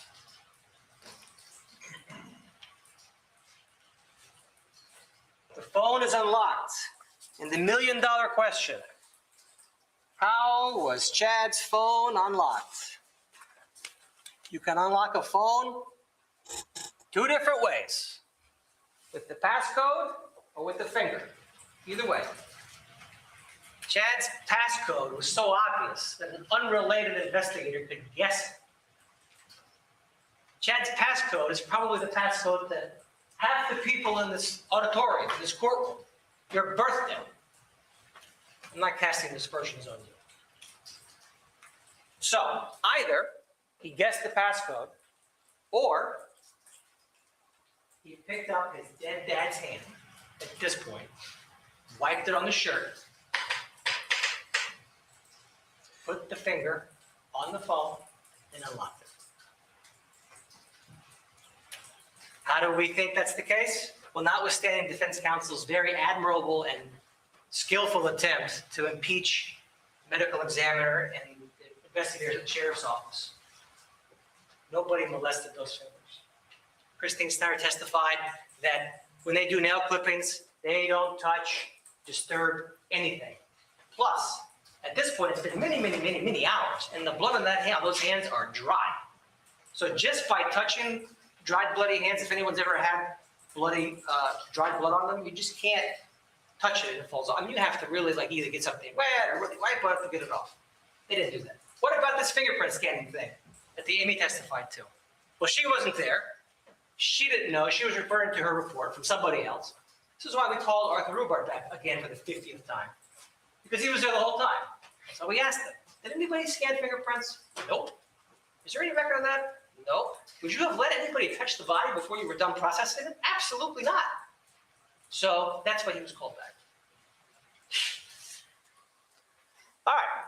Now, what's the next weird thing that happens that tells us this is the defendant, not Chad? Preferences application is accessing that phone. And what's in the preferences application? Settings. What settings were changed? You guys had questions about the screen staying on. Guess what setting was changed? The lock screen. Because we have the data to back it up. 283. This is that spreadsheet that Investigator Bly provided that gives you the entire history of when that phone was locked and unlocked from the beginning of January until the 25th of January. Locked, unlocked, locked, unlocked. Here's an example. First page. Unlocked, 1,400 seconds. Unlocked, 780 seconds. Let me find the longest one. Unlocked. Let's see. 1,100 seconds. Okay. Let's go to the goods, the end of the report, the 24th and the 25th. We'll go through it. Don't take my word for it. Unlocked. January 24th started at 5:52. Was not relocked until 21 after midnight on the 25th. It's unlocked for 23,320 seconds. That's not normal for this phone. That's not the pattern of life for this phone, for Chad's phone, for how Chad behaves with his phone. This is the action of someone who didn't want to have to re-enter a passcode or touch his dead dad's finger a million times to unlock the phone. Don't take my word for it. Now, then what happens? Every note is accessed out of the blue, 584 seconds. And the notes are in evidence. You can look at them. Text messages come in, not being responded to. You know, what's the defendant going to say? He doesn't know who these guys are. Then what happens? Safari's opened up. SlidePod safe reset. Entered in the search bar. This is the defendant doing this. The defendant is trying to get into a safe. And he can't. Because that safe was locked. If you remember from the testimony of the crime scene folks, that key button safe was never opened.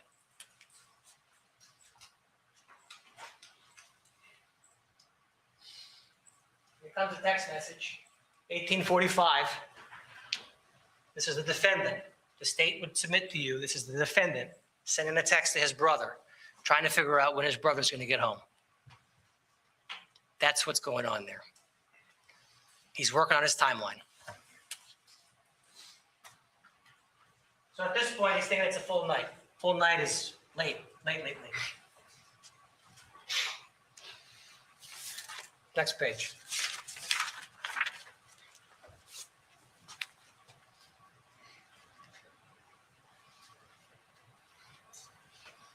Okay, now we're at, what, 2027, okay? It's about, 21 is 9 o'clock, so we're at 8 o'clock. 8 o'clock, messages are being reviewed. Nothing's being sent.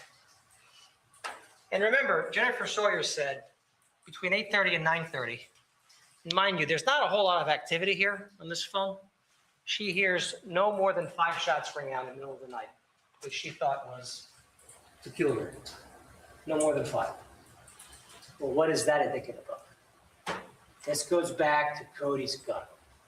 This is the point in the night when Grant Amato went outside, because you can hear gunshots outside of a house much better than you can hear them inside of a house. That's how she heard it. Pops off 4 rounds, collects the shell casings, planning the murder-suicide story. That's what is going on here. 2328, 1128, Safari search for how to wipe an iPhone. Remember that conversation with Investigator Bly? How to wipe an iPhone without a password? States Exhibit 244 and 245. At this point, Cody Amato's home had already been killed. Okay? Cody got home about 10 o'clock. It was after that. And he's doing a search on how to wipe an iPhone. And whose phone is he trying to wipe? And we know whose phone he's trying to wipe because of evidence. Physical, forensic, computer evidence. Cody's phone. Right here in front of you. Why is he trying to do that? Why? What is on Cody's phone? He can't access Cody's phone. For some reason, he can't access it. He's trying to wipe it the hard way. What's on there? Well, Sloan Young testified that Cody had a Blink camera in his bedroom. Okay? And defense counsel presented to you text messages where Cody says to his father, and this is the defense's case, Cody says to his father that, hey, Dad, would you delete the Blink app, please? Why would they have the Blink camera in Cody's room? Cody's room had a computer in it. And who's not supposed to touch computers? Guess what wasn't found in Cody's room? Remember that testimony? Blink camera. So what happens? Grant Amato goes into Cody's room, and frankly, I think, and don't quote me, but I'm fairly certain in his interview, he said he went to Cody's room to get some USB drives, to get his stuff, get copies. And that Blink camera catches him. Now, we don't have the video, obviously. If we did, we'd show it to you. But we know that at about 9:11, that's when he went in there. Because unlike every other method by which Cody and Chad discussed life with each other, phone calls were on the list. You have the phone records, you can look at them. It's text. Thank you 4 so phone much. calls from Cody's phone. 2 to the house line and 2 to Chad's phone. 4 calls total. Not normal. And these 2 calls on the call screen are the 2 calls that were deleted from the iPhone. Remember that testimony? Those calls were not on the recent screen. Investigator Bly had to dig real deep to find it. So,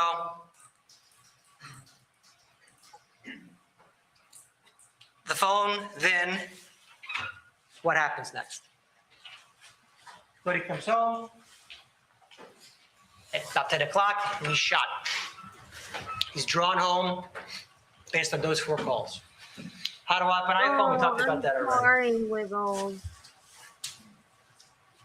Grant Amato goes upstairs right after he searches how to wipe an iPhone. Why does he go upstairs to do that? Because Cody's computer's upstairs. His computer's upstairs. So he takes Cody's phone to his computer with the instructions on how to wipe an iPhone on Dad's phone to his room and plugs it in. That's what this is. That's those steps going upstairs. Not Dad going outside and following Grant all around the house. Because Dad's dead.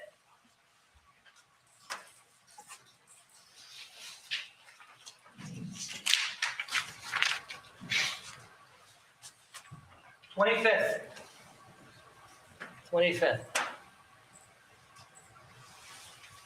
USAA Bank is accessed for 723 seconds. 723 seconds, and what happens? That application is accessed via fingerprint. We know that because we have the records for the USAA showing that, and remember, this is in Central Time, so do the math conversion in your head, it's 1 hour. This is 11:08, so that would be 12:08 Eastern Time, okay? Phone, the application is logged on with a fingerprint. Dad's dead and fingerprint. His dad is downstairs at this point in time. Okay? And what happened? Again, investigator Blythe digs in deep into the phone and finds a rebuilt webpage that shows that Grant Amato visited within the USAA app instructions on how to unblock account access. And so what does he do? He adds himself as an authorized transferee on Dad's USAA account. And how do we know that to be the case? Don't take my word for it. We have more records, official records from USAA. And attached to that is the detail here that says that he called this account PNC's son. We're going to talk about that in a minute. The account holder being Grant Amato with an account number. Okay, transfer capability to Grant only. And the date here, 11:19 p.m. Central Time. So we go back, 11:19, that would be 12:19 Eastern Time, falls right in our timeline. Okay? Now, just for your own personal knowledge, go the extra step to make sure that there's no question that this account was Grant Amato's account. We have the records from PNC. And the account number on the records from PNC for Grant Amato matched the account number for the account that was added to Dad's USA account. Same account number.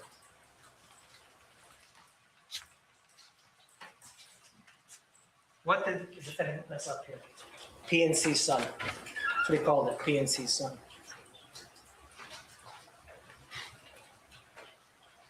If the father was alive, which he wasn't, but if he was, would he call this transferee account PNC's son?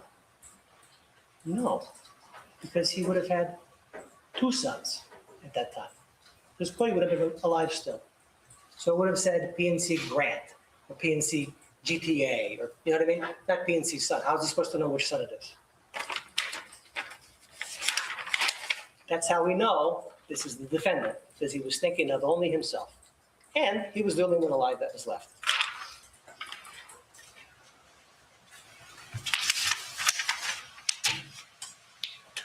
The phone then travels a little further. It's plugged in.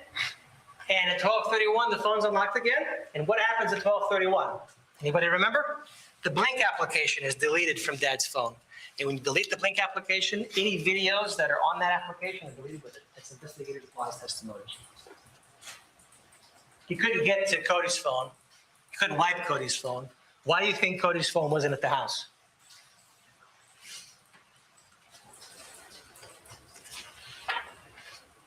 Now,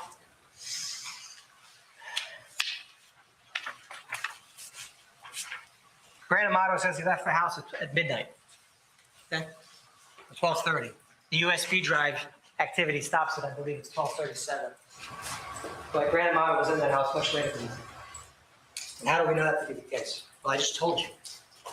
Grant could not leave Cody's phone in that house. That phone had incriminated evidence. It had call records, it had a Blink application. He couldn't unlock it. You know, sometimes when your fingerprints are used too many times, you got to put the passcode in on the iPhones. He couldn't get to it. So what did he do? Well, he took the phone with him. Maybe he threw it in a lake. Maybe he threw it in a dumpster with the black clothes he was wearing that night. Maybe he threw it, smashed it with a hammer. Who knows? But there were 3 things that were missing from that home. Cody's phone, the murder weapon, and the defendant. No coincidence. So I want to talk to you about what the defendant did after that.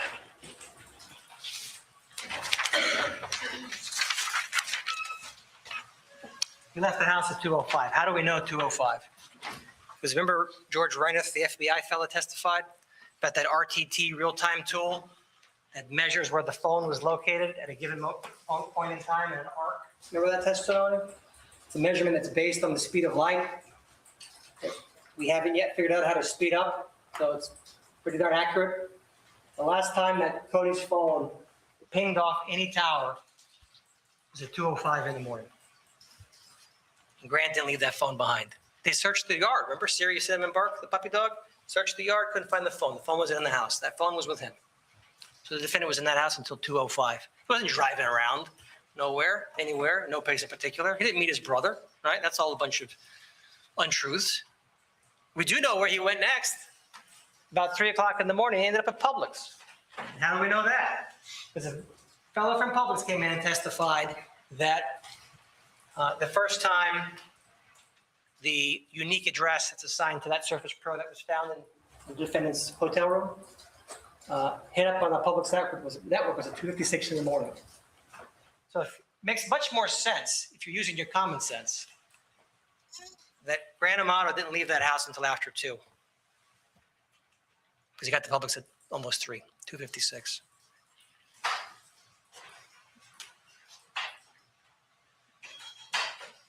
Here's your finger.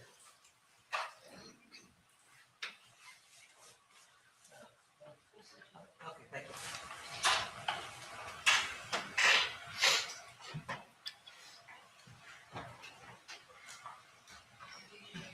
It's HDMI. Okay. There you go. Here's that finger. Clean as a whistle. No other blood was scraped off any of those other fingers. The left hand covered in blood too. The top of that cuticle is clean. The bottom of that finger is clean. That is not some CSI person making a boo-boo. That is not some fingerprint scanner. That didn't happen. There you go. There's the FBI data I was talking about. 2:05 in that arc in the crime scene. That's when he left because that phone was with him. Publix Wi-Fi records. Okay, here it is. Hits the network at 2:53. Light surface. And he's on till about, what's that say, about 5 o'clock in the morning, 5:02. What's he looking at? And that's very hard to read and very small. But I'll read it to you because I can move around here. He starts by checking his email at 2:55. This item is also in evidence. And then by 3:02, he's hitting up my free cams. 3:02:43, he's at Sylvie's webpage. Then he's reinstituting his account restoration at 3:06. His parents and his brother's bodies aren't even cold. And he's already re-establishing or trying to re-establish contact with Sylvie.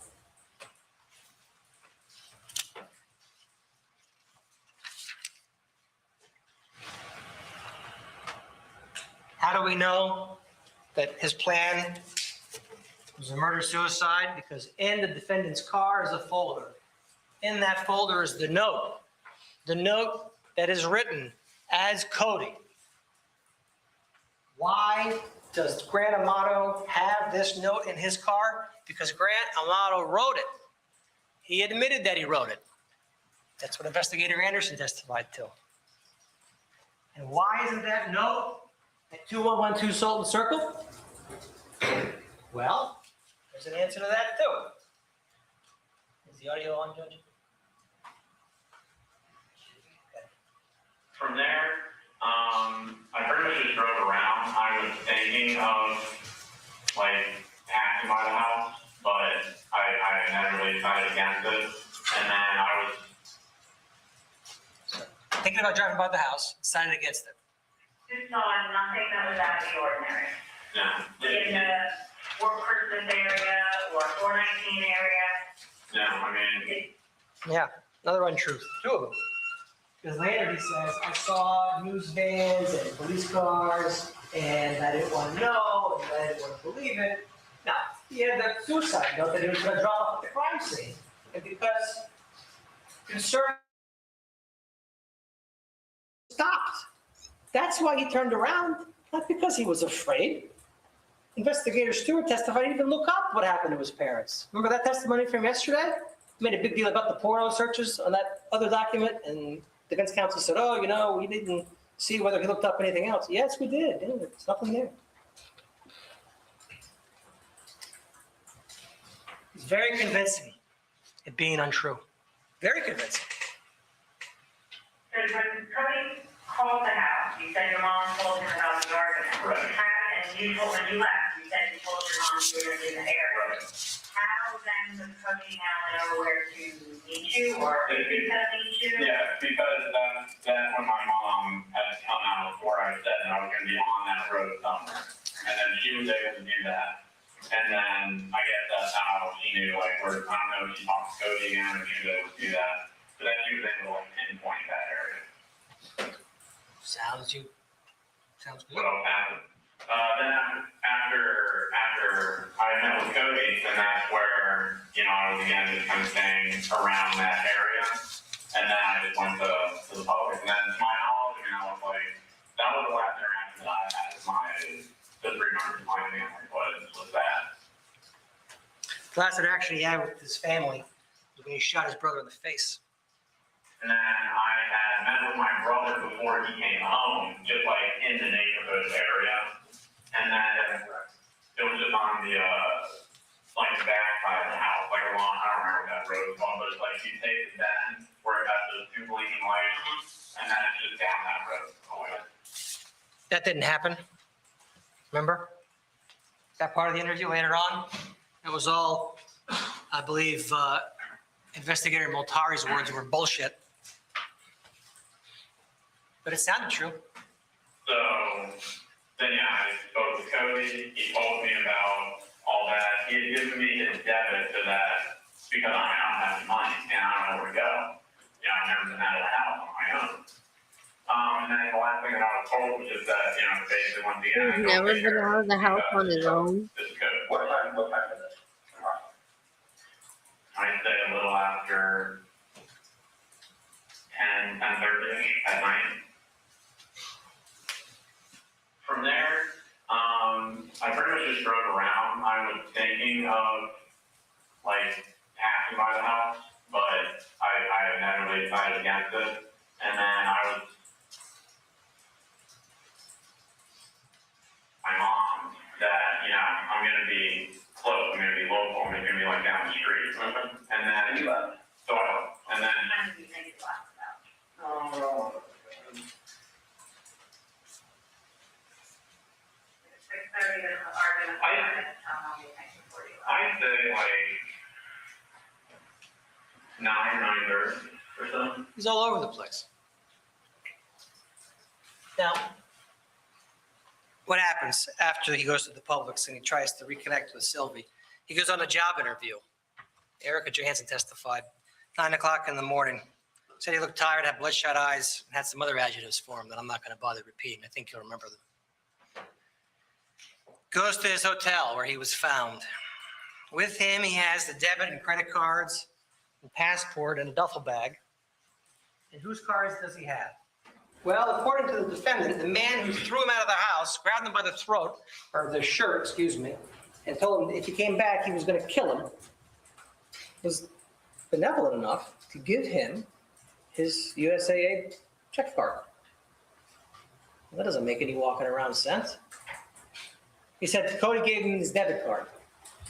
No, Cody was dead. Grant took it. Not only did he take his debit card, he took his credit card.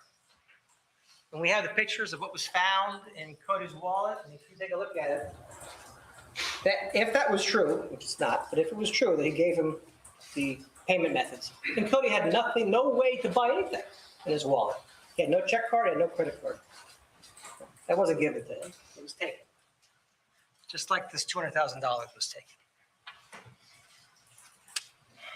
And in that bag is a set of black gloves. Black gloves that have GSR on. You heard about transfer on cross-examination from the defense, and if the gloves are in a place where there's guns before, and is it possible this could have, I think we heard the word possible about 15 times in our testimony and cross-examination. Remember, the burden here is reasonable, not possible.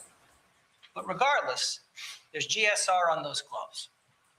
And they're his gloves. His DNA is on those gloves. And you may ask yourself, well, why isn't there any blood on those gloves? He had to touch the bodies. It's a great question. And I would answer that question with this statement. The defendant had hours of time to throw out anything and any blood on it. We don't know if he used those gloves to move the bodies. We don't know if he wiped them down and just didn't wipe off all the GSR. Right?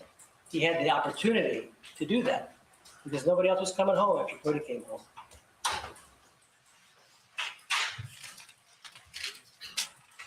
This is physical evidence.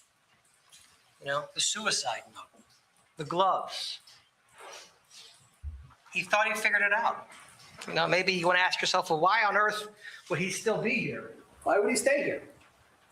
Because he thought he had it figured out, folks. He thought he had devised a way to where he could eliminate everybody that was in his way, Sylvie, look like a victim,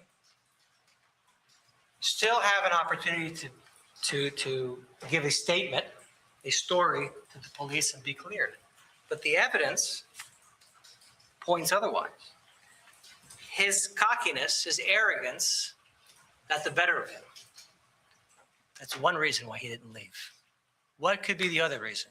Why would you take your passport with you and hang out in a hotel and go on the internet trying to reconnect with this woman who lives in Bulgaria? Woman you're obsessed with, you have money now, right? You have credit cards and you've added yourself as an account holder. So if you have money, you can travel. If you want to leave the country, you have to have a passport. He's just waiting for her to say, I love you too. Come to Bulgaria. Come see me. That didn't happen. That's why he was here. And because the police acted fast, he didn't get a chance to leave. Folks, I want to show you the tacit admission. This is from the interview.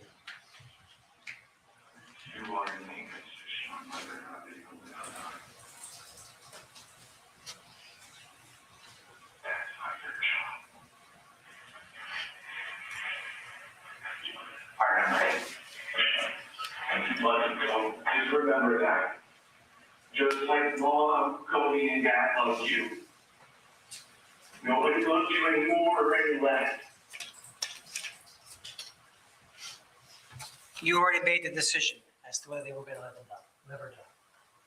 And he just sat there. Well, listen, he said in the interview he didn't do it. I can't dispute that.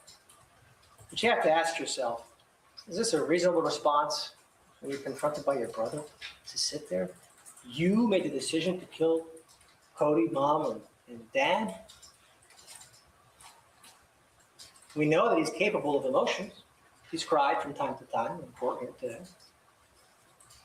A couple other things before I sit down. This is a record from USA Bank.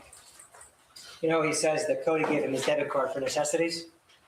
On January 24th, going into the 25th, after the murders, Cody's debit card gets a bill for $599.99 to the website. That's a necessity to him. That's a necessity. A couple more points, and then I'll wrap it up. Defense made on cross-examination, made some inferences with regard to Grant divorcing himself from firearms. And that's true. Here's the receipts. There's a pawn sheet too. He sold his guns. He sold his guns to get money. Why does he need money? I think we know why he needs money. Do I have to say it again? Okay, it's true. This was in 2018, which means there were no guns in that closet for 6 months, 5 months. And the gloves that were found that arguably could have transfer on them, we don't know. Allison Lamee testified that while gunshot residue doesn't dissipate, environmental factors make it move over a period of time. Air conditioning, right? Whether you actually go to your closet to put stuff away, for example. So the argument, therefore, is over the course of 4 or 5 months. I don't know, Melissa. The defendant never go into his closet. Did he never touch anything? We know he went in there to get gloves, at least for Japan, right? Did he ever go in there to put clothes away or dig around through stuff? Made it perfectly secure and sterile so this GSR would just sit there forever? No, it's ridiculous. A couple points I want to hit. Buzzwords that I think you might remember. Complete lack of physical evidence linking Grant to the deaths of his parents and brother. I think I've talked long enough to show you there's physical evidence that ties Grant to the deaths of his brother, his mother, and his father. Grant Amato had no firearm with which to commit these offenses because he had sold all his guns and had no access to any other guns that might have been in the residence. He sold his guns, but he found another one.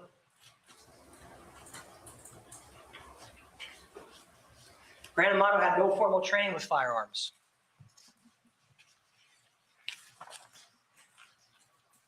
Remember these pictures? Exhibit 306, Exhibit 307, 308, 309, left-handed shooting, right-handed shooting. The affair is a combination of drugs, guns, and ammunition. Ammunition doesn't kill anybody unless it's in a gun. There were 3 guns in the house, 1 in a safe, 1 was Cody's and 1 on Chad's hip, and pot. Grant Amato knew about blood, he knew about DNA, he knew how to shoot. But after you murder your family, you make mistakes. And I pointed out the mistakes he's made, including the firearm being on Chad backwards, including the digital evidence that we were able to locate, including the bank records, including all the cellular data, including the Wi-Fi records, deleted records, deleted applications, right? It's a stressful situation being a murderer. You're bound to make mistakes. Thank you. They probably tried, and she probably wouldn't talk to him. Defense. I'm making an assumption.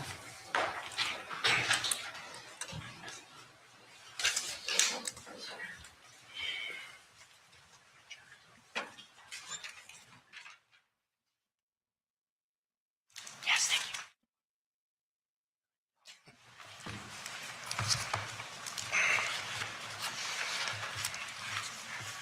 I'm glad it's not the other guy.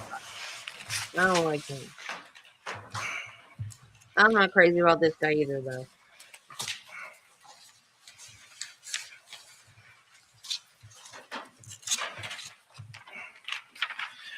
Good morning, ladies and gentlemen. I want to thank you so much for spending the month of July with us practically. I'm sure that's not what you thought you would be doing this summer. It's been a long 3 weeks, and I always tell my jurors, other than military service, jurors' duty is one of the highest civic duties you can do. And from court personnel, deputies, the prosecution, especially the defense and the clerk's office, we all want to thank you for doing your job. It's been a long trial. I know it's not a happy thing to do, but hopefully you've enjoyed it and this experience. And you have the most important role in this courthouse right now. You have to decide the guilt or innocence of Mr. Amato. So I want to thank you for that. All of you were chosen over 3 weeks ago because we all thought that you would be the perfect people for rendering a fair and impartial verdict. And that's all we're asking. That's all we're asking. I have my job to do. Obviously, the prosecution has their job to do. And hopefully, we did a good job, both of us. Now, as Mr. Leo, the prosecutor, said, that the state has the burden, and we know that they have the burden to prove this case, every element of this case, beyond and to the exclusion of a reasonable doubt. Judge Rexsealer, she's going to read you the definition of reasonable doubt. You'll be able to take the jury instructions back to you, so I'm not going to go over them. Dominic Leo has touched on some of the elements, that we have to show. There's different elements, but you'll get that opportunity. So what I want to do is go over the state's witness, but I want to talk first a little bit, just briefly, about the state's closing in the beginning, about the possible defenses. Now, the defense throughout this whole time period, ladies and gentlemen, I did not put forward, none of us put forward a defense that a random intruder did this to the Amato family. We didn't put that forward. We didn't put forward that it was a drug deal gone bad. We didn't put forward that this was a murder-suicide, nor did we put together, I never, ever, and no one on the defense team ever accused Jason Amato of this. As you recall, when Jason, my first thing that I told Jason, I'm sorry. I'm sorry for your loss.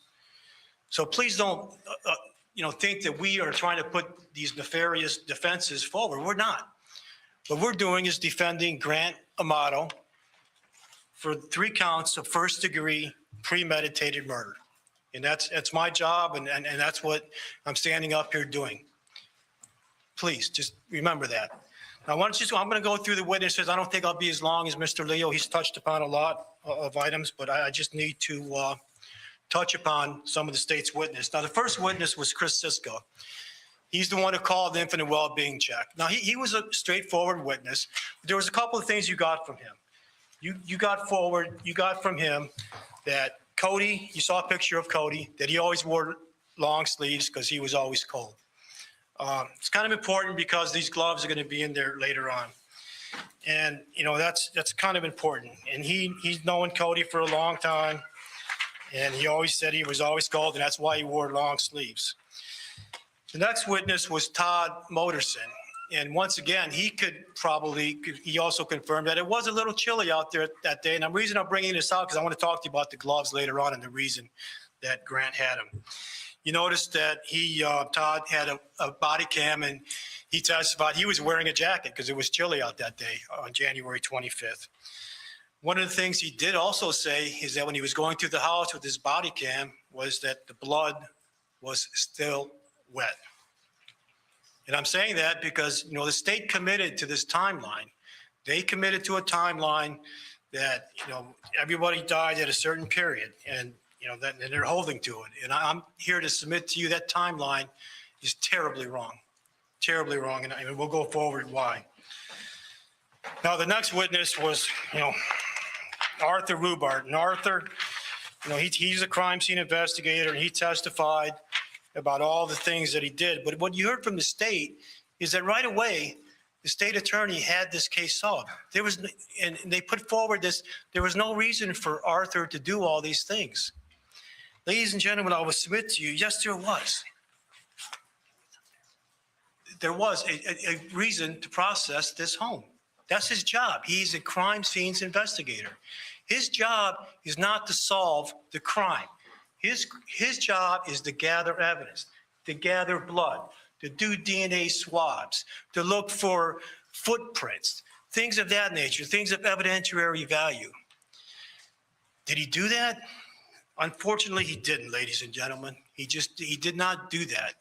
And he didn't know. Now, the thing important here is that when was there a suspect? According to Mr. Rubart, this investigation, his job lasted 5 days in processing it, and he couldn't tell me when Mr. Grant Amato was a suspect. He couldn't tell me that time frame. However, the next witness said that Grant was a suspect right away, and that was his supervisor, Ms. Snyder. Now, the first time that she testified as to the trajectories, and she was just testifying about the trajectories, and, that doesn't say who the killer was, okay? That just doesn't do it. I asked her, why wasn't all these things processed? And she didn't give me a reasonable explanation why all these items were processed. Why wasn't the garage door processed? Why wasn't the wine glass, the laptops, especially the phones? Why weren't the phones processed?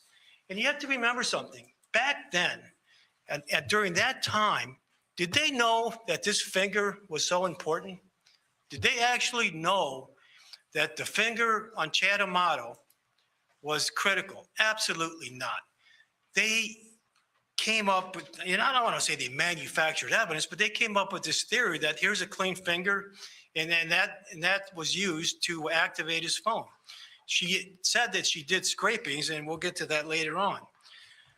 But on January 25th, they did not have any physical evidence to speak of because they didn't process everything properly. And I can't help that. Even though that's their job, they didn't do it. Now, we go to the other witnesses that testified, and One of them was Daniel Anderson, the lead investigator in the case. And Daniel Anderson, ladies and gentlemen, was very important because he's the one that did the initial interview of Grant. And what did he do? He put a bolo out on him and found him. They found him at a hotel. They found him at the Doubletree Hotel, and they took him, not into custody, but they interviewed him. They interviewed him for 7 hours. 7 hours. Now, the first hour we know was just to observe him, just to see if he's going to talk to himself, make incriminating statements, things like that. And they're watching him. We know that. That's a police strategy. And I'm not faulting the police strategy, but that's the way they do it. First, the first hour, they observe him, then they're trying to gain trust with him. They go in there and they talk about him. And you got to remember, back at the time, they didn't know what Grant did. They didn't know that, as the prosecution says, he's expert. He's a medical expert. He knows about blood. He knows about DNA. They didn't know that. Arthur Rubart, the crime scene investigator, certainly didn't know that. I mean, at his point, he's just a, quote, person of interest. So they interviewed him for 7 hours. And what did they get out of it? They got mostly the truth. They came up with 2 lies that he corrected. One was the time that he met Cody, and 2, the time that he left. He said he left earlier, then he said he left around 12:30. They used different strategies. They used strategies like, we have the surveillance. We have things, we have the cell phone towers. We know where you're at. They didn't know at the time that Grant didn't even have a telephone because his dad had shut it off. They talked to him and tried to make him feel comfortable. They trying to establish a friendly relationship. That's what he said. Then they talked to him about his job and how he lost his job. And they talked about his dad, and they kept trying to make him feel bad. They kept trying to say, things like, get it off your chest. You'll feel better now. We can help you. They can't help him. We know that, but it's just a strategy. It's just a strategy. One of the key things they did, ladies and gentlemen, it was when the phone rang. Anderson looks at his phone and says, oh, that's not good. Trying to entice him to do a confession. 7 hours. And what did they come up with? Nothing. They did not even rise to the level of probable cause. And that's just merely a suspicion that this person more than likely committed a crime. They did not even come up with probable cause in this case. What did they do? They let him go. They let him go. Even though Anderson said at one point, I have 95%, I know what happened. But they let him go, ladies and gentlemen. And I asked Anderson, what additional evidence did you have the next day? And you saw him in the witness stand, he sort of looked puzzled. They didn't have anything. They didn't have any more physical information. They didn't have anything else. They had no more information, yet they submitted what they had to a judge who signed an arrest warrant. And bam, he was arrested like that. That lasted, and you saw the video. He was cooperative. Did he ever leave? Did Grant ever leave? He could have left. He could have left the day before. If he committed the murders, why didn't he leave right then? As Mr. Leo just said, he had a passport with him. He's speculating that he's going to go to Bulgaria. Why didn't he go right then? He wasn't even a suspect. No, but at the time, if you take the time that he left, nobody knew. Nobody knew what happened. Nobody knew what happened until 9 o'clock the next morning. He could have been halfway to Bulgaria there. Did he go? No, he didn't go anywhere. Did he go? Even after he was interviewed by Seminole County detective or investigator Anderson, did he go? He didn't go anywhere. He went to the Lake Mary Hotel. That's where they put him up at. Was he under arrest? No. Was he really going anywhere? If he wanted to, absolutely not. The police would have followed him anywhere. But yet, they let him go because they did not have probable cause. And suddenly, without any additional information, they found that this guy more than likely committed a crime. Grant's, all his stories added up. The toll records added up. You heard from the Wi-Fi, the public's Wi-Fi. He said he went to the public's Wi-Fi. They checked it out. Troy Roberts testified. Yes, he confirmed that Grant was telling the truth, that his laptop was hooked up to the public's Wi-Fi. You knew that. You heard from Jason Amato. Jason was an important witness in this case. He testified, and I said, I'm sorry. I never ever accused Jason of committing this. Never ever. And please, that's totally wrong. I never implied that. I said I was sorry. He described his family relationship. He described his family relationship as a typical family. They all played when they were kids. And one of the things that was brought up that, is Chad is right-handed. He was asked that in direct testimony, is Chad right-handed? Well, his dad was right-handed, and there's no reason to believe that Grant didn't know he was right-handed. He played baseball catch with his dad too. So he was right-handed. What's the big deal is that they're starting to worry now about this fingerprint scan or things like that, or the holster. And then the holster. Why, ladies and gentlemen, didn't they process the holster right away? They didn't. They didn't do it till later. Why didn't they process the gun right away? We don't know.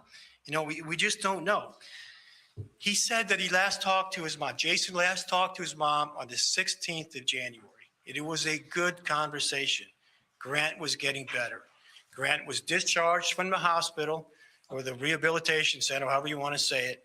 And why was he discharged? Because the doctor said that there was nothing more that he could do for him. He was fine. It wasn't like he walked away. That wasn't the testimony Jason said.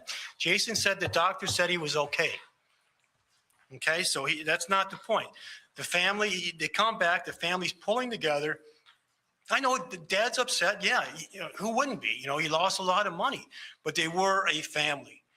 They were a family, and believe, and use your common sense. And one of the common things that we always say, don't check your common sense at the door. Okay, a lot of families have crisis, whether it be drugs, whether it could be a lot of things. This is kind of an unusual thing. Granted, this is something to do with this Bulgarian lady, but nevertheless, Grant was part of the family. The family was pulling together. Jason testified to that. Jason testified that everybody was coming back together. Now, his significant other, not wife, but basically his wife, Christy Vernell, once again, I'm sorry for her loss, but she was forthright. There was a time during her testimony, though, that she did say that Jason received a phone call from Chad. She kind of mumbled a little bit. No, it wasn't that night. But the gist of it is that the phone call was normal. The family was coming together here. Okay? Now, Arthur Rubart, the crime scene investigator, testified again for the second time. And this time was the hotel. And the hotel, the first hotel that Grant went to, that's an important crime scene. That is a very important crime scene because that is where Grant went from his car to the hotel. And that's what he testified to. And we know that's the truth. We know that's the truth. Nothing was found. No blood. No blood, no DNA of anyone else. Nothing incriminating was found. And that goes back to the scene. That was a bloody mess. It is what it is. I don't want to show you pictures of it. How in the world was Grant Amato able to do all these things without getting a scintilla of blood chinchilla on himself? Of blood. And we'll talk about that in a little bit. Eric Brothers, he testified. He was another analyst, crime scene investigator. That reminds me, I don't have closed He caption did on. a wonderful job. Now he processed the car, Grant Amato's car, and that car, Grant left from the home to the car. If he had any traces of blood, anything of evidentiary value on his body, on all the clothes that he gathered, Why is that so small? it would have been found in that car. He took the light source that he talked about. He talked like, it would say like when a 10,000th particle of blood, it would indicate. Not even on the floorboard where the floor mats were at, where Grant had to have stepped it on, was there one scintilla of blood. How do you account for that? He's not magic. Not one scintilla of blood was in that car, and he Did it get it? Oh, we got it right. Thorough exam. We can still say I chinchilla. commended him for that he did, but nothing was found. No DNA or anything. Now, Janelle Kennedy testified from CVS, and that was perfectly normal. It was a normal video. It was a normal day. There wasn't very much, of evidentiary value there. The other witness was Paul Schatz from the toll records. He confirmed that Grant was telling the truth. He confirmed that Grant went to that interview, the toll records, that the time, exactly the way he said it, exactly the way he told Anderson. It all matched up. Grant wasn't deceiving anything to Anderson. Now, Anderson had to come back and testify about the letter, and that was based on one of the jurors' question, who wrote that letter, that little card that the prosecution talked about. And Grant admitted that he wrote it. He just said he was memorializing it. He didn't lie. Now, there was a witness that I really want to pay attention to, and that's crime scene, or not a crime scene investigator, but Geraldine Blay. Was she forthright? I submit to you she wasn't. She's the one that's going to lay out the digital footprint. She's She's gonna lay out lie? the digital footprint She works for the of lab. everything that happened. She can't tell you anything about the bloody mess and how there's no blood on Grant. She can't explain, because it's not her job, about there's not a piece of blood or anything of evidentiary value upstairs. Her job is to examine the laptops, the cell phones, things like that. Now, we know, very first thing, no DNA swabs, no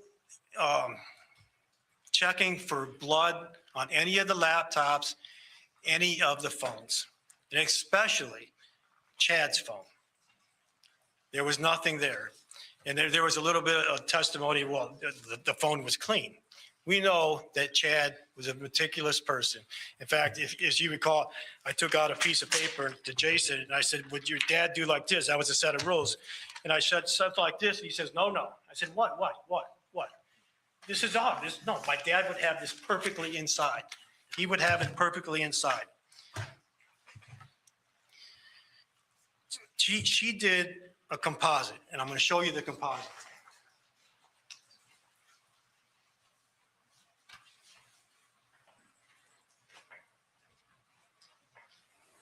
She conveniently left out about the fingerprint access. She didn't put that in there. She put that he accessed the phone, but he did not about the fingerprint access. And that's huge in this case, because that blows up the state's timeline. The state wants you to believe that Grant was able to go through that bloody thing. And see, it's not up there. It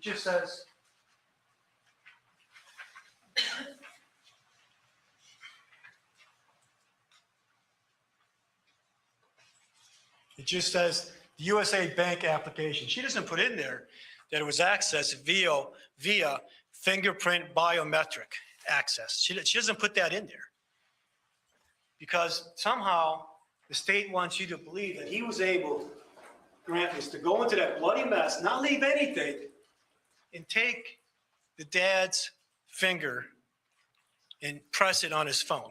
Now let's use our common sense. We all have phones. We all have cell phones.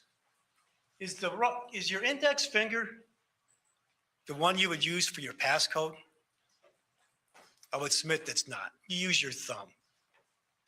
We all know that. You use your thumb. But the investigators said, Not hold on, necessarily. there's a finger that's clean. That's got to be it.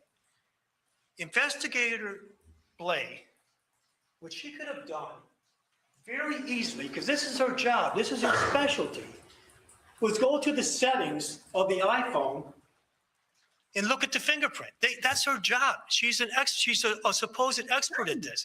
They could have got that phone and they could have obtained that fingerprint. It was easily done. And all they had to do was match it up to what? Chad's fingerprint. It was a simple process, and if she's a thorough expert, that's what she could have done, but she didn't do that. You've heard no evidence at all that Chad's, you don't even know that what finger, thumb, or what hand he used to access that phone. But we all know from our common sense, you don't use his right finger. Plus, and think of this now, he's right-handed, right? I think I have my index All right, and my I'm thumb going to both. use my phone, and I'm left-handed, but I guess, I don't know if I hold it right, but I hold my phone in my right hand. Are you going to use your right finger to access the phone like this? Does that make sense? Are you going to use what commonly most people would do? Hold your finger in your right hand and use your Mine's left my thumb. index and We my don't thumb. know. I think I The have reason both. we don't know, I think I have a program because for both. Blade didn't do her job. Oh, please. She so did. It could have been easily checked out. And the other thing about these phones, isn't it remarkable how Mr. Rubar could walk in and all of a Better sudden the not let screen appears? Corn Dog hear that. And when he walks into the hotel room, all of a sudden magically the phone, the screen on the laptop appears. He said he didn't touch it. Leave it up, I'll leave it up to your deliberations to think about that. Now, the other thing about her, Blade, she testified that Cody's phone was plugged into the laptop. So, okay, we know that. How do we know Cody didn't do it? She said that it was put in the recovery mode, and she said that is for wipe or restored. And she mumbled something about like if you want to get your iTunes back. We know that Grant didn't have a phone because it was shut off by Dad. It wasn't found with the phone. Was he restoring his iTunes? Did she show you, other than just her testifying, she just testifying that it's only used either to wipe or restore when it's put in recovery mode. Did she back that up with any documentation at all? We just had to rely on what she says. That's all you have. And she didn't do a thorough job because it goes back to the settings. She could have did so much more to gather more evidence to overwhelmingly tell you what was going on with that phone. And it wasn't done, ladies and gentlemen. It wasn't done. What about the metadata? She wanted to say that, imply that those pictures of those cards were taken that night on the 24th. She tried to imply that until we pointed out, well, Margaret's card is expired. It expired in 12/18. So what does she do? They go back and they look at the origination dates. Those pictures were taken back in September. She was trying to mislead you, ladies and gentlemen. No, she wasn't. That's what it was. And call it what it is. She was trying to imply that those pictures were taken that night, and we know they weren't done. What was her backdrop? What did she try to straighten out? Well, maybe he manipulated the dates because she wouldn't admit that he was tech savvy, but maybe he admitted he manipulated the dates to look like it was actually back in September. It was really taken that night. That's not true. Why would someone have an expired card? Why would you take a picture of it? Why would that be, possessed by him? It wouldn't be. Don't fall for that. Don't fall for that. Her testimony is based on the assumption that Chad, Cody, and Margaret are all dead. She's manufacturing evidence. And what about the Blink app? She talks about the Blink app. She knows, and she readily admitted she doesn't know anything about the Blink app. It would have been easy to find out. Just look at the manufacturer. Look at the warranty. Not the warranty, but the registration and all that. The information about how the Blink app works. The Blink app does not store data. Does she know that? No, she doesn't know that. They're trying to imply that they're trying to erase all the videos in there. It doesn't store. Have you heard any evidence that it does? No, they didn't bring in, the manufacturer or somebody from that company to explain how that works. And then what about the Echo? We know the Echo stores. You didn't hear any evidence about the Echo, did you? The Echo could have told you everything. Everybody complains about, these devices, the invasion of privacy. You didn't hear any evidence about the Echo and what happened. Nicholas Stewart testified. Now he was an important witness too. He was forthright. But what was important about him? They were making a thing that they were trying to wipe the phone in the recovery mode. I would submit that that's not true, but let's assume that it is. We know from Chad's phone that he was Googling similar actions on 119. He was Googling about how to bypass passcodes. That's from Chad's phone. On 119, he was Googling similar things. What does that tell us? We know Chad was alive on 119. Nobody's submitting that he was dead.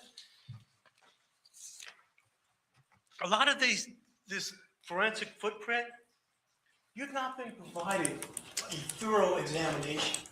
You've not been provided that. We have to rely on what Blade tells us with nothing to back it up. We just have to take her for granted. It all goes back to the one issue where we know the state is scrambling is about the fingerprint. That's huge. Because I would submit to you at 12:08 a.m., Chad Amato was alive. Now, let's talk about some of the friends. And here, I'm going to go ahead and jump ahead. Let's talk about Sloan Young. How do you get past Sloan Young? How do you get past Sloan? Sloan testified, bless her heart, she had testified the defense. She wasn't called by the state. She was called by the defense. And what did she say? Cody got a phone call at a little bit after 9, and he told her it was from my dad. And she said that he picked up the phone and he was talking on the phone. The state wants you to believe that that's a text. Again, use your common sense. Is that how you text? Holding your phone up like that? No, he was having a phone conversation. That's he was having a not phone what they conversation said. with his dad. He With called his his dad. They didn't After think he 9 got a o'clock. text. Now, if his dad's alive at 9 o'clock, do you think his mom has been dead for 5 hours? No way. No way. Margaret's still alive too. And just because there's been no activity on her work computer, that does not mean she's dead. That doesn't mean she's dead, okay? They want to say that she's dead. So if you want to believe the state's theory, that means that Chad's been walking around the house for 5 hours and poor Margaret's laying on the desk dead. That didn't happen. That didn't happen. So we know Margaret's alive. The state's timeline does not add up. We know Margaret's alive. We have to, and we don't 100% know, but make a strong assumption, use your common sense. We know Chad's alive after 9 o'clock because he was talking to Cody. We know that. Sloan Young told you that. The defense called her. State didn't call her. The defense called her. Now let's talk about Jericho Fine. Let me ask, he's a friend. He's a family friend. He's known him for a long time. Was it really necessary to show Jericho Fine the autopsy photo of Margaret Amato? Did he really have to do that? No, it was for shock value to you. And shame on them for doing that. That was not necessary. You're just trying to inflame emotions. Don't fall for that gimmick. Blake Turpin. Oh, Blake. Boy, he has an incredible sense of timing, doesn't he? Just incredible. We know from Jericho that Blake is like the centerpiece of the Remedy, the airsoft club. They go there every week. They have dinner. They hang out there, and they all get together. But Blake didn't want you to believe that. Blake said, "I'm a very private person. Don't it's just very private. Hardly anybody goes over there." Finally, he admits, yes, on a weekly basis for years, they come over. And I will submit, is manufacturing evidence. They don't have a gun. He knows they don't have a gun. And all of a sudden, he's become friends with Jason. He was friends with Cody and Grant, very tight since high school. I asked him, but recently, yeah, I've been talking to Jason on a regular basis. Have you been talking about the case? Yes, we have been. Think about that. On a regular, they know they don't have a gun. In fact, they brought some blue gun. I see that, man. This is what they started out with. This is a play gun. It's an imaginary gun that the states used for like Christine Snyder to show how the holster was done with the cross throw. That's all they had. Not for Blake, though. Blake, with his incredible sense of timing, testifies that I think Grant stole my gun back in January. That's going to help the state, isn't it? He bought the gun 3 years ago. The last time he saw it, this responsible gun owner, was June of 2018. 12 months later, he reports it's stolen. Why? Because he wants to help the state, and he produces a gun, an imaginary gun, the Jericho gun, the one that Jericho thought was cool because it had his name on it. He reports it in June of 2019. You'll see from our submission that we produced, there was a gun missing. See, this is the problem.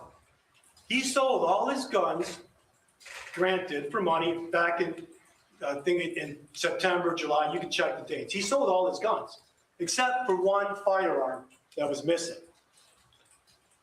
The defense found out where he sold that one. You heard that yesterday from Sam Kors.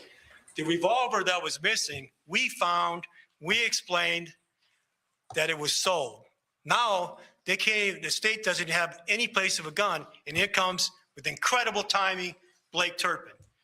Well, I tell you, we had dinner this one night in January, and Jericho had to do something substantial, and he went, and Grant had to urinate, so he went in my room. And now he comes back and says, well, Grant took that gun. But yet, when he's in front of law enforcement, Orange County Sheriff's Office, he tells the deputies he doesn't really know if it was taken or not. But he makes the report, conveniently to help the state with their case, ladies and gentlemen. And what about the bucket of ammo versus the special bullets? Because they want to get these special bullets in. Ladies and gentlemen, he's manufacturing evidence. He pulls out and says his plastic bag, which has 100 bullets in it, and 4 bullets are missing. Yet he has 2 buckets of ammunition just right in his closet. He's just manufacturing evidence to help the state. That's all he's doing. That's all he's doing. And he doesn't even leave it there. He pushes the envelope. He goes farther. He gives the state, just a few days ago, pictures that are 7 years old showing a weapons training class that took 2 hours. Just an incredible sense of timing, ladies and gentlemen. 7 years ago. And they get offered into evidence, and they're admitted into evidence. Like this was something planned or something, that he has a special training. It was 7 years ago, and it was 2 hours, and it was a group thing. It was a road trip. It was part of the gang. That's all it was. But you're being told that, yeah, this is the stuff that he does. He's trained in this. He could shoot all these people. He could shoot upside down. He knows all this self-defense tactics. It's a bunch of garbage. That's all it is. That's all it is. They're just grasping because their timeline just doesn't add up. They can't get past that fingerprint scanner. We know it. They can't get past it. Richard Ruth, the FDLE person. What did he say? He could not exclude the Glock 17 found on Chad as the gun that was used to kill Cody, Margaret, and Chad. He couldn't exclude that gun. Remember that. Their own experts said they could not exclude that gun. But Blake will take care of that. You know, there's this special gun that he uses. Now, how about Edgar Perez, the FDLE analyst?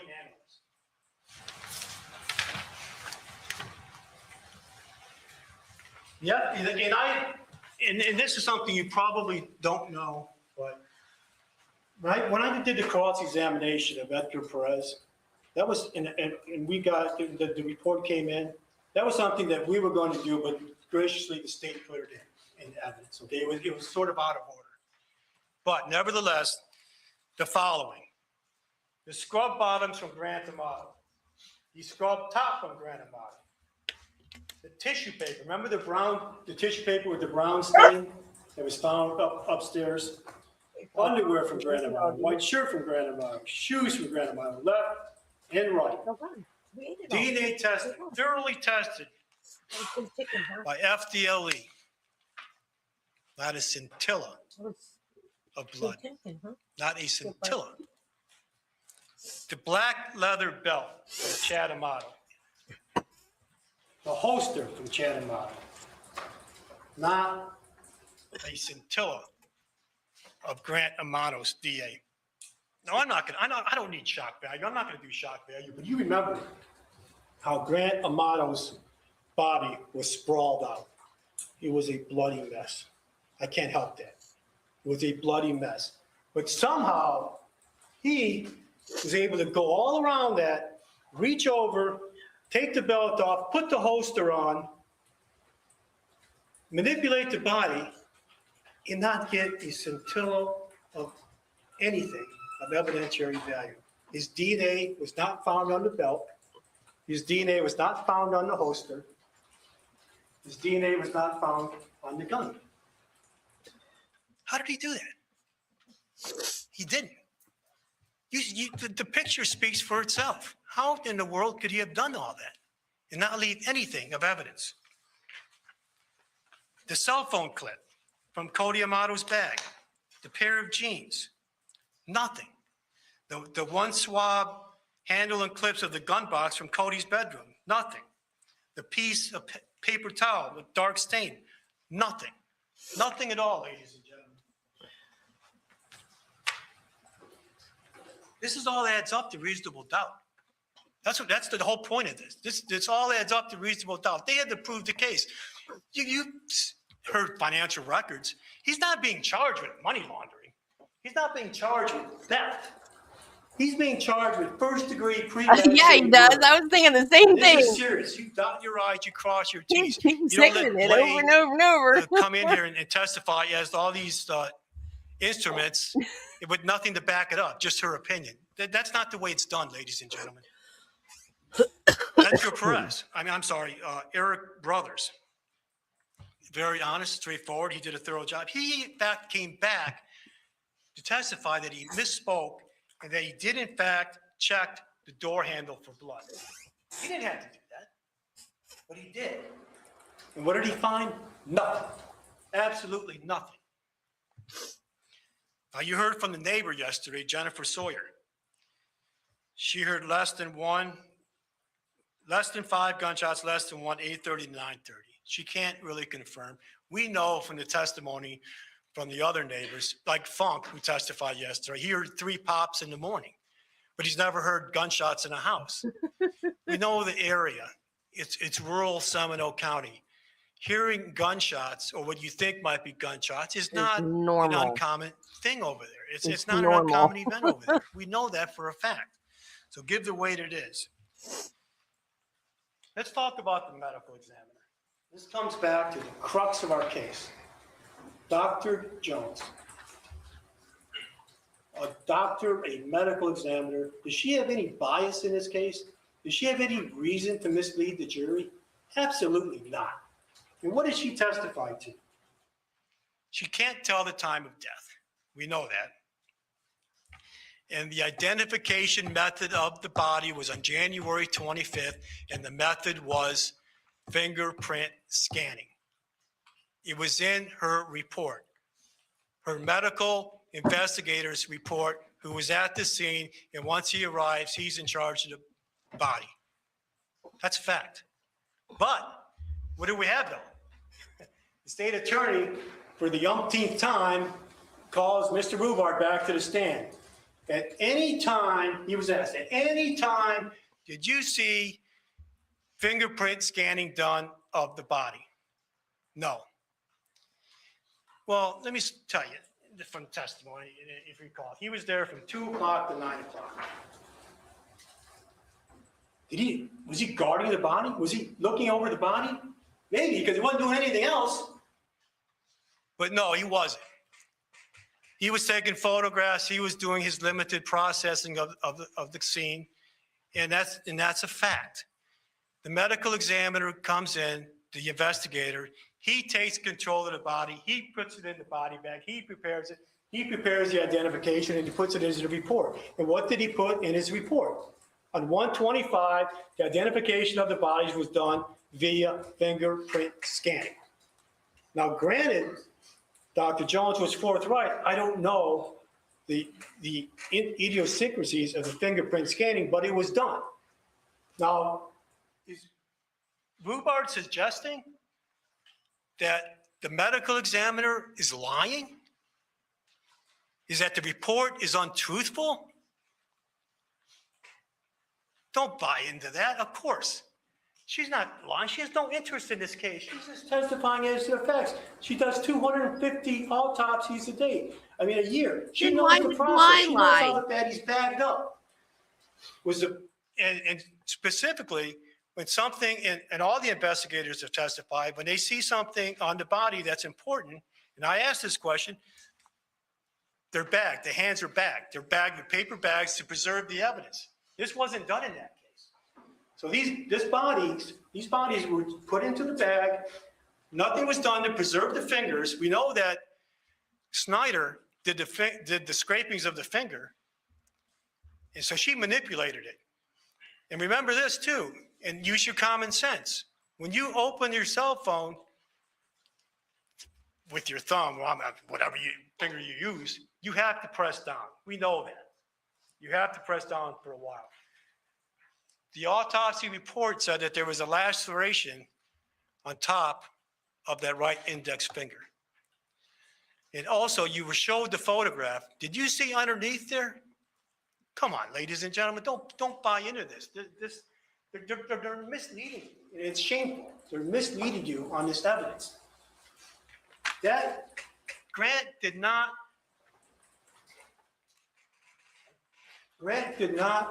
manipulate this body for this fingerprint. It didn't happen. And then Blaze, she was so brilliant, she was able to guess the passcode. Maybe he could be brilliant too. He didn't do that. He didn't do any of that. She didn't even show you. And I go back to the cell phone. She didn't even go to the settings to show you the breakdown of the phone. Why? She's supposed to be this forensic expert in this stuff, and she didn't do it.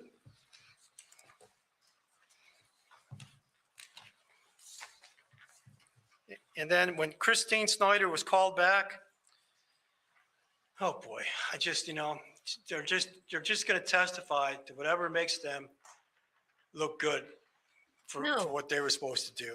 They're going to testify to Part of the truth. judge's instructions, ladies and gentlemen, is to examine the witnesses and how they appear on the witness stand, whether they were honest and straightforward. No, there's no way. They're just trying to manufacture evidence. They're trying to insinuate and impugn the integrity of Dr. Jones, the medical examiner.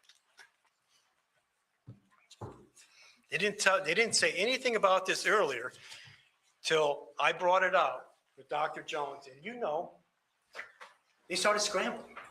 Call Rhubarb back. They started scrambling. Damn, he's got us. So we know that Chad was alive at that point. You don't have enough information on the Blink application. No other information, just from what she says. And it's not gospel. Don't accept it as that. Allison Leneve testified, the GSR lady. Now, this is an important piece Typing of the whole time. I don't know how she These does gloves, that. I can't type gloves and listen at the same had time. GSR on them. Not that much, but they had GSR.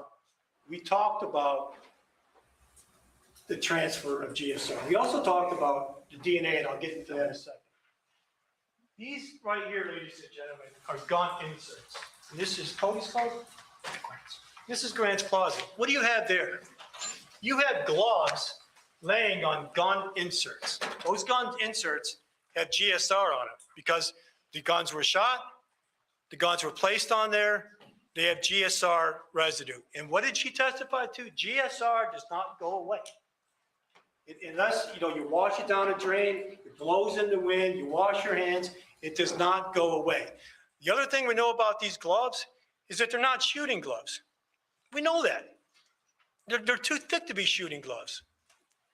There is one of his gloves there, and we know that is touching GSR.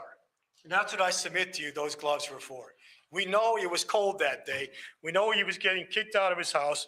We know that Cody gets cold all the time. His brother gets cold too. We know that he had gloves on that day and they came from his closet. That's where the GSR came from. Okay, You don't have any GSR manipulating the bodies. You don't have any of that. You don't have any GSR on Chad's holster. You don't have any GSR on Chad's belt, do you? None of that. It all adds. Okay, I'm gonna say something, even though no one has mentioned it, but y'all are probably thinking it.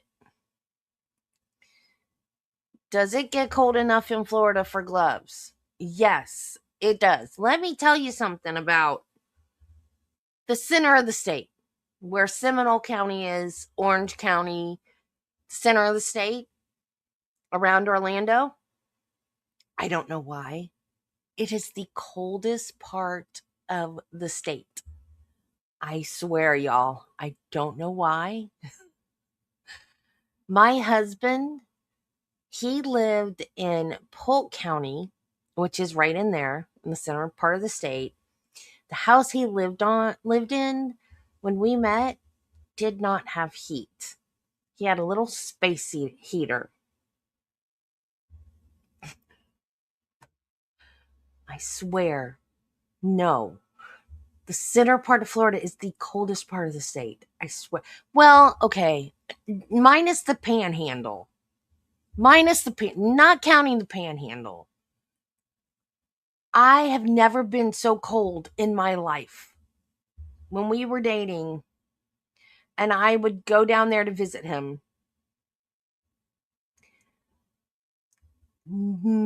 I have never been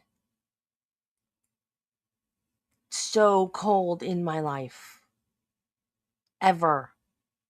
Never, ever, ever been so cold in my life. It gets colder down there than it does here. Y'all, I'm telling you, and I'm in North Florida. It is freezing down there. I'm telling you guys. I remember one year I was at Disney in January and they were selling hats and not mittens, gloves, but like wool gloves.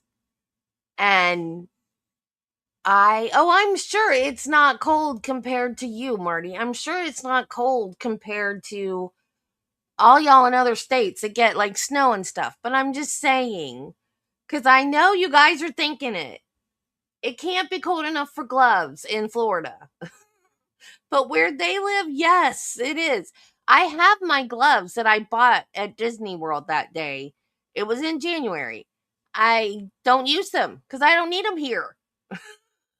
But I needed them that day. And one of the lady that I bought them from in the gift shop, she was like, she had just moved to Florida and just started working at Disney. She's like, does it always get this cold?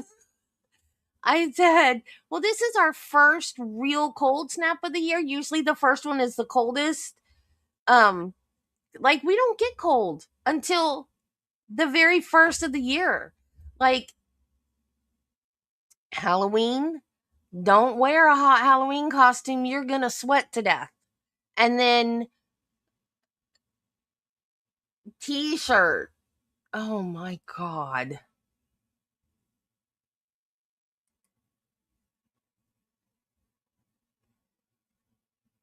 I'm just putting it into perspective. I know you guys are used to more cold. I'm just saying. For those of you who are thinking, why were they cold in Florida? That's why, because of where they live. And then it gets warmer as you go up the state for some weird reason. And then when you get to the panhandle, it's cold again, and they get snow and stuff in the panhandle. I don't know what it is here today. But I'm just saying, that's why he wore, well, that might not be why he wore gloves, but they keep saying they're cold in January in the middle of the state, Orange County, Seminole County, Polk County. It's cold. Or it's cold to Floridians, I guess.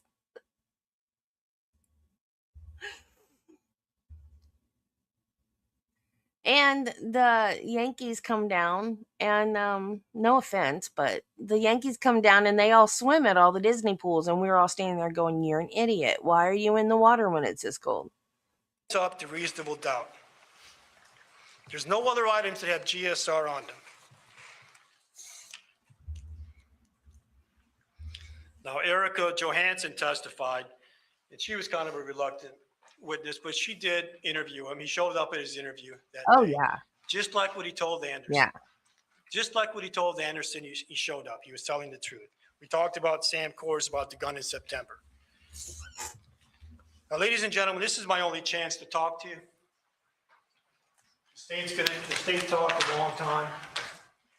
I'm like the jelly, the peanut butter and jelly in the sandwich, okay, and they're the bread. The state has the burden of proving Grant's guilt beyond a reasonable doubt. What about a peanut butter and submit to jelly you, sandwich? What the? They did not meet that burden. I am not saying that this was a drug transaction. I am not blaming Jason. I am not saying it was a random intruder. I've not put forward any of that evidence. I don't want to lose any credibility with you. I want to speak to you with credible evidence that was presented by the state, and I'm commenting on it now. They did not meet that burden. You swore you would follow the law, and that's why we chose you. Remember, respect each other's opinions. You know, we all promised we wouldn't get bullied. And when the time comes, render that verdict. And there's one verdict in this case, ladies and gentlemen, and that's not guilty. They did not meet their burden. Hold it to them. I'm sorry for what happened, but they did not prove Grant's case to the exclusion of a reasonable doubt. Thank you, Judge.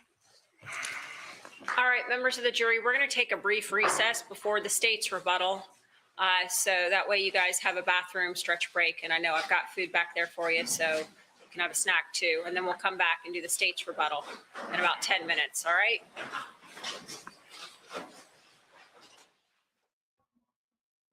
You may be seated. All right, so we're going to take a brief recess. I will do about 10 minutes. You got 38 minutes left. All right.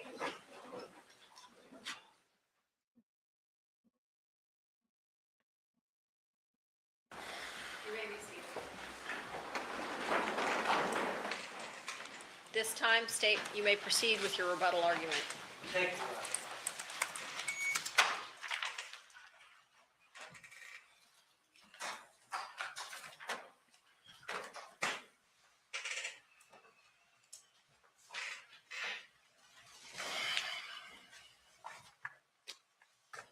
Before I get started, there's a couple things I want to reinforce to you. The first is Same what attorney. the lawyers say is in evidence. And that's a good thing because Mr. Dowdy was listening to a different trial. Mr. Dowdy's characterization of the testimony of the witnesses was inaccurate and misleading. And I tell you that so that when you look at your notes of his closing argument, that you take them not with I a grain think of they salt, escaped. with a 50-pound bag of it. That's what Not I believe. once in his And closing argument did he say, I'm look at the not going to evidence. change my Don't mind. take I my word believe it. for it. Review the evidence. Look at not once. Not once did he say, review your notes. Because your memory is the memory that matters. Not what Mr. Dowdy says, and not what I say. So keep that in mind. Basically, to sum up the hour of closing argument that you just heard, the defense is everybody's a liar and everybody's incompetent. Why? Why is that the defense now? Because in opening statement, no access to firearms, treacherous, I forget the word now, mixture of guns and ammo and drugs, no physical evidence. The state of Florida, through the course of their case, maintains the duty and welcomes the duty to prove the case beyond a reasonable doubt. And in this case, we dismantled every allegation in a part of the trial that's not even evidence. Remember that? The evidence is only in the middle. So that's why today's version, Possibly. everybody's a liar and everybody's incompetent. I think they would have found their bodies if they died in the bay. I know to you, it's a gruesome, disturbing scene. No one here is trying to shock you. But unfortunately, or fortunately, depending on your persuasion, the state has the burden of placing forth evidence that sometimes is gruesome and disturbing.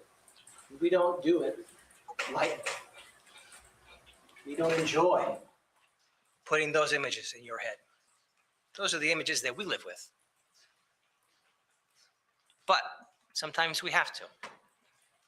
And I'm going to tell you that the scene at 2112 was actually not a bloody mess.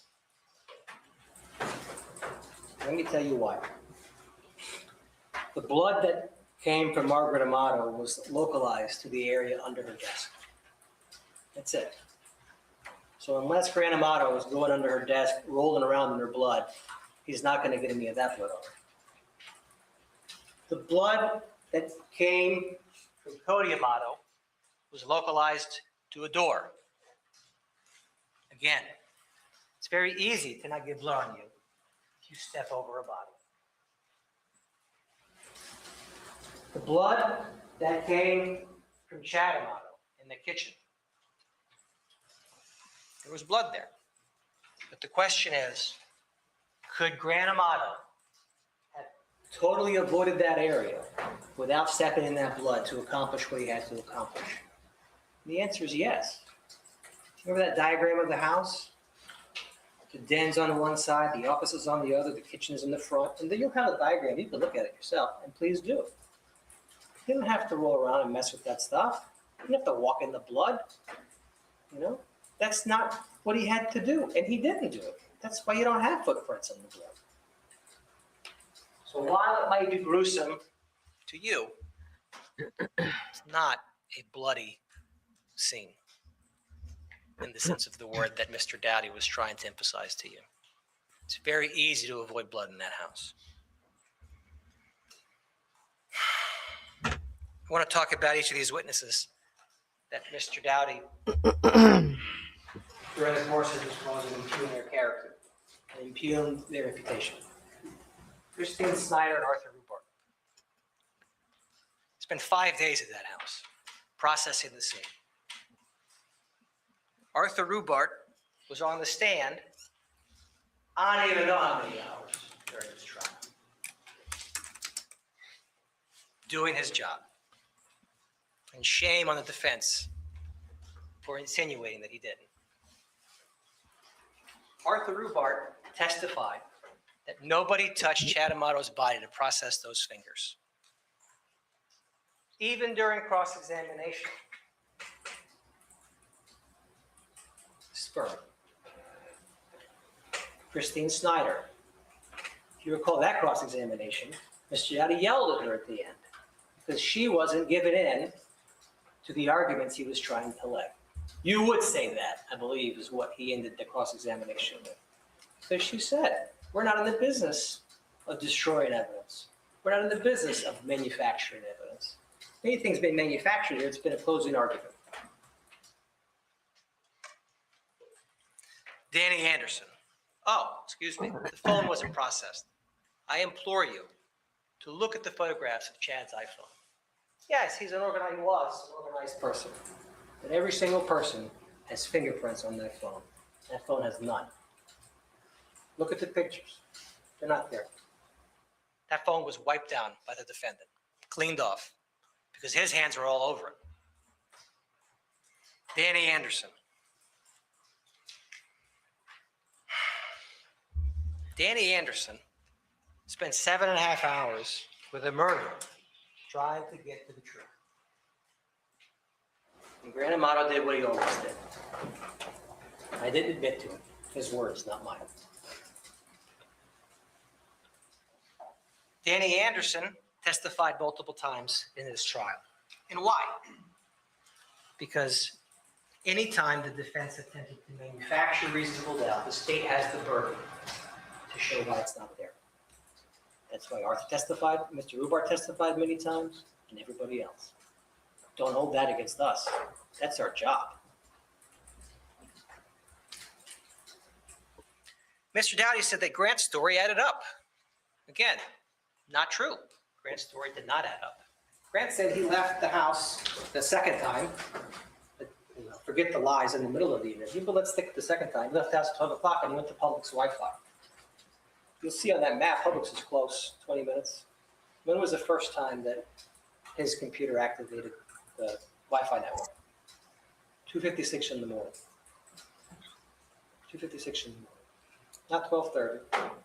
That's why I asked Mr. Troy Roberts from Publix. I asked him, was there any record of any other device accessing that Publix Wi-Fi that night? Just in case there would be any sort of inference that, well, the defendant used his iPad that he had, or the defendant used his iPhone that only has Wi-Fi. I wanted to eliminate that for this very reason, and we did. And so we know 2:56 is when he got there, not 12:30. That didn't add up.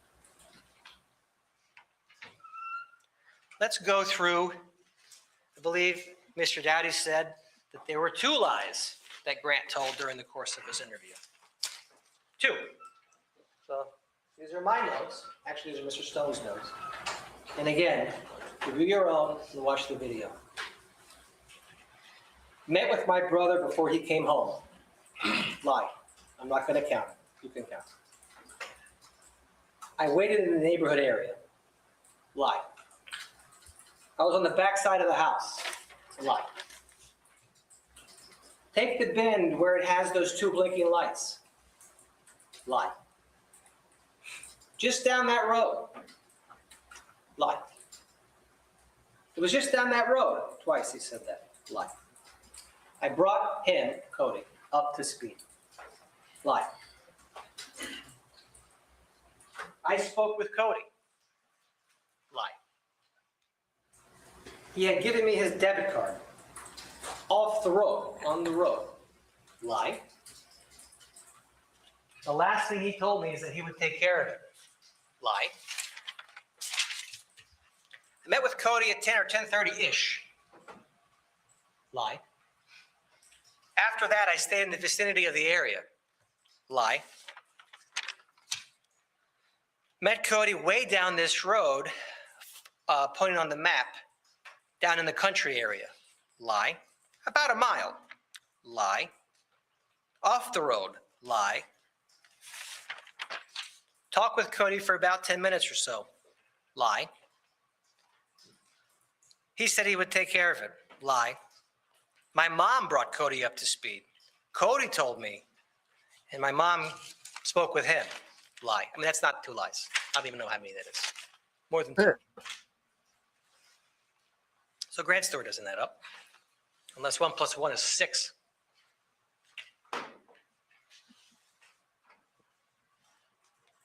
Mr. Dowdy told you the family was getting along. Grant was getting better. Left the facility. There was a 60-day stint, I believe, from the interview. He left 6 days into it. He said because there was nothing they could do for him. Why? Why was there nothing he could do for them? Maybe he didn't acknowledge he had a problem. Who knows? But we know he wasn't getting better. You know why we know? Because he wrote that apology letter. And you read it. It's not the words of somebody who's getting better. Everyone was coming together. That's what Mr. Dowdy said. Everybody was coming together, except for Grant. That's why he had to kill them. Mr. Dowdy intimated, I think he just said actually, that Ms. Farnell testified that Jason spoke to Chad Amato that night. Then he said, but she was sort of backing off on that. Well, that's also not what she said.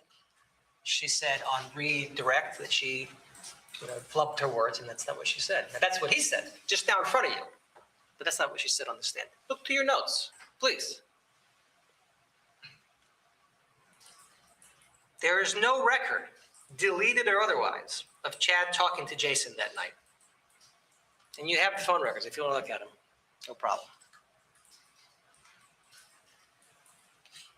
We talked about the scene being localized with blood. No blood on the defendant. He was in that house for at least 4 hours, maybe 5 hours, undisturbed, collecting whatever he needed to collect, throw it, bagging up whatever he needed to bag up. So of course not. No kidding. He had the opportunity to cover his tracks. He knows what blood is. He knows what DNA is. He's a friggin' nurse. Paul Schatz, Mr. Dowdy said Paul Schatz confirmed that Grant Amato went to the interview. That's true. He sure did. That is true. Paul Schatz also confirmed that Grant Amato drove back down the Dean Road exit towards his house. But he said that first he wasn't going to go. Then, I went, but I didn't see anything. And then I went, but I saw police on. Yeah, so Paul Schatz actually was very useful. And he was straightforward. Geraldine Bly, not forthright. Mr. Dowdy's words. I would submit to you that there was no impeachment of her testimony at all. She was cross-examined vigorously. I don't know what she wasn't forthright about. I have some notes here. Let's see. Left out the fingerprint access on her spreadsheet that we went over. Remember that? That's what Mr. Dowdy said. Well, if you remember from your notes, that spreadsheet only contains information from the database files contained in the phone. Okay? And if you remember from her testimony, Ms. Bly said that she wasn't able to get the fingerprint information off the phone, which is why we had to get the fingerprint information directly from USAA. It's not on the phone. We have to get it some other way. And that's how we got it. She said that that record contains what was on the phone. Now, let's talk about this argument that apparently everybody only uses their thumb on their iPhone. And I want to take you back in time to address that argument. When Touch ID first came out, you are setting up the Touch ID on your phone for the very first time. I would submit to you that most everybody did this. They turn their phone on. Mine has Face ID these days. But they turn the phone on, and they say, "Ooh, set up Touch ID." And you flip the switch, right? It says, "Okay, set it up." Yep. And then you realize you can set up more than one finger. Yep. And then you're like, "Oh, well, I guess I'll just do my thumb too." Yep. That's not unreasonable. That's what I did. That happens. That's exactly what I Who's to did. say what Chad didn't or didn't do? All we know is what the evidence shows us. The evidence shows us his fingerprint was used to access that phone, and his clean finger was this finger. And by the way, not for nothing, if you look at the crime scene photo, not the medical examiner one where magically his blood was wiped off of him, but before all that fingerprint scanning allegedly happened, even though it didn't happen, we'll get to that in a minute, you'll see Chad Amato laying on his back with his right hand sticking out. And what will you see? His right finger sticking out further than all the rest. And what does that tell you? The defendant picked that finger up and put it on the phone. Look at the picture, please. There's a very good picture of it. We pick our photos for a reason.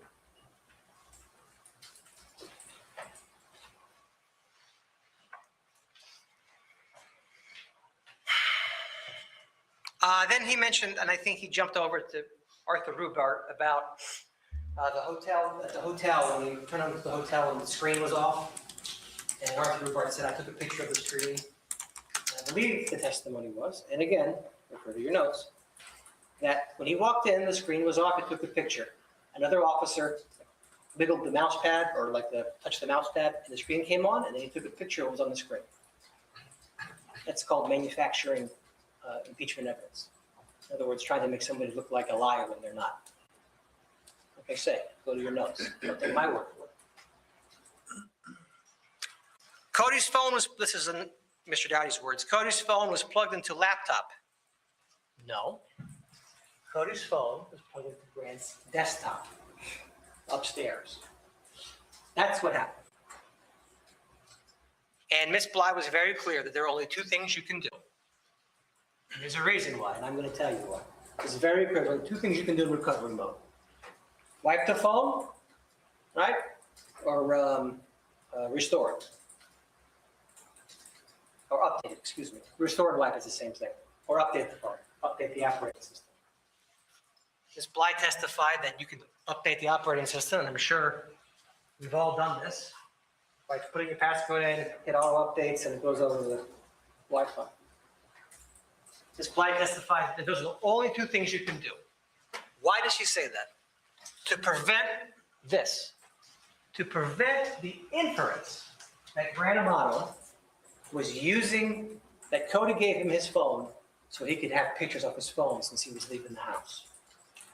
You know, Cody said that I could have his phone and I could look at the photographs and take pictures of us from Japan or whatever happened. No, that's why she testified that way. It's not possible because remember the phone's in handshake. They can't transfer data when they're not handshaking. That's why she testified that way. To infer that she did not do her job is not only a mischaracterization of the evidence you heard in this case, but an insult to the hours and hours and hours she spent working on this case, up and until and during this trial. Metadata in the pictures, again, mischaracterization. Mr. Dowdy told you in his closing argument that the inference that Ms. Bly was making was that those pictures were created that night after everybody died. No.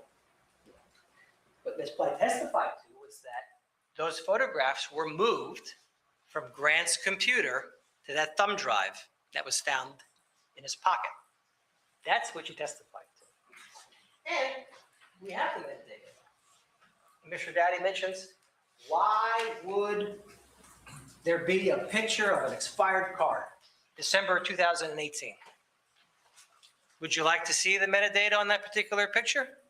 Because that picture was taken before the card expired, during the 6-month time period that he was blowing through $200,000. That's why the picture was there.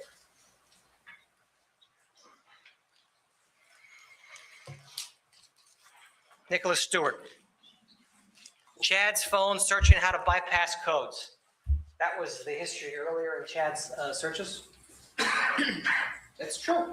I can't say that's not true. Why, though? Grant Amato was on internet lockdown by his own statement, by the agreement that you're going to see. Grant Amato's equipment was Windows equipment. Chad Amato was searching for ways to keep his son off his computer. Grant Amato said as much in his interview. That's why he was searching those things. That's why they were earlier in January. Sloan Young. That's Sloan Young. I want to be very clear. My recollection of the evidence is that Sloan said, and by all means, I hope you took good notes, because now we've manufactured some facts that are not accurate. Sloan said that Cody called his dad, not that dad called. That was her testimony in court, in front of you, in front of us. And you don't even have to believe her. You don't even have to believe her. Because we have the phone records over my shoulder. Outgoing calls from Cody's phone the night of the homicide. M.O., M.O., M.O. Remember? M.O. is outgoing. 2 to dad's phone and 2 to the house. The 2 to dad's phone, remember the stipulation what dad's phone number is, the cell phone number? 1 second and 4 seconds. That's not a pickup. 1,429 seconds, that's to the house line. That was the phone call that Cody made that Grant answered at the house, because everybody else was dead. So, Sloan Young wasn't impeached. You should believe her. But even if you don't believe her, there you go. Blake Turpin, the renegade witness, in the state's back pocket or whatever else he said. Blake was friends with Grant Amato for years, high school. Do you think it's easy for someone to turn on their friend and say the things he said? Same with Jericho? No, it's not.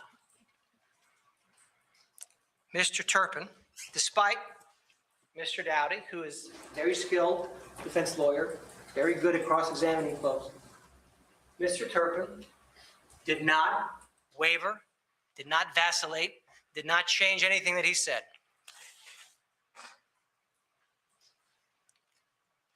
That is the fact. Sloan Young said that she didn't even know if Cody talked to his father. Thank you. Blake maintains that the report that he made was filled out incorrectly. Mr. Dowdy said the gun was missing for a year. It's not true. 6 months was when the report was made. And Mr. Turpin said the moment he realized the gun was missing, the next day or that day, he called the police. So that 12-month number, I don't know where that keeps coming from, but it's not from the evidence in this case. Why?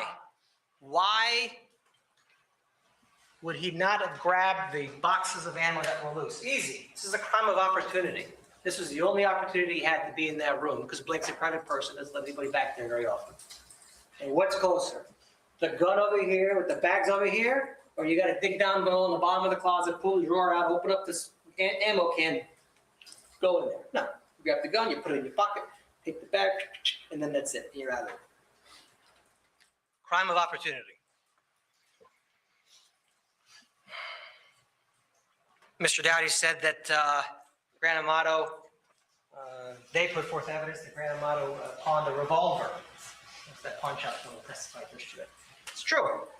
He did. But that's great. Revolvers don't eject shell casings and they only shoot a 9mm, so what difference does that make?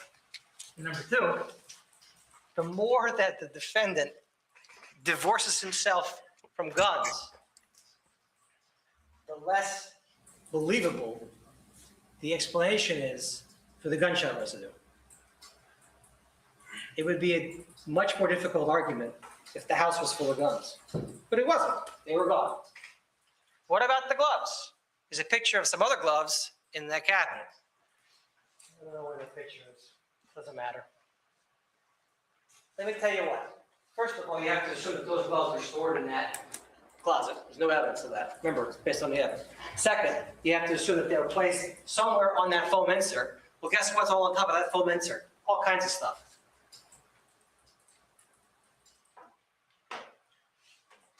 And of course, you have to assume that if the gloves are in there, he never goes in his closet. I mean, it's the logical jumps you have to make are impossible. Richard Ruth. This is a good one. Glock 17. He couldn't eliminate the Glock 17. That's okay. I can eliminate it for you. Piece of cake. Let's go down this road. Happy to do it. The Glock 17 found on Chad's hip could not conclusively eliminate. Now, mind you, it's inconclusive with a negative sign right above eliminate. We'll forget about that for a minute. And I think he said it's not likely. But forget that. Forget it. How do we exclude this gun? Okay. Chad Amato went on a shooting spree. Right? It says gun. So Chad Amato shot his wife in the back of the head. I guess after Grant left. Cody got home. And Chad Amato shot Cody in the face. And then Chad Amato killed himself. Crazy thing about suicide is once you put a bullet in your head, you can't put the gun back in the holster. That gun could not have fired. Dead people cannot reholster their gun and put the Velcro clip back on it. So there you go. I'm not an expert, but I've eliminated that gun for you. No blood on the holster. The holster was processed. The gun was processed. You heard from experts. No blood on the holster. What does that tell you? An individual who's got blood all over him and no blood on the holster, that holster was put there. You also, please look at the pictures if you can. You'll find that there's blood underneath where the holster was sitting. Blood can't go through the outside of a holster, through a gun, through the other side of the holster, through the clip, and onto the shirt, and onto your pants. That's not how blood works. It doesn't go through things. Kind of like how blood doesn't go through a closed door or an open door. Remember that with the coating?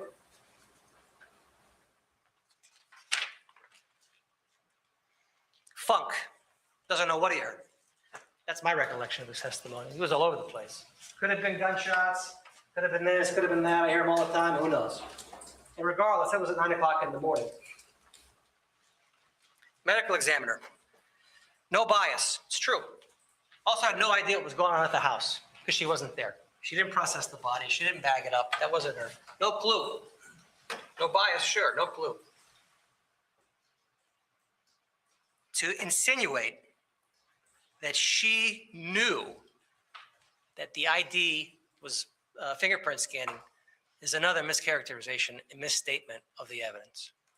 But don't take my word for it. Check your notes. No, this is a good one. The medical examiner testified, this is Mr. Daddy's argument, testified on that there's a laceration on the top of the finger. Laceration on the top of the finger, the index finger. Great. Where are your fingerprints? On the top of your finger or on the bottom of your finger? Who cares about the cut on the top of your finger? Again, manufactured doubt.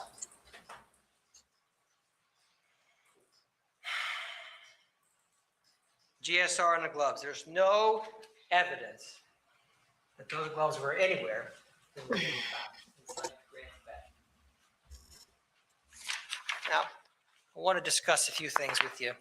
As Mr. Daddy brought up, getting an instruction about weighing the evidence. And I won't belabor the point. But here's the instruction. It is up to you to decide what evidence is reliable. Please, you should use your common sense, not my words, in evaluating and deciding what the best evidence is and which evidence should not be relied upon in deciding your verdict. Some of the evidence you can find reliable, some not reliable. You can believe part of testimony, not part of some other testimony, okay? These are the things you consider when you're weighing testimony and evidence. Did the witness seem to have an opportunity to see and know the things about which the witness testified? Did the witness seem to have an accurate memory? Was the witness honest and straightforward in answering the questions? Did the witness have any interest in how the case should be decided? Number 5 is important. They're all important. Does the witness's testimony agree with the other testimony and the other evidence in the case? Did the witness at some time make a statement that's inconsistent with the testimony he or she gave in court? That's the law. You can on So when you go back and you go iPhone. down the list I don't know about of witnesses that Android. testified in this case, you do that. I want to point out a couple more things about Mr. Amato's story not adding up. These are these notes. You probably put on Android. The notes that were and on found. There was Apple. one I note know that was for found free in the with hotel Android. room, and there was the one note that was found in the car. Interestingly enough, there were no notes that were found in the house, but apparently Mr. Amato's become quite the diary writer. So let's begin with the one found at the hotel. I miss being home already, and it's only been 1 day since I was kicked out by Dad. Cody said he'd take care of it, but there is nothing he can do about this. I miss the house and the comfort and the atmosphere had been getting worse and worse. Cody sounded pretty sad, suicide. And I told him that it's over at the house. We had a good 29 years, and I wish it could work out. Looks like I have to finally live on my own. This part's laughable. Sadly, Cody is still helping me by giving me his debit until I can get settled. Oh, and the interview went well today. And no phone service because Dad canceled it. So here we have laying out a suicide, laying out why he has Cody's debit card. I guess he forgot he stole his credit card too. I went to an interview, so I couldn't have been there when it happened. And you can't track me because my phone doesn't work. Now we talk about the suicide note that was in his car that he couldn't drop off. Brother, and remember, this is interesting too. It's written in different person, first person and third person. Brother, they just told me what happened. Dad told you to pack your shit and get out of the house because you were caught texting that woman again. Grant, I'll take care of all your problems. I just need you back. I can't live without you, brother. I said I'd take care of all your problems at the house, and I have. No one will ever bother you again regarding this. Please come home. Can't do this again. I'm part of the problem, and I really lost you. And I can't take that loss after everything. There is nothing I can say to change your mind. I love you, 022, and I wish you felt the same. It's going to come home after you. It's going to come after you again. So what's the point? So the defendant wrote this. If you believe that he wrote this to memorialize a conversation he had with his brother, that belief is not reasonable.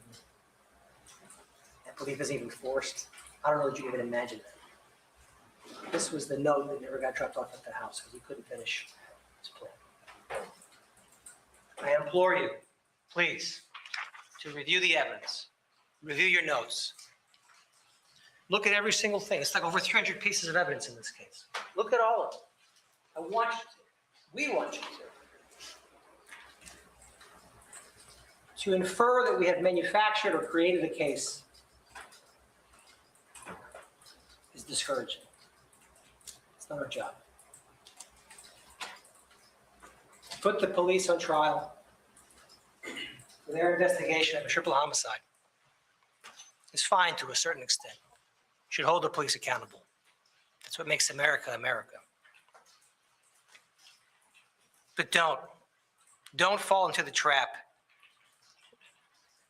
that there's some conspiracy, that everybody's a liar and everybody's incompetent, because there's no evidence to support that. And your verdict has to be based only on the evidence. Thank you.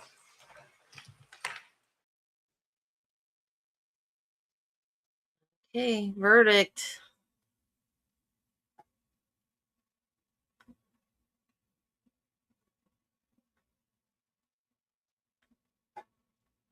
Seated, court will come to order.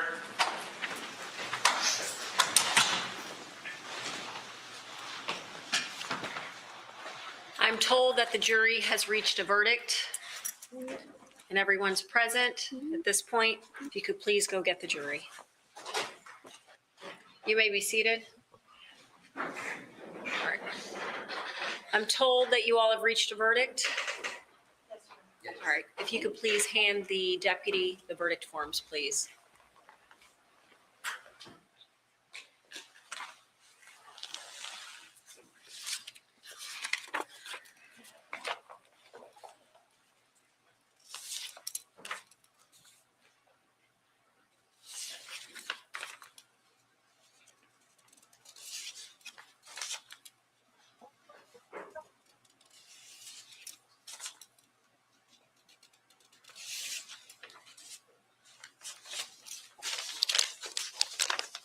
Madam Clerk, if you could please publish the verdicts. If you could please stand, Mr. Amato. In the Circuit Court of the 18th Judicial Circuit in and for Seminole County, Florida, State of Florida versus Grant Amato, case number 1933 CFA. Verdict, count 1, Margaret Amato. We, the jury, find the defendant guilty of first-degree premeditated murder. Further finding, we further find beyond a reasonable doubt that during the commission of the offense, the defendant personally carried, displayed, used, threatened to use, or attempted to use a firearm or a weapon. Further finding, we further find that during the commission of the crime, the defendant actually possessed a firearm. Further finding 2, we further find that during the commission of the crime, the defendant discharged a firearm. Further finding 3, we further find that during the commission of the crime, the defendant discharged a firearm and caused the death of Margaret Amato. Verdict, count 2, Chad Amato. We, the jury, find the defendant guilty of first-degree premeditated murder. Further finding, we further find beyond a reasonable doubt that during the commission of the offense, the defendant personally carried, displayed, used, threatened to use, or attempted to use a firearm or a weapon. Further findings, 1, we further find that during the commission of the crime, the defendant actually possessed a firearm. Further finding, 2, we further find that during the commission of the crime, the defendant discharged a firearm. Further findings, 3, we further find that during the commission of the crime, the defendant discharged a firearm and caused the death of Chad Amato. Verdict, count 3, Cody Amato. We, the jury, find the defendant guilty of first-degree premeditated murder. Further finding, we further find beyond a reasonable doubt that during the commission of the offense, the defendant personally carried, displayed, used, threatened to use, or attempted to use a firearm. Further findings, 1, we further find that during the commission of the crime, the defendant actually possessed a firearm. Further findings, 2, we further find that during the commission of the crime, the defendant discharged a firearm. Further findings, 3, we further find that during the commission of the crime, the defendant discharged a firearm and caused the death of Cody Amato. So say we all, signed 4-person dated July 31st, 2019. Do either of you wish to have the jury polled? Yes, ma'am. Members of the jury, when asked if this is your verdict, please respond yes or no. Juror 256402. Yes. Juror 250662. Yes. Juror 159388. Yes. Juror 259237. Yes. Juror 75165. Yes. Juror 256469. Yes. Juror 228925. Yes. Juror 253508. Yes. Juror 195914. Yes. Juror 266822. Yes. Juror 200019. Yes. Juror 96142. Yes. Thank you. You may be seated. Members of the jury, at this point, the next proceedings, as we discussed previously, will be on August 12th. The penalty proceedings will then, at that point, for the second phase of the trial, in which to determine the penalty, will be presented at that time, and the evidence presented for that proceedings will be presented at that time. As indicated previously, the court has indicated that you are not to view the internet, not to watch TV in regards to this trial, still not provide or see any social media, view social media or any notifications. Until such time as the penalty proceedings or the second phase of the trial is proceeded and finished and completed and you are discharged as jurors, that is still to remain in effect. You are still to avoid the news as much as you at any point throughout these proceedings.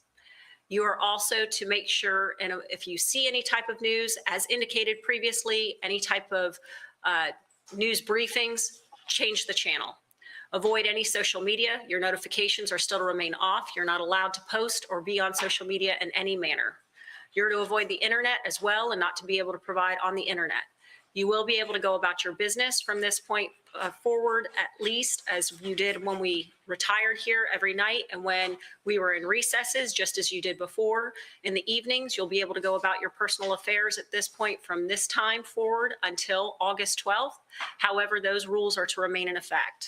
If you were to violate any of those rules, there is the part where if the court were to discover, or either the state or the defense, if it comes to the court's attention, again, that is the situation in which sanctions can be provided of either jail, which would be up to 175 days in jail. Was that really a question? So I cannot stress to you enough how you must follow these orders that are previously indicated by the court. They are to remain in effect. The second phase of the trial will start on August 12th. As indicated, I would like you all here by 8:45 that morning. We will begin that morning at 9 a.m. as I am to qualify the jury that is to occur that morning. Yes, so that will allow you all to come here, be presented to the deputy. You'll meet them outside, and they'll bring you back as well in the jury room. Okay. At this point, you all, is there anything further for the state or the defense before I have the jury gather their belongings, since they're not going to need hotel for this evening? From the defense. So at this point, I know you all had your belongings in the jury room in case you chose to adjourn earlier this evening. I do appreciate again your service. It will still be continuing, so I do want to make sure that you all are aware of that. But you can gather your belongings, you can retire into You the don't jury play room with the in deputy, Florida. and then you can proceed from there. All right. Do you all have any questions of this court before I, at this point, excuse you?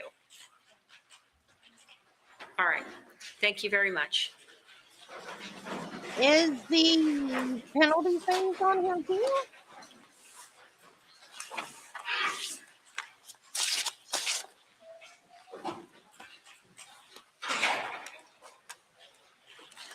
You all may be seated.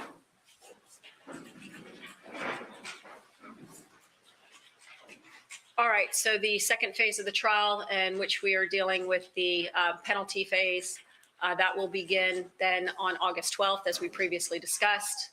You all can then otherwise make sure that all the witnesses or otherwise are disclosed, any experts that may also be testifying further to make sure whatever evidence is needed, everything that we, same as procedures as we did for this phase of the trial. I am qualifying the jury that morning, should be probably about 8:30, should probably be done by about 10 till. So then we can start up hopefully about 9 o'clock. All right. Is there anything else? You're welcome.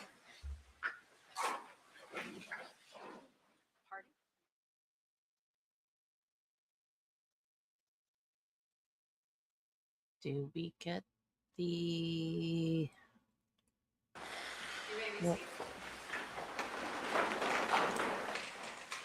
This time, state, you may proceed with your rebuttal argument. Thank you.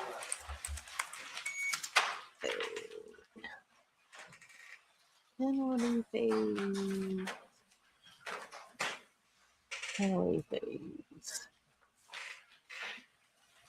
Penalty phase. Before I get started, there's a couple things I want to reinforce to you. First, Wait a minute.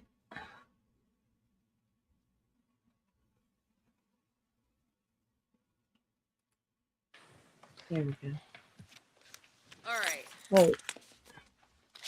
So this, at this point, let's go over the victim impact motion.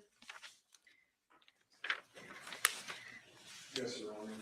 Just very briefly, I know the court has reviewed defense's motion and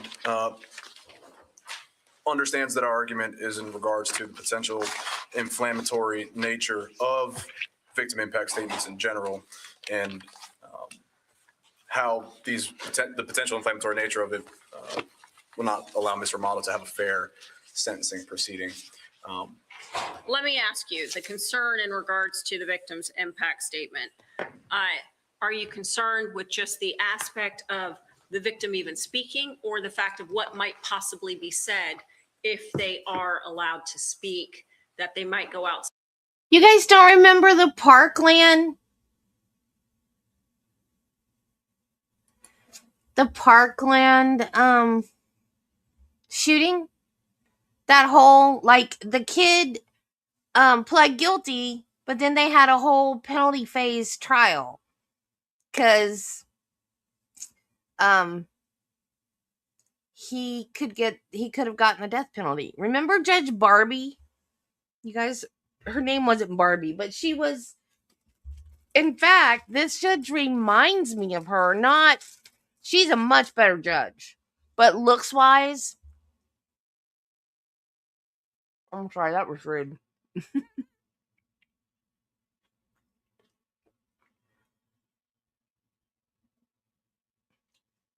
Her first name was Elizabeth. I don't remember her last name. But she looked a lot like her. Makeup, long dark hair, very, very pretty. Everybody called her Judge Barbie because she was very, very pretty and put together. And she was the one that yelled at the defense. Thank you, Judy. Elizabeth Shearer. She yelled at the defense because they were upset because parents of kids that had died were making bad comments at the defense, and they were asking the judge to have them stop. And one of them said, well, if they were threatening your children, and I guess she misunderstood and thought that he was threatening her child, and she yelled at him in open court and told him to go sit in the back of the courtroom. And then when after the trial, she went up to the prosecution and was hugging them and stuff, which was totally inappropriate. Yeah, it was a mess. And then she stepped down after the trial was over, and there was lots of interviews with her that was all over LawTube, and she said that she was gonna step down anyway. Hey, Jill. She said she had been planning to step down anyway, but like it was unbelievably inappropriate, the things she did. But that was over the death penalty. He was up for the death penalty, but because was he bipolar, Judy? I think he was bipolar or schizophrenic or something, and that's why he didn't get the death penalty. That was in Florida. So, okay, Jill, they found him guilty. So this is the penalty phase. I don't know if that means he's up for... She didn't just say sentencing hearing. It says penalty phase. So I think that means he is up for the death penalty. I don't know if he's on death row or not. When you're on death row, though, I don't think you have contact with the outside world. And he had contact with Aaron Goodwin's wife, so that must mean he didn't get the death penalty. And for anybody... Yeah. Yeah, that kid was out there. And I didn't watch that. That's another one we can revisit, because I didn't watch that. Because it was a school shooting. I don't do school shootings. I don't like that.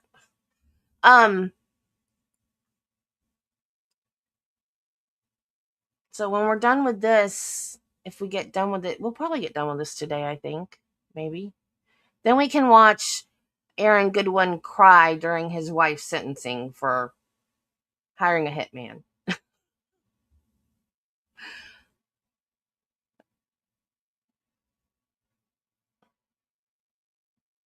Oh, I know what I was going to say.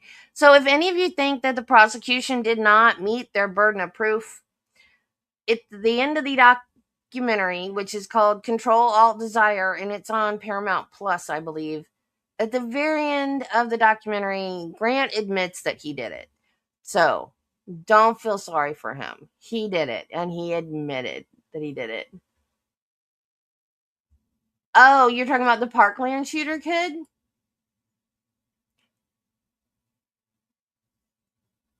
There's nothing wrong with him having coloring books.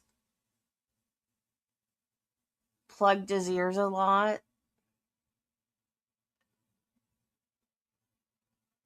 There's nothing wrong with him having coloring books. He's probably a little autistic too. He was mentally ill, which is why he didn't get the death penalty. I'm not excusing the fact that he killed a bunch of kids. I'm just saying he was mentally ill. There's nothing wrong with him having coloring books. That woman was just a bitch. I'm sorry. She was. She really, really was. And if you listen to the way she chewed out that attorney, now the defense, I'm not defending the defense because they were shooting birds and doing all kinds of unprofessional stuff.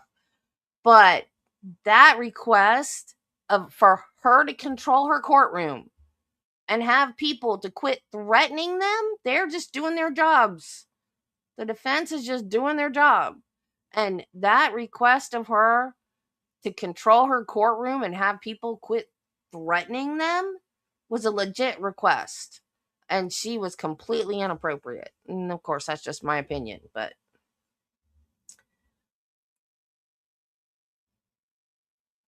Side the aspect of the aggravating factors. Well, first, we would argue that that information, what is in the victim impact statement, we have received a copy of what will be said from the state. What we were arguing is that the victim impact statement itself would be better in front of Your Honor rather than the jury. As Your Honor understands, the jurors are here to determine aggravating and mitigating circumstances. and I wanted him to get the death Honor will penalty. instruct them to So only consider aggravating and mitigating circumstances. The victim impact statement itself does not go to that. And because of that, Your Honor, we'd ask that the victim impact statement is better in front of Your Honor than the jury. If Your Honor is to find that the victim impact statement itself is admissible in front of the jury, there is a particular aspect of it. I don't know if Your Honor has a copy that I want to review with the court. One was if one was filed, then it was not sent to me. Because the court, For I what? can't tell you, the court's more inclined and that's why I was asking what your concern was, to have the statements, possibly a statement read, but not where it'd be a question and answer type circumstance by Mr. Stone. yeah, he did. As to the circumstances, that's where I'm more inclined to go. What are you because talking about, Jill? My concern would be if there's other aspects that would be going outside what would be considered for the aggravating factors. So I don't have a copy and I don't see a copy filed. Was there victim impact statements that No, were? we just received it late last week, and there's actually, did you get the one that I sent this morning, a revised? Yes, sir. I think it's. Yes, sir, that's the one that Mr. That's the revised one? This is the revised copy, if I may approach, Your Honor. You may. This is from Jason Amato. And just to say, here, I'm referencing the last paragraph on page 3 of the prepared impact statement. I imagine, I'm not sure, but I imagine the state intends to have Mr.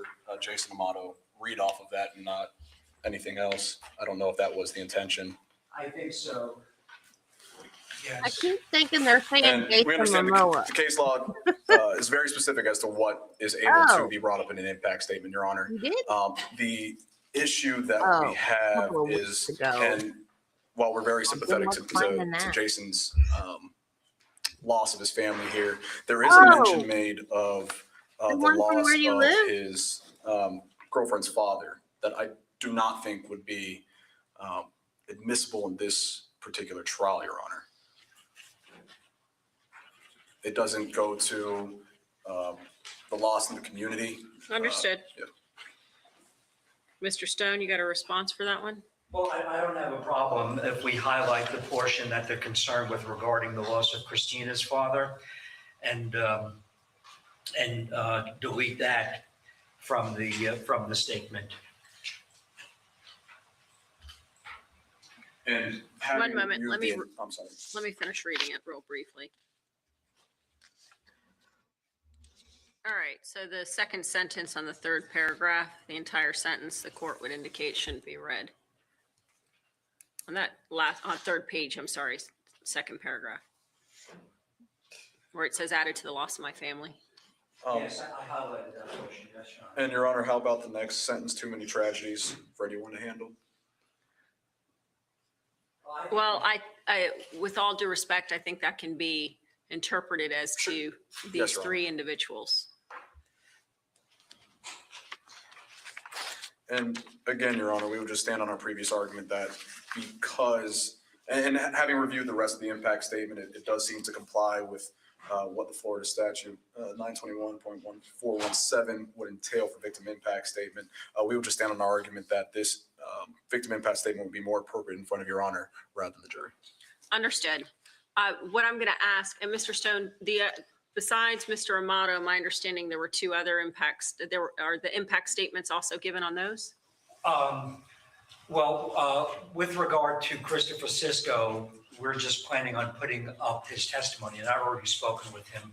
I'd like to then, otherwise, I would prefer it either be written or somehow indicated so that way there's a parameter to make sure of where he's going. I discussed with him the parameters, Your Honor. The statute, I'm referring to 921.141 subsection 8. clearly gives the prosecution the right to present victim impact What? evidence. Evidence can be either written That's or in the stupid. form of testimony. I understand, in front Mr. of the jury.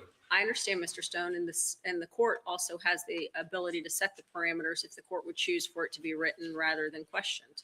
He hasn't written a statement, Your Honor. Well, I may have him proffer it then prior No. to us starting. Of course, that's acceptable. My understanding is that And who's the third? Sloan Young and They should use an IO. An IO doesn't need to find a vein. It's called an intraosseous IO. You jam it underneath the knee into the big bone there, and there's a hole in it. You just jam it in and screw it. It's like a giant screw. They use it in emergencies when they can't find a vein or don't have time to find a vein. There you go. Instant IV. All done. They're gonna kill him. It doesn't matter. I'm sorry. I believe in the death penalty. I've just been informed that she wrote a statement. I haven't seen it yet. Okay. So I literally just moments ago. So I'll look at it and I'll make a copy. Well, where is Miss Young here? Mr. Leo is getting it right now. All right, if he could make extra copies for the court. And then otherwise, as to Mr. Cisco, where do you anticipate going as to that one? Well, I'm just going to simply ask him 3 or 4 questions, just basically. And that's what I'm asking, Mr. Stone. What are the 3 or 4 questions, or what questions are you asking him? Well, it's about to tell the court the 3 or 4 questions is basically his name, where he lives, his occupation. Did he know Jason? Did he know Cody Amato? Cody Amato? How long did he know them? How did he know them? His relationship with them? And then the last question is just, and then I'm going to ask him to describe what kind of person Cody Amato was. And then the very last question is to describe the impact on him and the hospital community of Cody Amato's loss. All right. The first 4 are clear from the trial. 1, 2, 3, 4, 5. So all of those, the name, where he lives, occupation, Cody Amato, and how long. However, the relationship in describing him as a person and the impact on the community and the hospital, the court hasn't, those would have to be proffered prior to him testifying. Okay. And then we can go from there to make sure that where the parameters are going. And Your Honor, will the court instruct the jury that the victim impact statement is not considered evidence? I can. It is something, though, that they are able to consider for the basis for the circumstances of its testimony for and their statement for that them to consider according to the aggravating factors. Understood, Your Honor. The issue is I'm not sure that the loss of these the Amatos to the community, I'm not sure that it goes to any of the aggravating circumstances that aggravating factors that the state would be arguing. Okay. So we have an issue where we're having victim impact statements. When was the notice filed? What was that? For the notice for that, what aggravating factors? So I can go back and look at it again. The 2 aggravating factors that we're alleging and that we noticed are code calculated and premeditated. And then heinous, atrocious, and cruel? No, and the prior convictions for a capital felony. Okay. And with regard to the victim impact evidence, part of the standard instructions to the jury is that they're not considered as aggravating circumstances. So the court's going to instruct the jury on that. Do you all have, and I noted the jury instructions, that's the other thing. Did you all just look at both the jury instructions at that point? I know we're going to go over those during lunchtime, but just to see where we're at.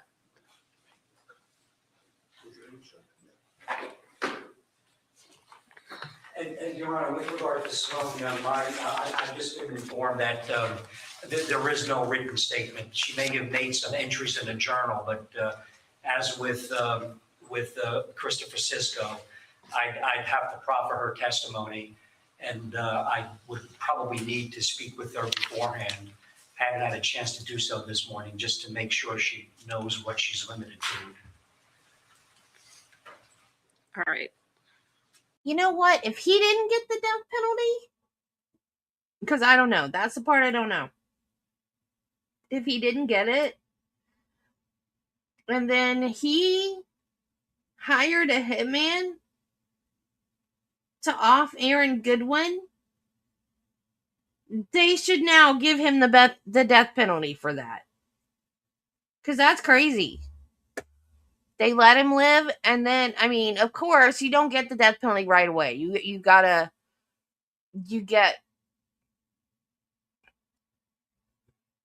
put on death row until all your, gosh, I can't think today. You get put on death row until all of your appeals are exhausted and all that. And then you get the death penalty. But I don't think he must not have got it, because when you're on death row, you don't have contact with the outside world. So, man, that's crazy.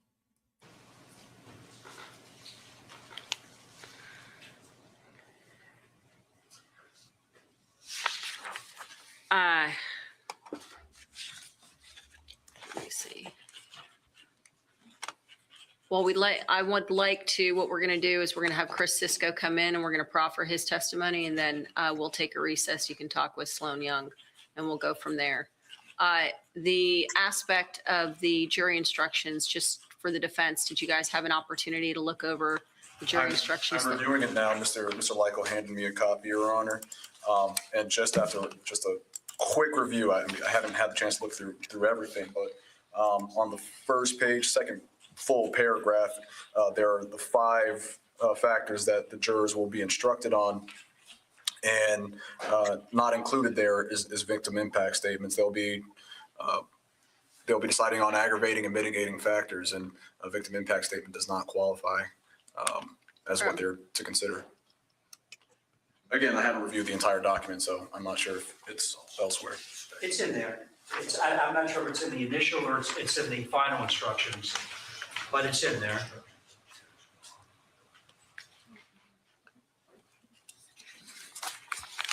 It's actually on in the final instructions on the top of the second page.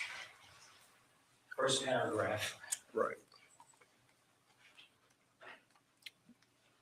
Can you provide me your instructions? I just want to make sure I'm looking at the same thing that you have. Yes, I emailed them out on 445. Yeah, I'm looking. Where are you? I'm trying to figure out where you're looking, and maybe it's just what the I way. emailed to the court were the preliminary instructions in the capital cases. That's 2 pages. That's what I have. Then in that email, there's another document, final instructions and penalty proceedings, I didn't get capital cases. I don't know why, but I don't have the final. I just have the preliminary. So can you get me? Oh, there it is. Okay. And it's on the top of the second page. So I had the preliminary printed out.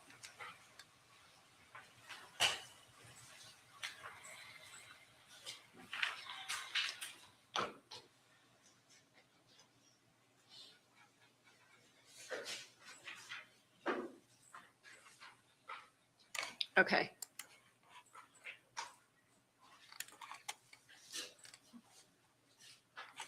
All right. Okay, so it's in the final instructions, not in the beginning instructions. All right, at this point, let's get Christopher Cisco in here.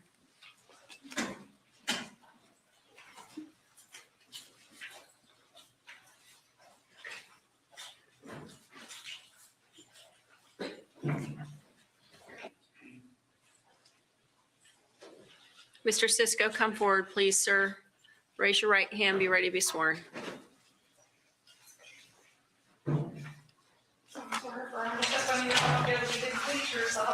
Yes. All right, if you could have a seat. Essentially, sir, what I'd like to hear is what your testimony is going to be before you actually do it before the jury. All right, so if you could have a seat, Mr. Stone's going to ask you some questions. And then we're going to go from there. Thank you. You may proceed. Thank you. Good morning, Mr. Sisto. How are you? Good morning, good. Just tell us your name, please. Chris Cisco. And where do you live, Mr. Sisto? And once again, as we did in the first part, whatever you feel comfortable with, city, town, county. Orlando, Florida. And what do you do for an occupation? I'm a certified registered nurse anesthetist. Now, did you know Cody Amato during his lifetime? Yes, I did. And tell the court, please, how did you know Cody Amato? Just tell us how long you've known him and describe your relationship with Cody Amato. So I've known Cody for roughly about 4 or 5 years. We went to, I met him first in the anesthesia school for CRNA, and then we graduated together and worked together. So combined about 4 to 5 years, I knew Cody professionally and as a friend. Tell the court about Cody Amato. Just describe him. Tell the court what kind of person Cody was.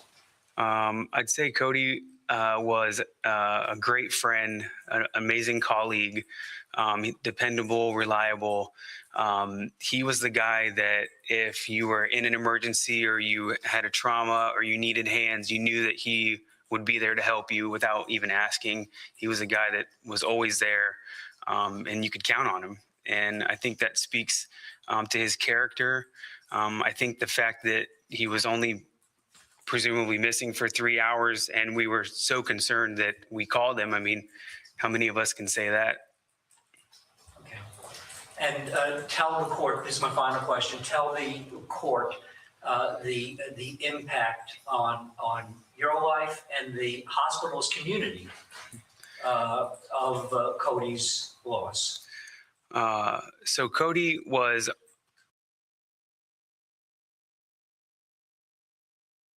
to the hospital, no matter what was going on. If it was a slow day, if it was a busy day, he was a guy that, again, whether you were the guy mopping the floor or you were the guy that was helping out, you know, all the way up to the surgeons and everything, everybody liked Cody.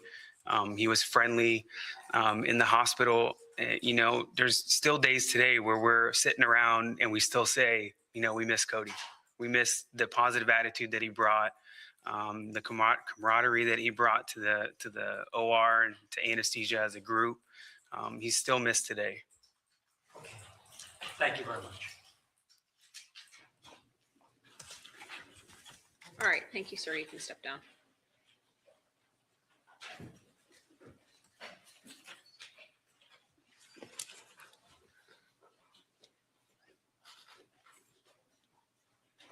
All right.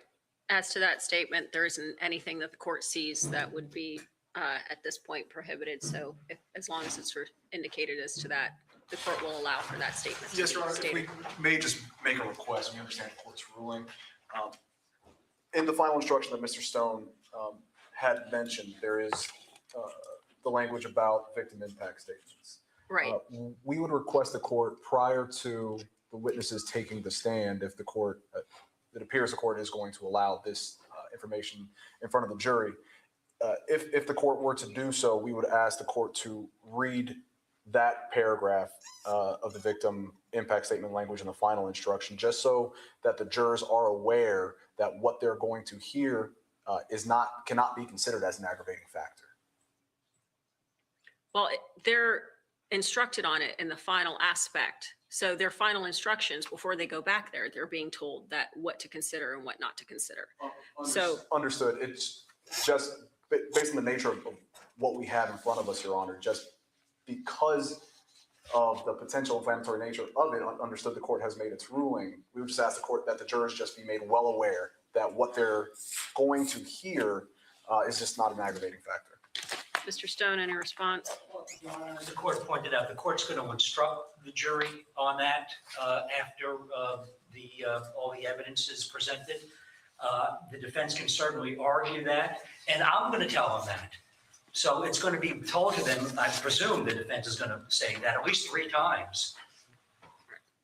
this is the circumstances. You guys have the preliminary instructions that the court's going to read. Each of you have your opening statements that you can give. Your opening statements can inform them otherwise, but they're going to be informed in the final instructions at the end of the proceedings, and they're going to be told what of everything that they considered or what of everything they heard they could consider for whichever reasons or for towards whatever aspect of their decision.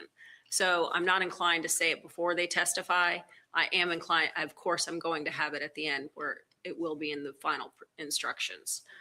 In the meantime, what I'm going to do is we'll take just a short few-minute recess. I'd like you to make sure and speak with Ms. Sloan or Ms. Young, because I'd Yes. like to also make sure and have what Ms. Young is going to testify to prior to the jury coming forward. Yes, sir. Okay?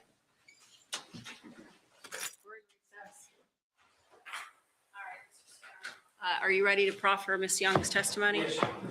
All right. We could get Ms. Young in here then, please.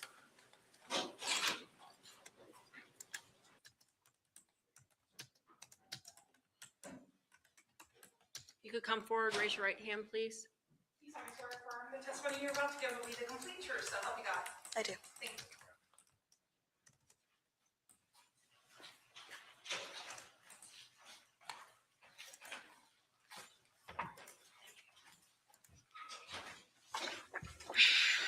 You may proceed. Thank you. Good morning, Ms. Young. How are you? Fine, thank you. First, tell us what your name is, please. My name is Sloan Young. Where do you live? I live in Osceola County, Florida. And tell the court, please, what do you do for an occupation? I'm a licensed practical nurse at Orlando Regional Medical Center. Now, did you know a person during his lifetime by the name of Cody Amato? Yes, I did. And tell the court, how did you know Cody? How long? Describe your relationship. He was my coworker, he was my friend, and then the last couple of months of his life, we had quietly started to date. How long did you know Cody? I started working at Orlando Regional in May of 2017. So we met right when I started. He was just finishing CRNA school. Tell the court about Cody. Describe what type of person Cody was. Sorry. Cody was the best person. He was the guy that everybody went to if they needed cheering up or if they needed help medically. When people talk about that guy that everybody loves and loves to talk to and loves to see, that was Cody. Our friend and coworker, Carla, said it best. She said that he was the best part of everybody's day.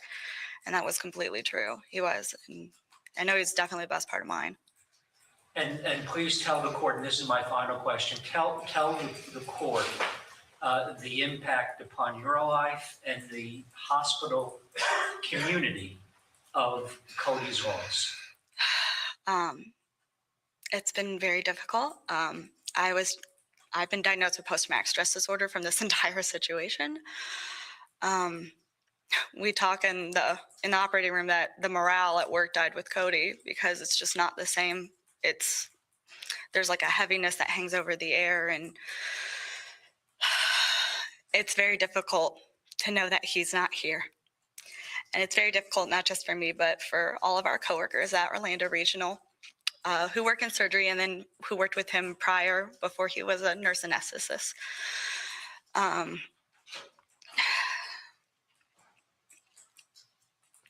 It's very difficult to comprehend that he was only 31 and all the things that he wanted to do.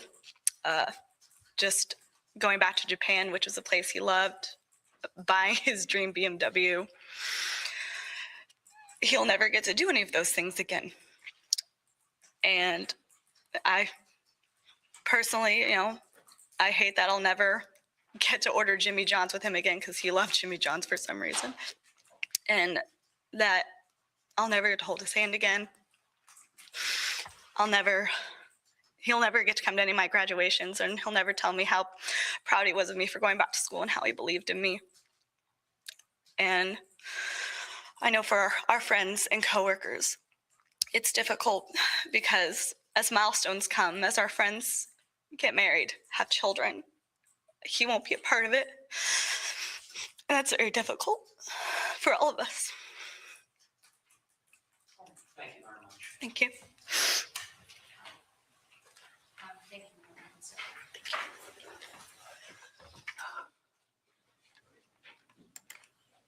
All right. But the court will allow both of those staying within that realm. Both Mr. Cisco and Mr. Young and Miss Young. Okay.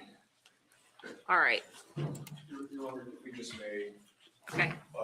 late objection just to satisfy the record. There was, Miss Young mentioned something about someone named Carla saying something. While we understand that she can certainly testify to the hospital community's loss of Cody's specific statements from this Carla person who is not going to be called, we would object to. Second, she mentioned that she was diagnosed with, not sure what she said. She said she was diagnosed from PTSD. Yes, Your Honor. It had the victim impact statement must be restrained to the victim's uniqueness, Cody Amato's uniqueness as an individual, and the resultant loss. Her diagnosis, Your Honor, we would object to that information as well, or that testimony as well. Well, the victim impact statement encompasses the effect on the family or the friends of the victim and the community, the effect on them of the loss of the victim. And she described precisely how it affected her. She's been diagnosed with post-traumatic stress disorder.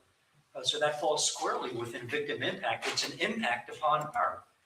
That's what it's called, victim impact evidence, Your Honor. With regard to the statement that she referenced, I point out that the statute specifically says that the rules of evidence don't apply, that hearsay is admissible in a penalty phase proceeding. So I would submit to the court that that's perfectly appropriate to describe the effect upon Sloan Young and the hospitals and the hospital community. The one thing in regards to the statement, the court noted, she said that our friend Carla said it best. He was the best part of everybody's day, and he was certainly the best part of mine, or the best part of mine. So essentially, her commenting on what somebody had said is best, even if she said somebody at work said it best, either way, she was adopting that statement. So in the feeling of the statement. So in that sense, the court would deny it. As to the PTSD aspect, she's indicating she was diagnosed with PTSD as a result of this. And she's indicating that was specifically done as a result of this. I'm going to actually indicate that's excluded.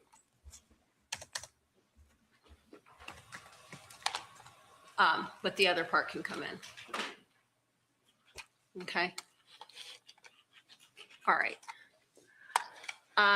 Otherwise, is Mr. Amato going to be the first up this morning? I plan on calling him first, but I'm not sure if he's here yet. He is. He's in the back of the courtroom. All right. The preliminary instructions. Any disagreement as to how the preliminary instructions for the proceedings for capital cases before they're read? I'm sorry. The preliminary instructions, I want to make sure there was no disagreement as to the preliminary jury instructions. There's not, Your Honor. Okay. All right. All right. At this point, We would, before we start, we would go ahead and invoke the rule. okay. I have indicated to the state that if it's okay with Your Honor, we would invoke the rule with the exception of Jason Amato, if he wanted to remain in the courtroom. I believe the other witnesses are already outside the courtroom from what I can gather. So it's only Mr. I have one witness that's still in the courtroom, Dr. Carpenter. Okay. And I'm not aware of who Dr. Carpenter is, which. All right. Okay. then at this point, the court can, based upon the rule being invoked, Jason Amato would remain in the courtroom, and otherwise the other witnesses then would be excluded. Okay. So Dr. Carpenter, you're going to have to step outside.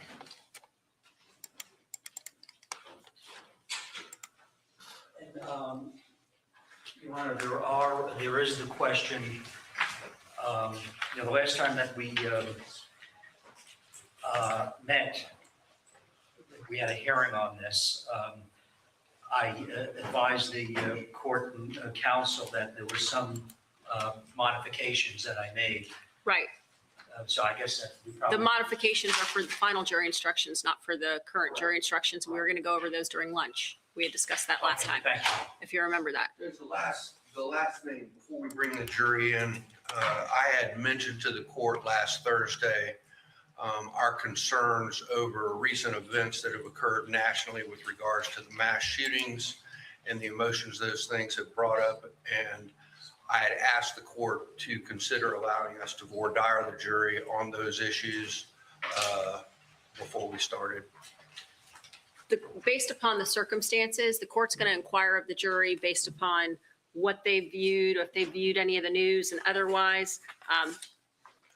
Even I understand what you're saying or asking in regards to the mass shootings, but there were mass shootings prior to that. I know that were discussed or could have been discussed during voir dire or otherwise. I'm not inclined at this time, but we'll see where their answers to their questions go. Well, I understand, Your Honor, and I appreciate the court inquiring, but I would take issue with the fact that there have been mass shootings in the past. There's been nothing that has caused the level of fear that's going on now, where people are stampeding when they hear a motorcycle backfire or a sign fall over, or the most recent one, some crazy person jumping up in the middle of a mall and, people getting hurt. I mean, there is a level of fear in our society right now dealing with gun violence that we have not dealt with before, and it was not in existence at the time we did voir dire in this case. So I really think in order for my client to get a fair trial, that the jurors need to have an inquiry made as to whether or not recent events have affected their ability to be fair and impartial in the case. Your objection is noted for the record, Mr. Leichel, and the court is going to deny the request.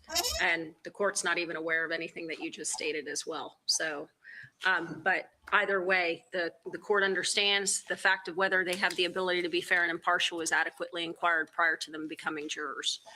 But I will inquire of them. Deputy Bradley, can you please go get the jury? You may be seated. All right. Members of the jury, I do want to ask you all some questions. First of all, prior to us starting, I appreciate your patience. Back there, we had some things to go over this morning that I didn't anticipate. Plus, I was also to qualify the juries for all the trials that are going to be going on in the courthouse, which also took some time as well this morning. First, I want to ask all of you, please, to inform the court. Have any of you at this time watched any news within the last 10 days since the verdict was encountered, or since for the alternates, since at such time as you were excused until today? Okay, so no aspect of any news at all, and everyone has avoided the news in its entirety, including newspapers or any news on the television. Is that correct? Correct. All right.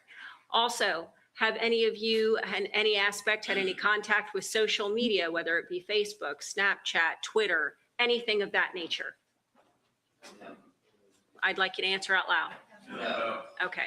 So everyone has avoided social media. They haven't had any notifications, kept their notifications turned off, and not responded to any type of aspect on social media or even looked at any aspect of social media. Is that correct? Yeah, correct. Okay. All right. So at this point, nobody has had any knowledge, spoken with anyone then, or have any knowledge concerning any aspects of the case other than what you heard at this trial. Is that correct? Correct. You haven't spoken to any coworkers, family members, acquaintances, anything, or had any conversations regarding this case with anyone? Okay. And that was a bad question. Let me ask that again. Have any of you had any conversations with any family members, coworkers, friends, acquaintances at all about this case or with anyone? No. All right. So other than what you had learned during the course of this trial is the only information that you have to obtain about this case. Is that correct? Yes. Okay. All right.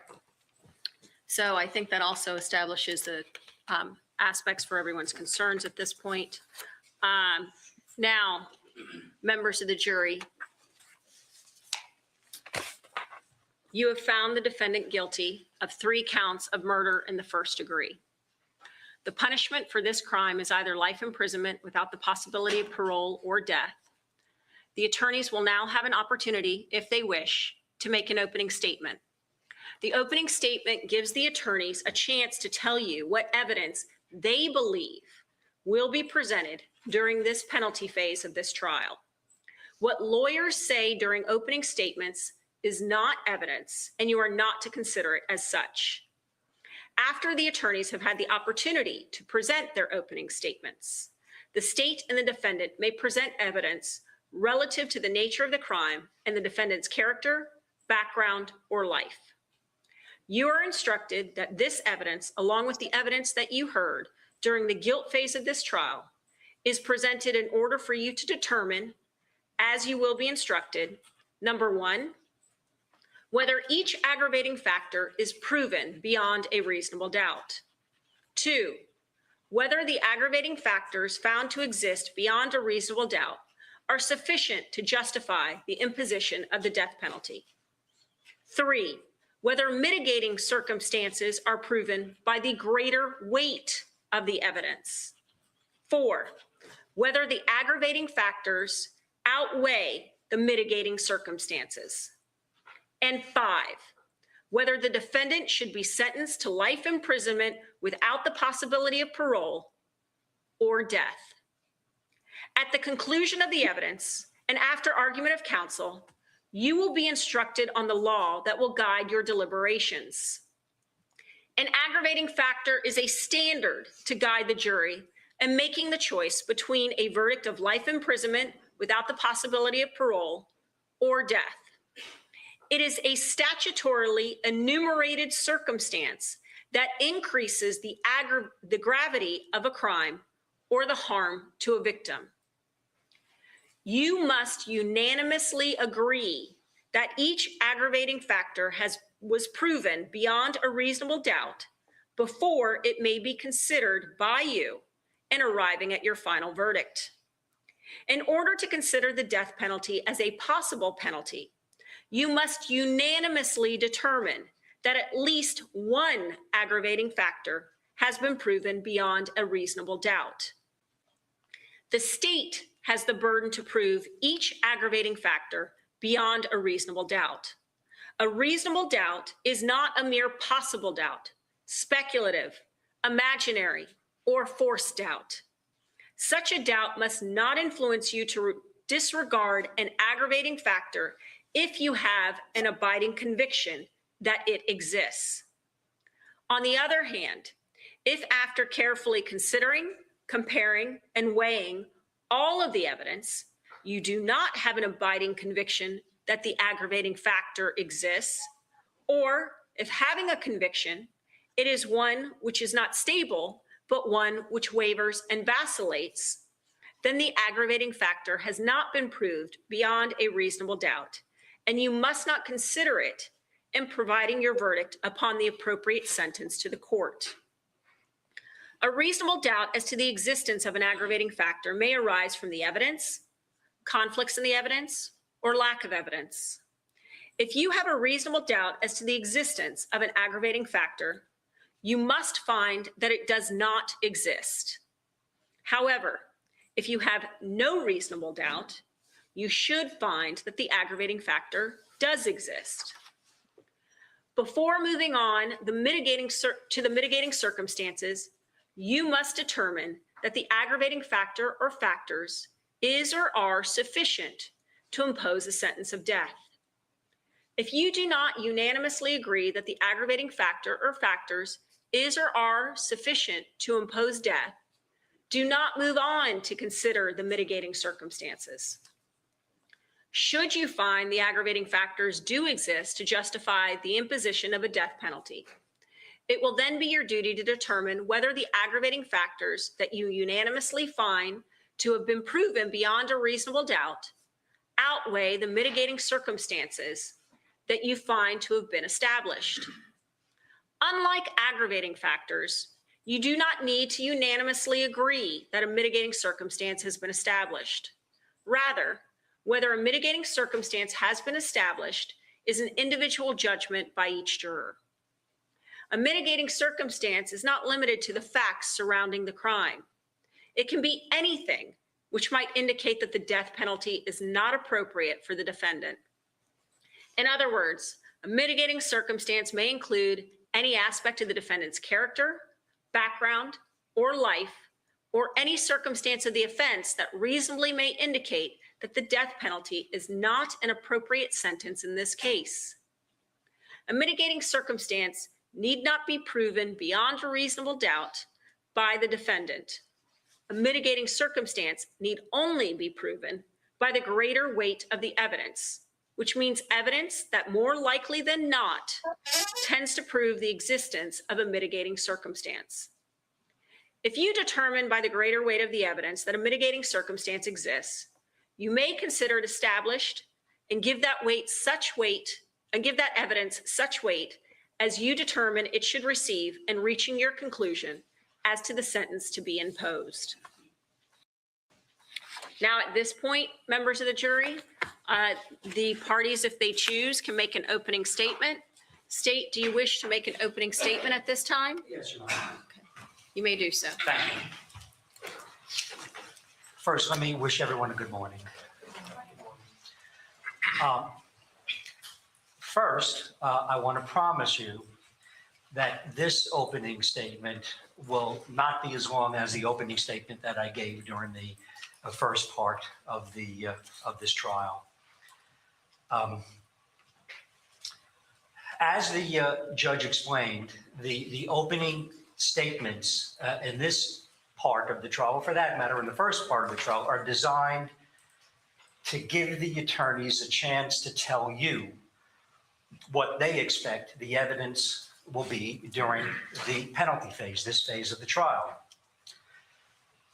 But in the penalty phase of a capital proceeding, it gets a little bit awkward. And the reason why I say that it's awkward is because with respect to the aggravating and mitigating circumstances only, you are allowed to consider and should consider the evidence that has already been presented to you in the first part of the trial. So that's something that you may consider, what's already been presented to you. So, the reason why I say it gets a little bit awkward is because the purpose of the opening statement is to tell you what they expect the evidence is going to be in the penalty phase, but yet you've actually already seen a good part of that evidence, which was presented to you during the first part of the trial.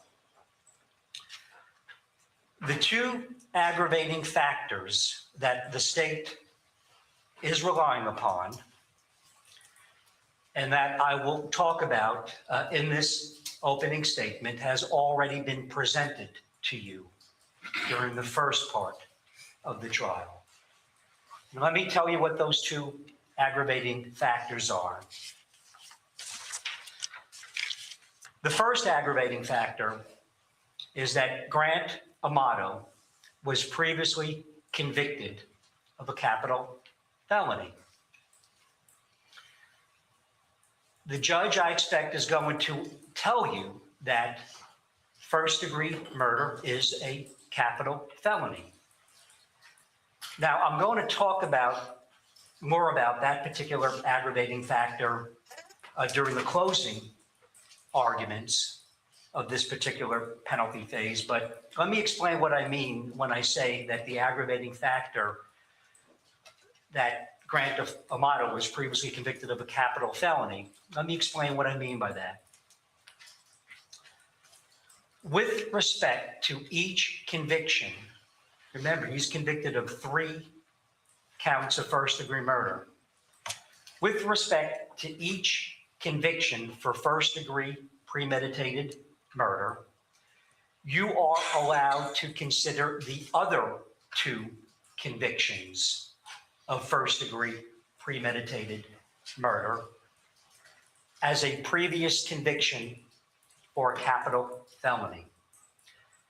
Now, I'm going to talk much more about that during the closing arguments part of this phase, but please understand that with respect to each individual conviction for first-degree premeditated murder, you are allowed to consider the two other convictions of first-degree premeditated murder as a previous conviction for a capital offense.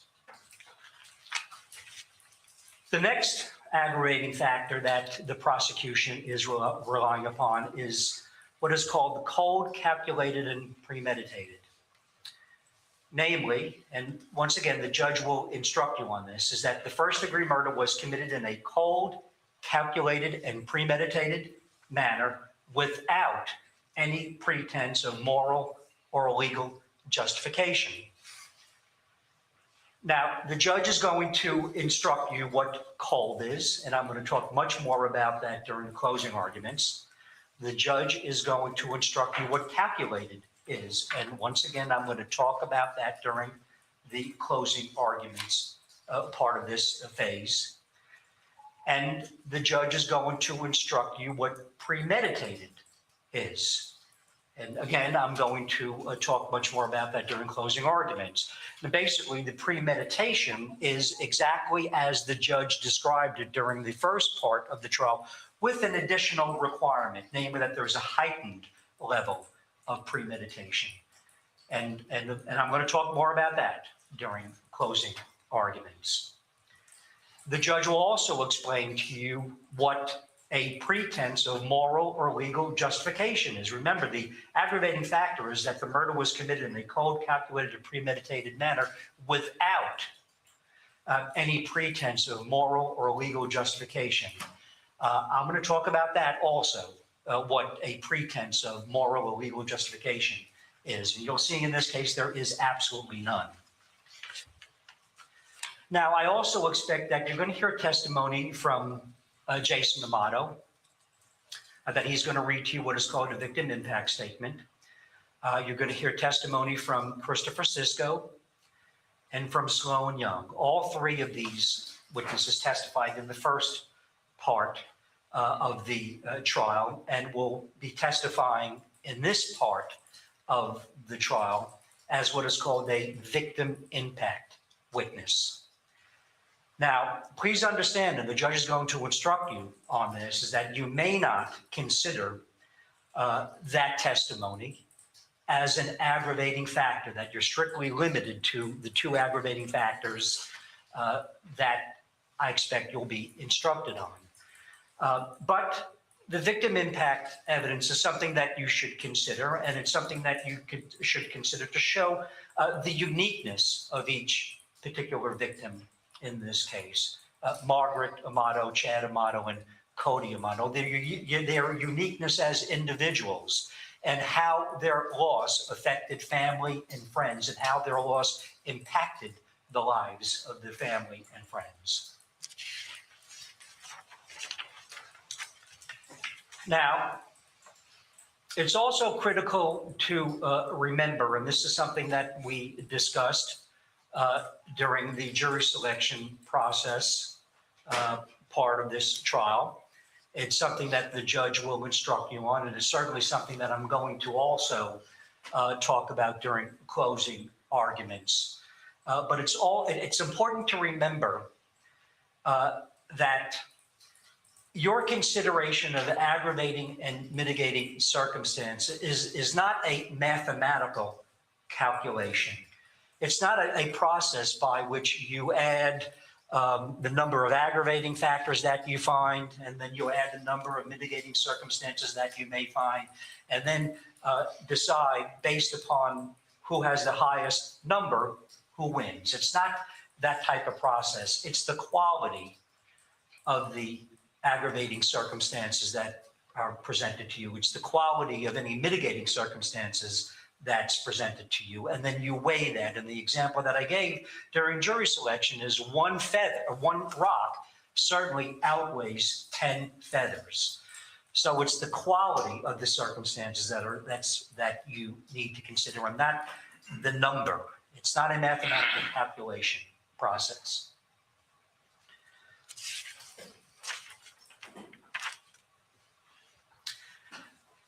In this case, when you consider the enormity of the aggravating factors, and that's the theme that I want to present to you, the enormity of what occurred in this case. And I'll be talking much more about that in closing arguments. But when you consider the enormity of what occurred in this case, when compared to the mitigating circumstances, that you'll see that this case is one of the most aggravated and least mitigated cases that is presented. That the appropriate sentence in this case is the imposition of the death penalty. Now, it's not easy to vote for the death penalty, and I'm going to talk about that during closing arguments. But consider the enormity of what the defendant did in this case. Please consider that when you have to make your decision whether or not to vote for the death penalty.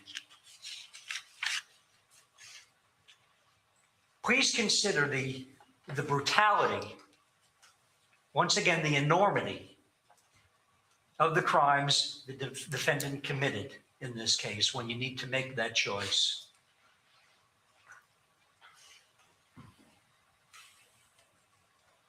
As difficult as the decision is to impose the death penalty, as difficult as that decision may be to some of you, when you consider the enormity and the brutality of the crimes that the defendant committed in this case, the question is not whether the death penalty is required. It's never required.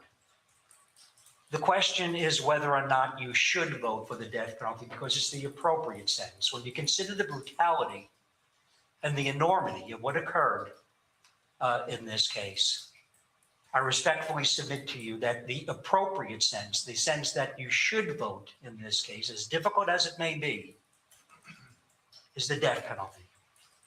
Thank you very much. Does the defense wish to make an opening statement?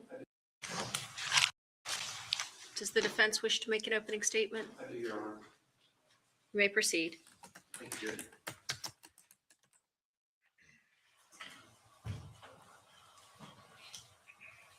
Good morning, ladies and gentlemen.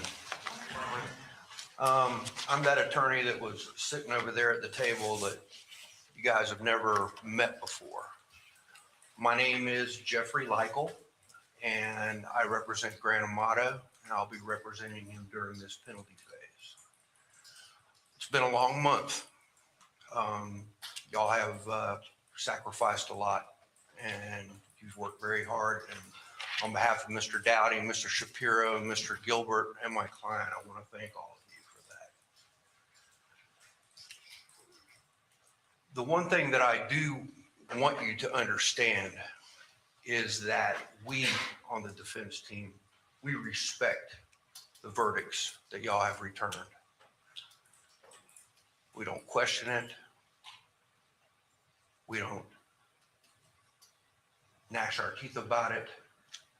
You have fulfilled your duty during the guilt phase of this trial, and it will not be an issue.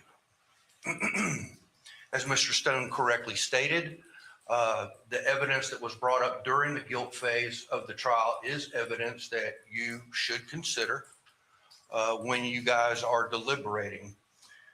But I want to talk about the difference between a guilt phase and a penalty phase.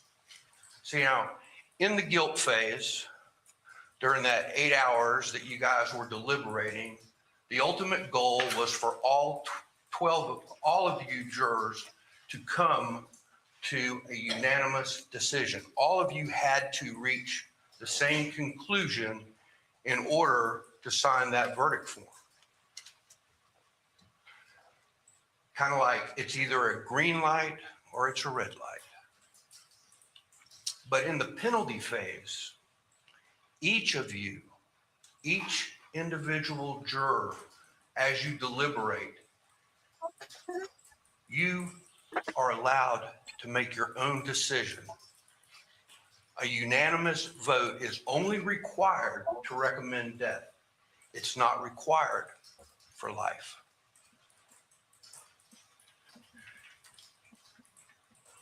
These deliberations by you as individual jurors are moral in nature. There's no right decision or wrong decision. If two of you disagree as to what the sentence should be, guess what? You're both right.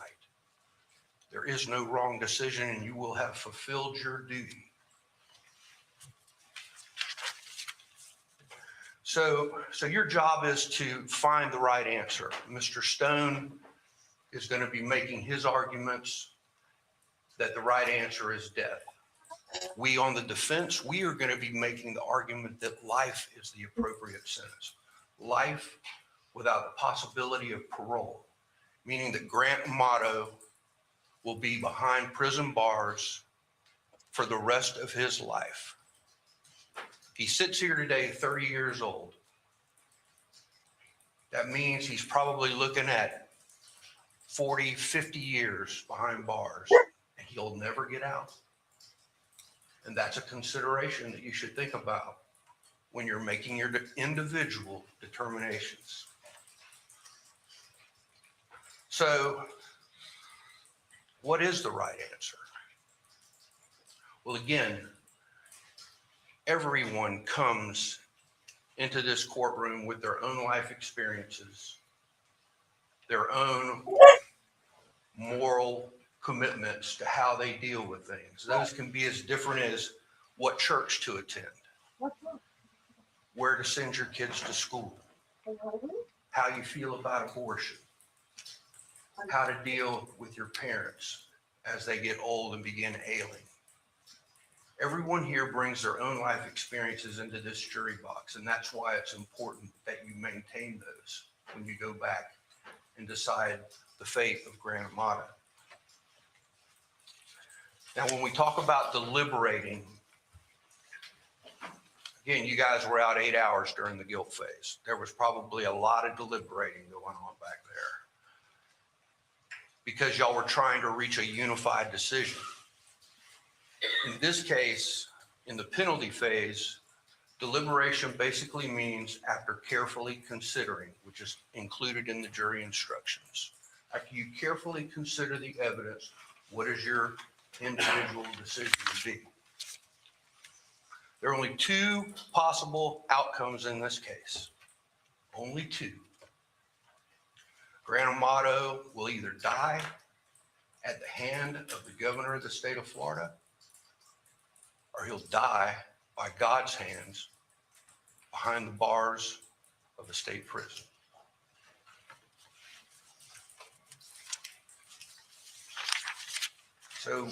So how do we get to where we need? We are not going to be be done in with order this to today, make a guys. I decision? thought we were going to be done Mr. today. Stone has correctly stated, the state is relying on two statutory aggravators. Hey, baby. That Grant Amato has been previously convicted of capital felonies, and that the crime was committed in a cold, calculated, and premeditated manner. Now, Mr. Stone wants to utilize the crimes that you have found Mr. Amato guilty for in order to find one of those aggravators. And I know when you hear the term has been previously convicted of a violent offense, you're naturally thinking, is there something back in Mr. Amato's background, some previous violent felony before we all came together in this courtroom to You decide can't this see her, case? but she's monitoring chat. Y'all behave. And the fact of the matter is that there's not. Go back to your There job. are no prior violent acts in Mr. I Amato's didn't tell you to quit. past. As a matter of fact, one of the items of evidence that y'all will hear and that I believe Mr. Stone is going to try and use against one of our mitigators is that back in June of 2018, Grant Amato, while employed at Orlando Regional Medical Center, was arrested for the crime of grand theft, a third-degree felony, and that ultimately, on November 30th, 2018, that charge was dropped. It was no information, as we say, and we have a document that we're going to enter into evidence to show you. So, other than the 3 convictions that we are here today about, Grant Amato has 1 prior arrest. Jill, what have I told you about And encouraging those Marty? charges were dropped. So our argument in reference to that is Mr. Stone is trying to get the death penalty for the 3 convictions that we're here on, the 3 verdicts. Our argument is that was a transaction that relates to this You're not supposed to watch me per se. courtroom You're supposed today to monitor and chat. does not constitute prior conviction. You're But that is facing for the you wrong to way. decide. The camera is up high now. They can't see your butt. Now, when it comes to the cold, calculated, and premeditated aggravator, I don't have to produce any evidence in order to fight that one. I'll use the state of Florida's own evidence against them. You remember in Mr. Stone's opening statement All right, Belle. and the evidence that the state pursued and all the evidence they entered in the guilt phase of this case, he said that my client, Grant Amato, was obsessed with Sylvie. He said he was addicted to Sylvie, consumed by Sylvie. And what you will hear in my closing arguments are that crimes of passion, crimes of rage are not cold or calculated or premeditated. Now, obviously, we're going to be putting on mitigation for y'all to consider. Regardless of the aggravators, we have mitigation evidence to present to you in order to assist us in regards to our appeal for Grant Amato's life. We have 2 statutory mitigators. One is our argument that he has a lack of a prior criminal history. And our basis for that is to show you that other than that arrest, which the Orange County State Attorney's Office decided to drop and file a no information on, Grant Amato has virtually no criminal past until his arrest in this case. Now, Mr. Stone may try and argue that the arrest constitutes a prior criminal history. Well, ladies and gentlemen, you heard in voir dire, and you've been instructed by the judge throughout the guilt phase that you are innocent until proven guilty. You're innocent. And when the state of Florida down in Orange County in the 9th Circuit decided to file that no information on November 30th, 2018, guess what? Grant Amato, still innocent. He walked into this courtroom innocent. He was innocent until you, ladies and gentlemen of the jury, came back with those 3 verdicts of guilty. So we believe the statutory mitigator of no prior criminal history exists and should be considered by you. The second statutory mitigator that we're going to be arguing is Grant Amato's age at the time of the crime. Age at the time of the crime. Most times when you hear that, you think of a young person. a young person charged as an adult, 16, 17 years old, or a young adult, 18, 19, 20 years old. Well, normally that would be true, but we're going to be presenting testimony through our witness, Dr. Richard Carpenter from Tampa, that makes this statutory mitigator applicable. And how are we going to do that?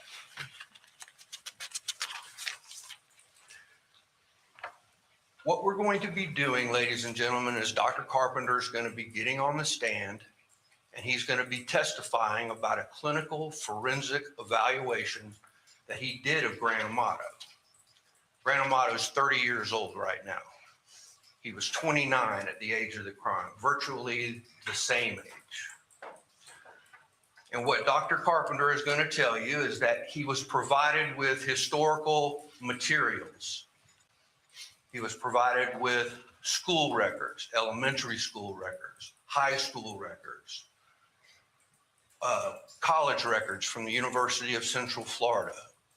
He was provided the Grant Amato's birth certificate showing when he was born. He was provided a certified copy of the Florida Department of Law Enforcement's criminal history, which only shows, prior to this case, the one arrest in Orange County back in June of 2018, which was no information. He then went to the jail and met with Grant Amato. He'll testify that he spent over 3 hours with Mr. Amato. He gained information from Mr. Amato himself regarding his past history. He made observations, and then what he did was, as he went back to his office, he looked in his reference books to statistical information that's available with regards to inmates Grant Amato's age who have been sentenced to life in prison, and what is the likelihood of them committing any acts of violence whatsoever during their lifetime behind bars. And we'll be presenting you with it, not only his testimony, but he will be showing you the forensic evaluation facts that he came to. He'll also be showing you and referring to specific graphs so that he can show you visually what he's talking about.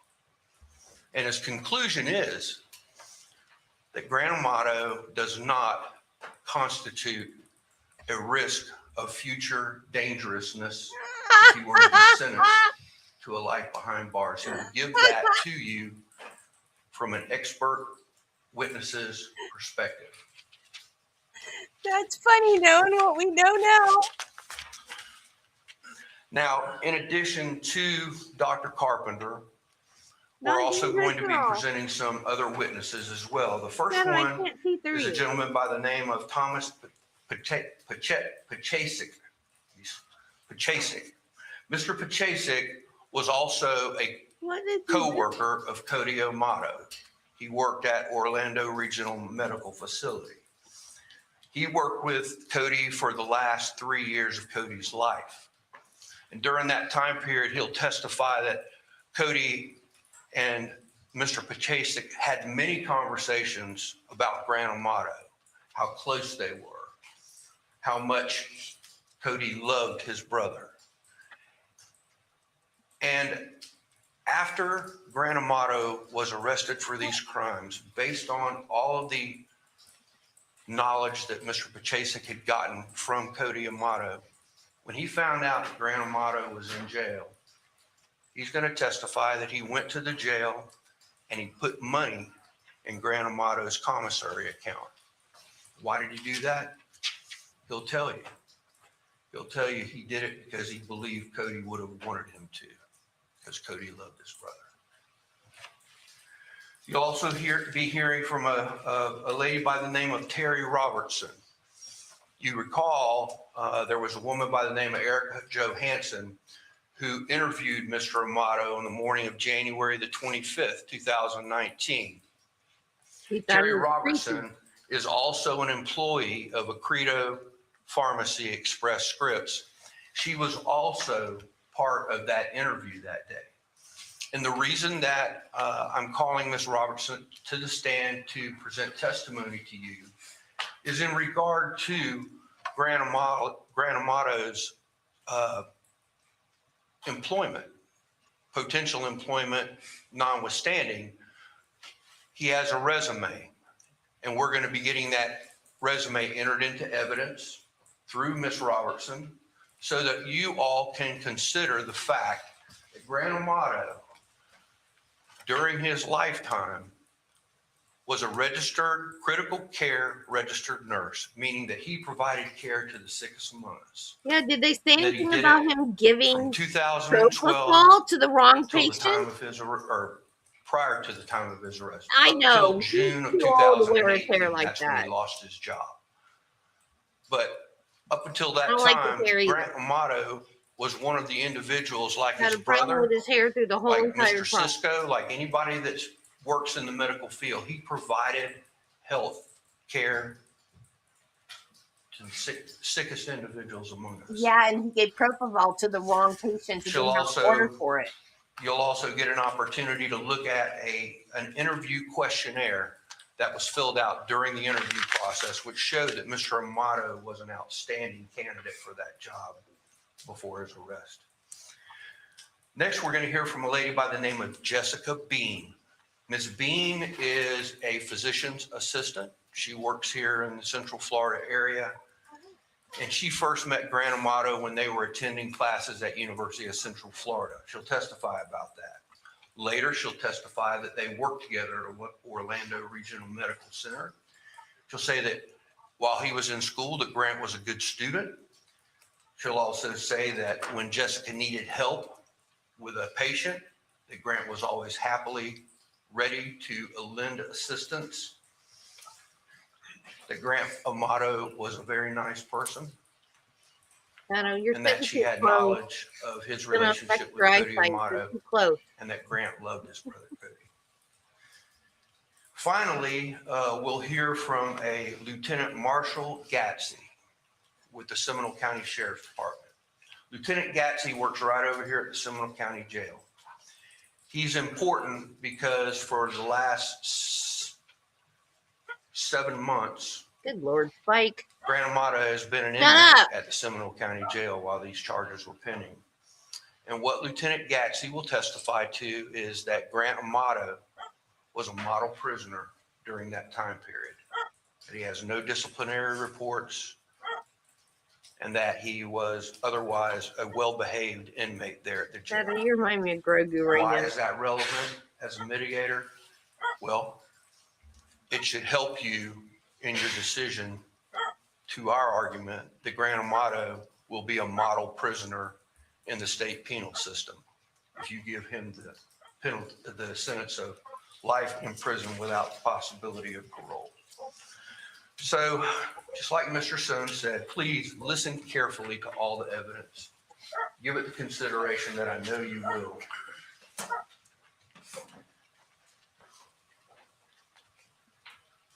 And I believe that after you hear everything about Grant Amato's life, and you look at this from the eyes of the individual, that you'll agree that life without the possibility of parole is the appropriate sentence. Thank you.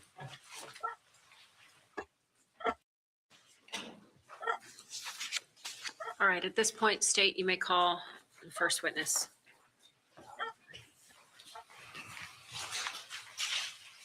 Okay, what time is it? It's 4:45.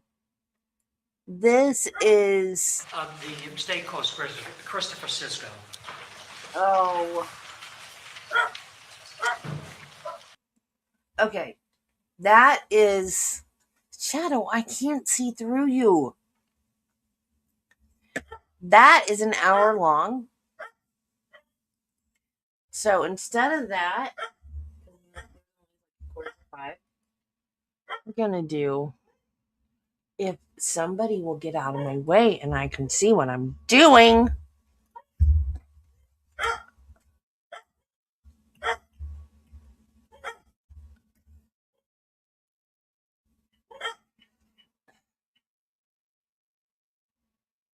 Oh man, it's low on crime. Hopefully, I won't get in trouble.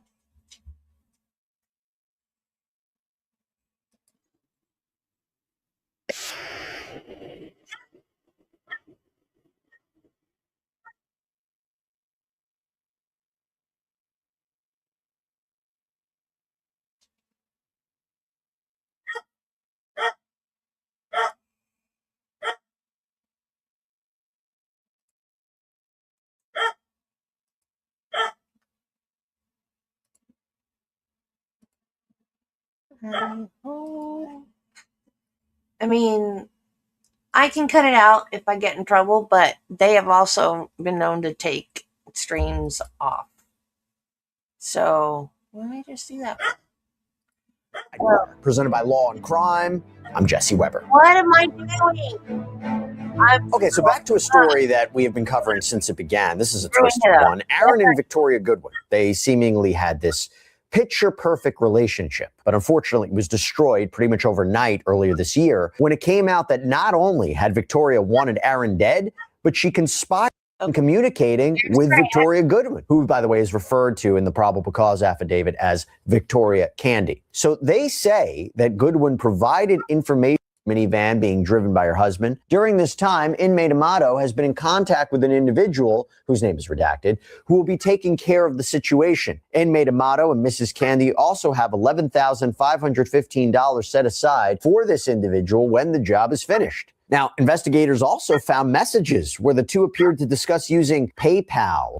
Between Ms. Goodwin and Mr. Amato, who is a convicted murderer out of Florida, where they are expressing their love for one another.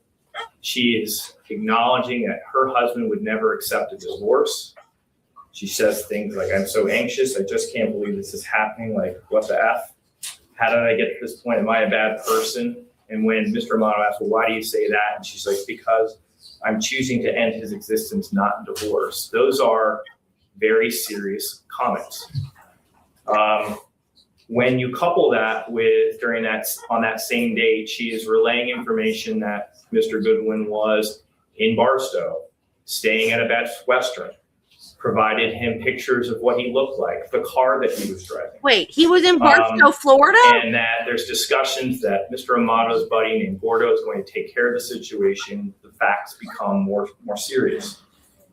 And even from those text messages that talk about setting aside, $11,000 for Gordo, and ultimately this investigation revealed about $60,000 sent from Ms. Goodwin over to Mr. Amato. Or associates of Mr. Amato. And I know that sentencing memo kind of talks about, well, maybe some of that was blackmail. But when you have the following day, you have Amato on that phone texting Gordo being like, hey, is it done yet? Has it been done? All of that's very serious. And the one thing I didn't see in that report was simply, at no point does Ms. Goodwin ever try to claw it back. At no point does she say something like, you know what, I was just kidding. I don't really want to go through. Like, you don't ever see anything along those lines. And that really is ultimately the concern for the state about the seriousness of it. And so, look, whatever you think is appropriate is certainly appropriate. I just think at the end of the day, we don't see these solicitations very often. Like, I handle murders. We don't really get solicitation cases that often. But there's a lot of there. That's a lot of detail, a lot of locations, and a lot of money that I think elevates this to a certain level of consideration. Now, Goodwin's defense attorney argued that her communication with Grant Amato stopped well before her arrest and argued that the months she'd spent in jail, that's punishment enough. And after he spoke, the defendant herself was allowed to give a statement as well. With regards to the facts, there is, to me, a clear line where Ms. Goodwin had abandoned the conspiracy. We may disagree, and I don't know what you do with the state, whereas who initiated the idea of, the murder. But with Ms. Goodwin, it's clear that as of November, she had completely distanced herself from the group. She had moved on from it. There was very limited contact. She had nothing further to do. No efforts were made, and the phone exchange ends. I'd also comment, I know we do in the sentencing memo, that neither Mr. Amato or Mr. Gordo, as we sit here, have ever been charged with a crime.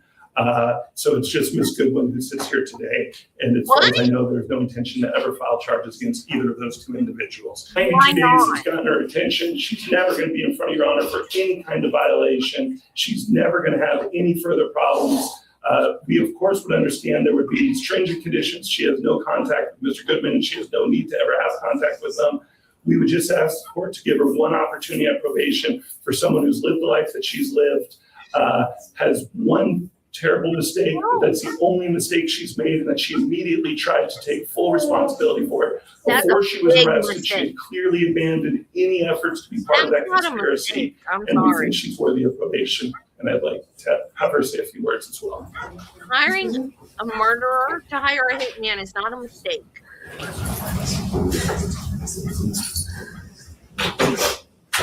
Firstly, and most importantly, I would like to apologize to Aaron.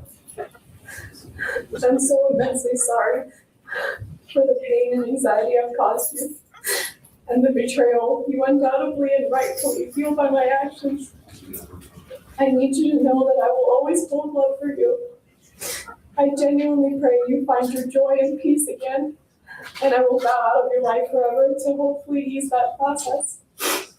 I'm sorry I broke us, and I am consumed with regret every day. My absolute promise to you is that you will never see or hear from me. I intend to leave the state of Nevada, and you and anyone else will never be in danger of me ever again.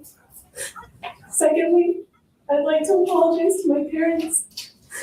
My actions are not a reflection of how you raised me with unwavering love and support, and I know I'm better than this. Next, I'd like to apologize to the court. I recognize and understand my stupidity, the terrible nature of my crime against Aaron, my regrettable choices, and monumental lapse in judgment. This is my rock bottom, and I'll never forgive myself. Prior to my arrest, I was taking steps toward mending my marriage and correcting my mistakes that led me here. Now, having spent 92 days in jail, I've had plenty of time to reflect on my foolishness, and I'm that much more committed to never getting in trouble again and doing better in every aspect of my life, especially with my mental health. I am truly ashamed, embarrassed, and disappointed with myself, and I'm deeply and sincerely remorseful for my actions. This is not a reflection of who I am, nor the person I want to be. Then it was time for Aaron Goodwin to speak. We were very curious about what he was going to have to say. And listen, he was emotional as he told the judge about the pain that his estranged wife's actions have caused. Sorry. Your Honor, for 7 years, I thought I was in the most loving relationship and marriage with my best friend. Someone who I trusted with whole heart and laughed with every day. Someone who made me feel like I was someone's, like I was her one and only. I was loyal to her and did whatever I could to make her happy. I thought we were something very special, and so did everyone else. After finding out she was cheating on me in September of last year with multiple men, including the man going by the name Vincent, who turned out to be Grant Amato, I gave her the option of divorce where we could try to work it out because I love her so much.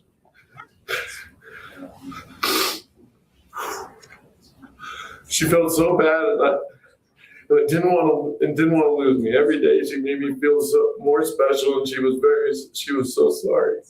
At least that's what she told me. Now discovering she put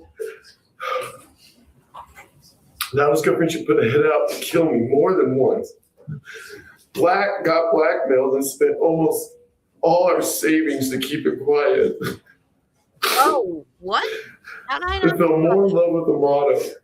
They even got spiritually married. And now I was called the first husband. They talked until she was arrested. And she sought his help to kill me. Oh, sorry. This has led me to fear my life. I've hired armed security for weeks, not knowing it was over or not. always looking over my shoulder and having to go through therapy and even trying to understand any of it. It's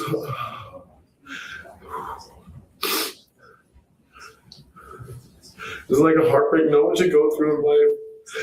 I can't trust anything anymore. I cry every day. I feel so alone. She grew me into a person I never was. I will always wonder why. But worst of all, she lied to me every day. I didn't know about any of the murder plot, the hitman, or the blackmail until the detectives told me after she was arrested. Now behind bars, she's trying to manipulate the lawyers and trying to silence me and not come here today. So I wouldn't be standing here. So, in honor of your honor, this person over here, I don't know at all. Not one bit. The fact that this person did all this to me with no worry, no care, or love in her heart for me. I will never feel the same. I will never feel safe or be the same because of what she did. Especially when she gets out one day. She claims she's remorseful now that she's been caught, but there at no time before did she ever try to stop this from happening. She tried to have me killed. She gave my location to people. Truly believe we were trying. I truly believe with people she truly believed were going to harm me. She even asked for the updates on the murder. And this was all when I was just her loving husband. I thought, whether she got minimum or maximum time, I still won't feel safe whenever she's released. I feel like this deserves prison time. I don't know. So just leave it in your hands, Your Honor. Thank you. So what happens? Well, Judge Nadia Krall sentenced Goodwin to a minimum of 36 months or 3 years in prison with a maximum of 90 months. So that's 7.5 years. And as the defense attorney mentioned, as far as we know, Grant Amato has not been charged or disciplined in any way for his connection to this case. Such a bizarre case, to say the least. And he's currently serving a life sentence at a prison in Florida after I mentioned before he shot his father, mother, brother, all in the head at the home they all shared in Chulada, Florida back in 2019. His case, by the way, super wild too. He apparently gunned down nearly his entire family because they wanted him to stop talking to this performer that he met on a webcam site. He had spent hundreds of thousands of dollars, much of which, by the way, he stole from his parents and brother, and he spent it all on this woman known as Sylvie. Now, Amato had dropped out of school to become, and I've never even said this word before, so hopefully I'm saying it right, an anesthetist? I don't know, but did manage to get a job as a nurse at an Orlando hospital. He was fired for reportedly stealing drugs, told his parents he wanted to become a Twitch streamer, but instead he used his fancy computer setup to look at pornography and spend time virtually with Sylvie. During his trial, prosecutors laid out some of the just vast amounts that he was paying nightly to this campsite. Grant fell in love with a woman named Sylvie. Not only did he fall in love with her, he became obsessed with her to the point where that was all that mattered to him. Okay, this is all about Grant.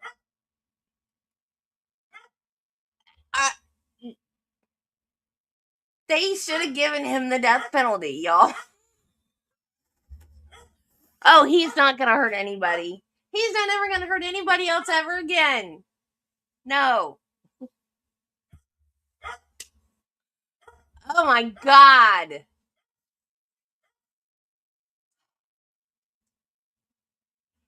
So, hopefully she'll be in there for the whole... I cannot believe...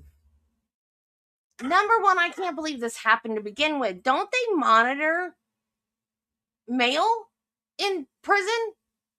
Right? They monitor mail in prison, right? Like, shouldn't they have known this was happening? He should have never been allowed to get that far. It's crazy. It's insane that he should have been able to get that far. $11,000. She sent him $11,000? And he sent that money to somebody else? Well, money's all digital nowadays. Maybe did he tell her where to send the money? But still, mail's monitored, right? Aren't they supposed to read every letter that gets sent out of there? That is nuts. He should have got the death penalty. He's a despicable human being. Okay, y'all, it's 5. I really thought we were going to get done today. Well, we'll be done tomorrow, and then we'll start on Murdaugh. And then there's some trials coming up that Judy and I are looking at that we want to watch, but I don't know what's going to happen. Lately, trials have been crazy. Yes, they do what? Oh, yes, they do look at mail. Yeah, so how did this happen?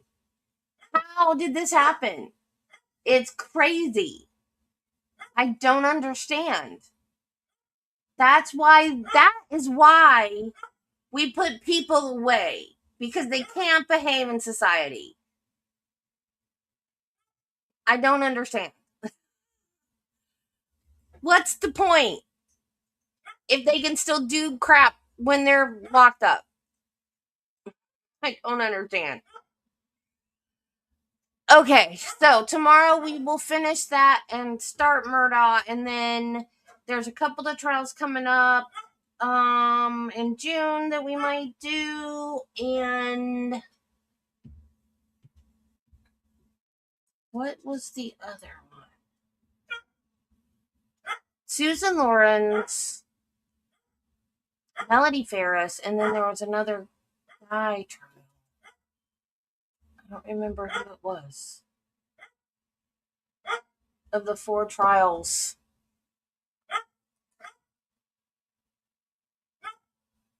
Marty always says bye, and then I feel like I need to rush. I don't know why.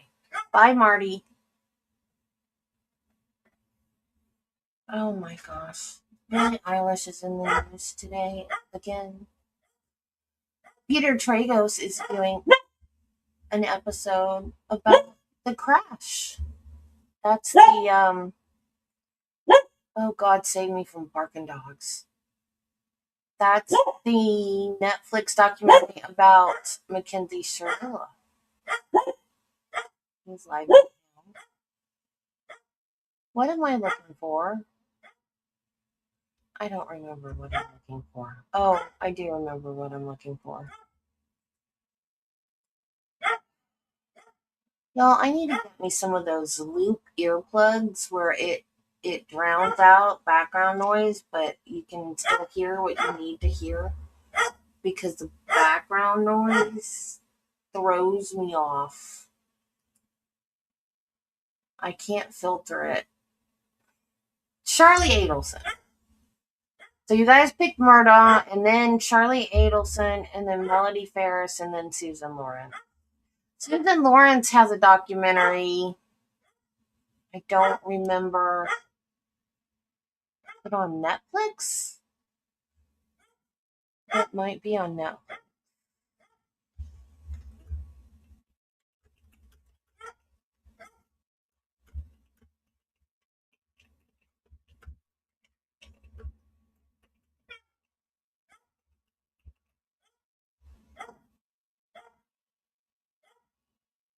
It's on Netflix. It's called The Perfect Neighbor.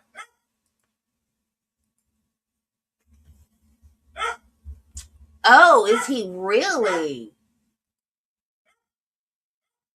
Oh, cool. It is an interaction, but I really...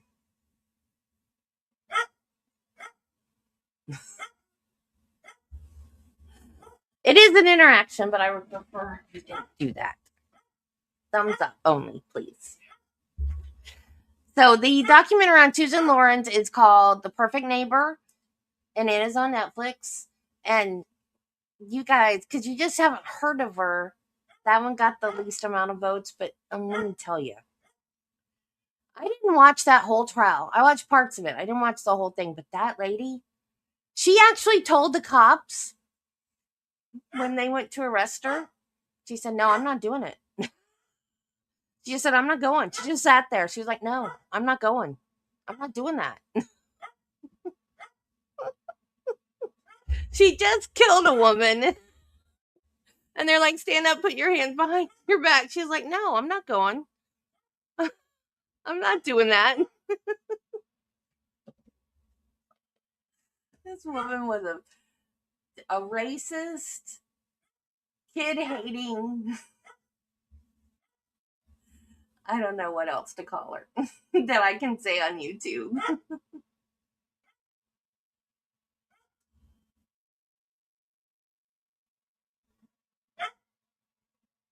Yeah. They said, yeah, you got to do this. Oh, yeah, you got to do this.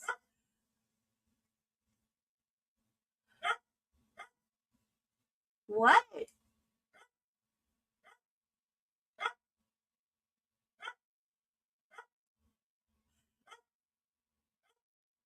Are you talking to me, or was that a text to your hubby?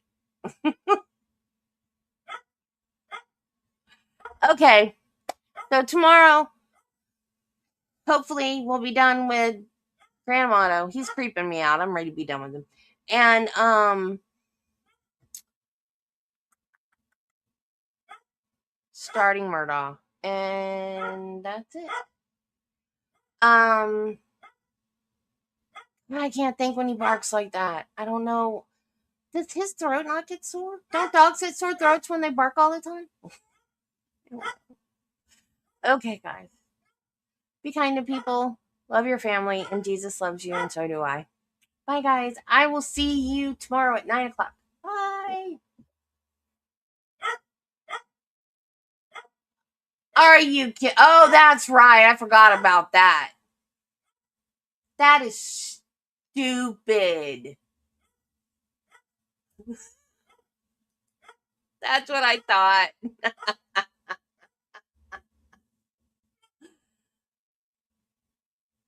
They do. Your votes do. We're doing Murdaugh because you voted for Murdaugh. No, you're not a dummy. I do that all the time. Text the wrong person or put the wrong chat in the wrong window or whatever. Everybody does it, Jill. Everybody does it. Well, you didn't, but that doesn't add the majority rules, Marty. This chat is a democracy.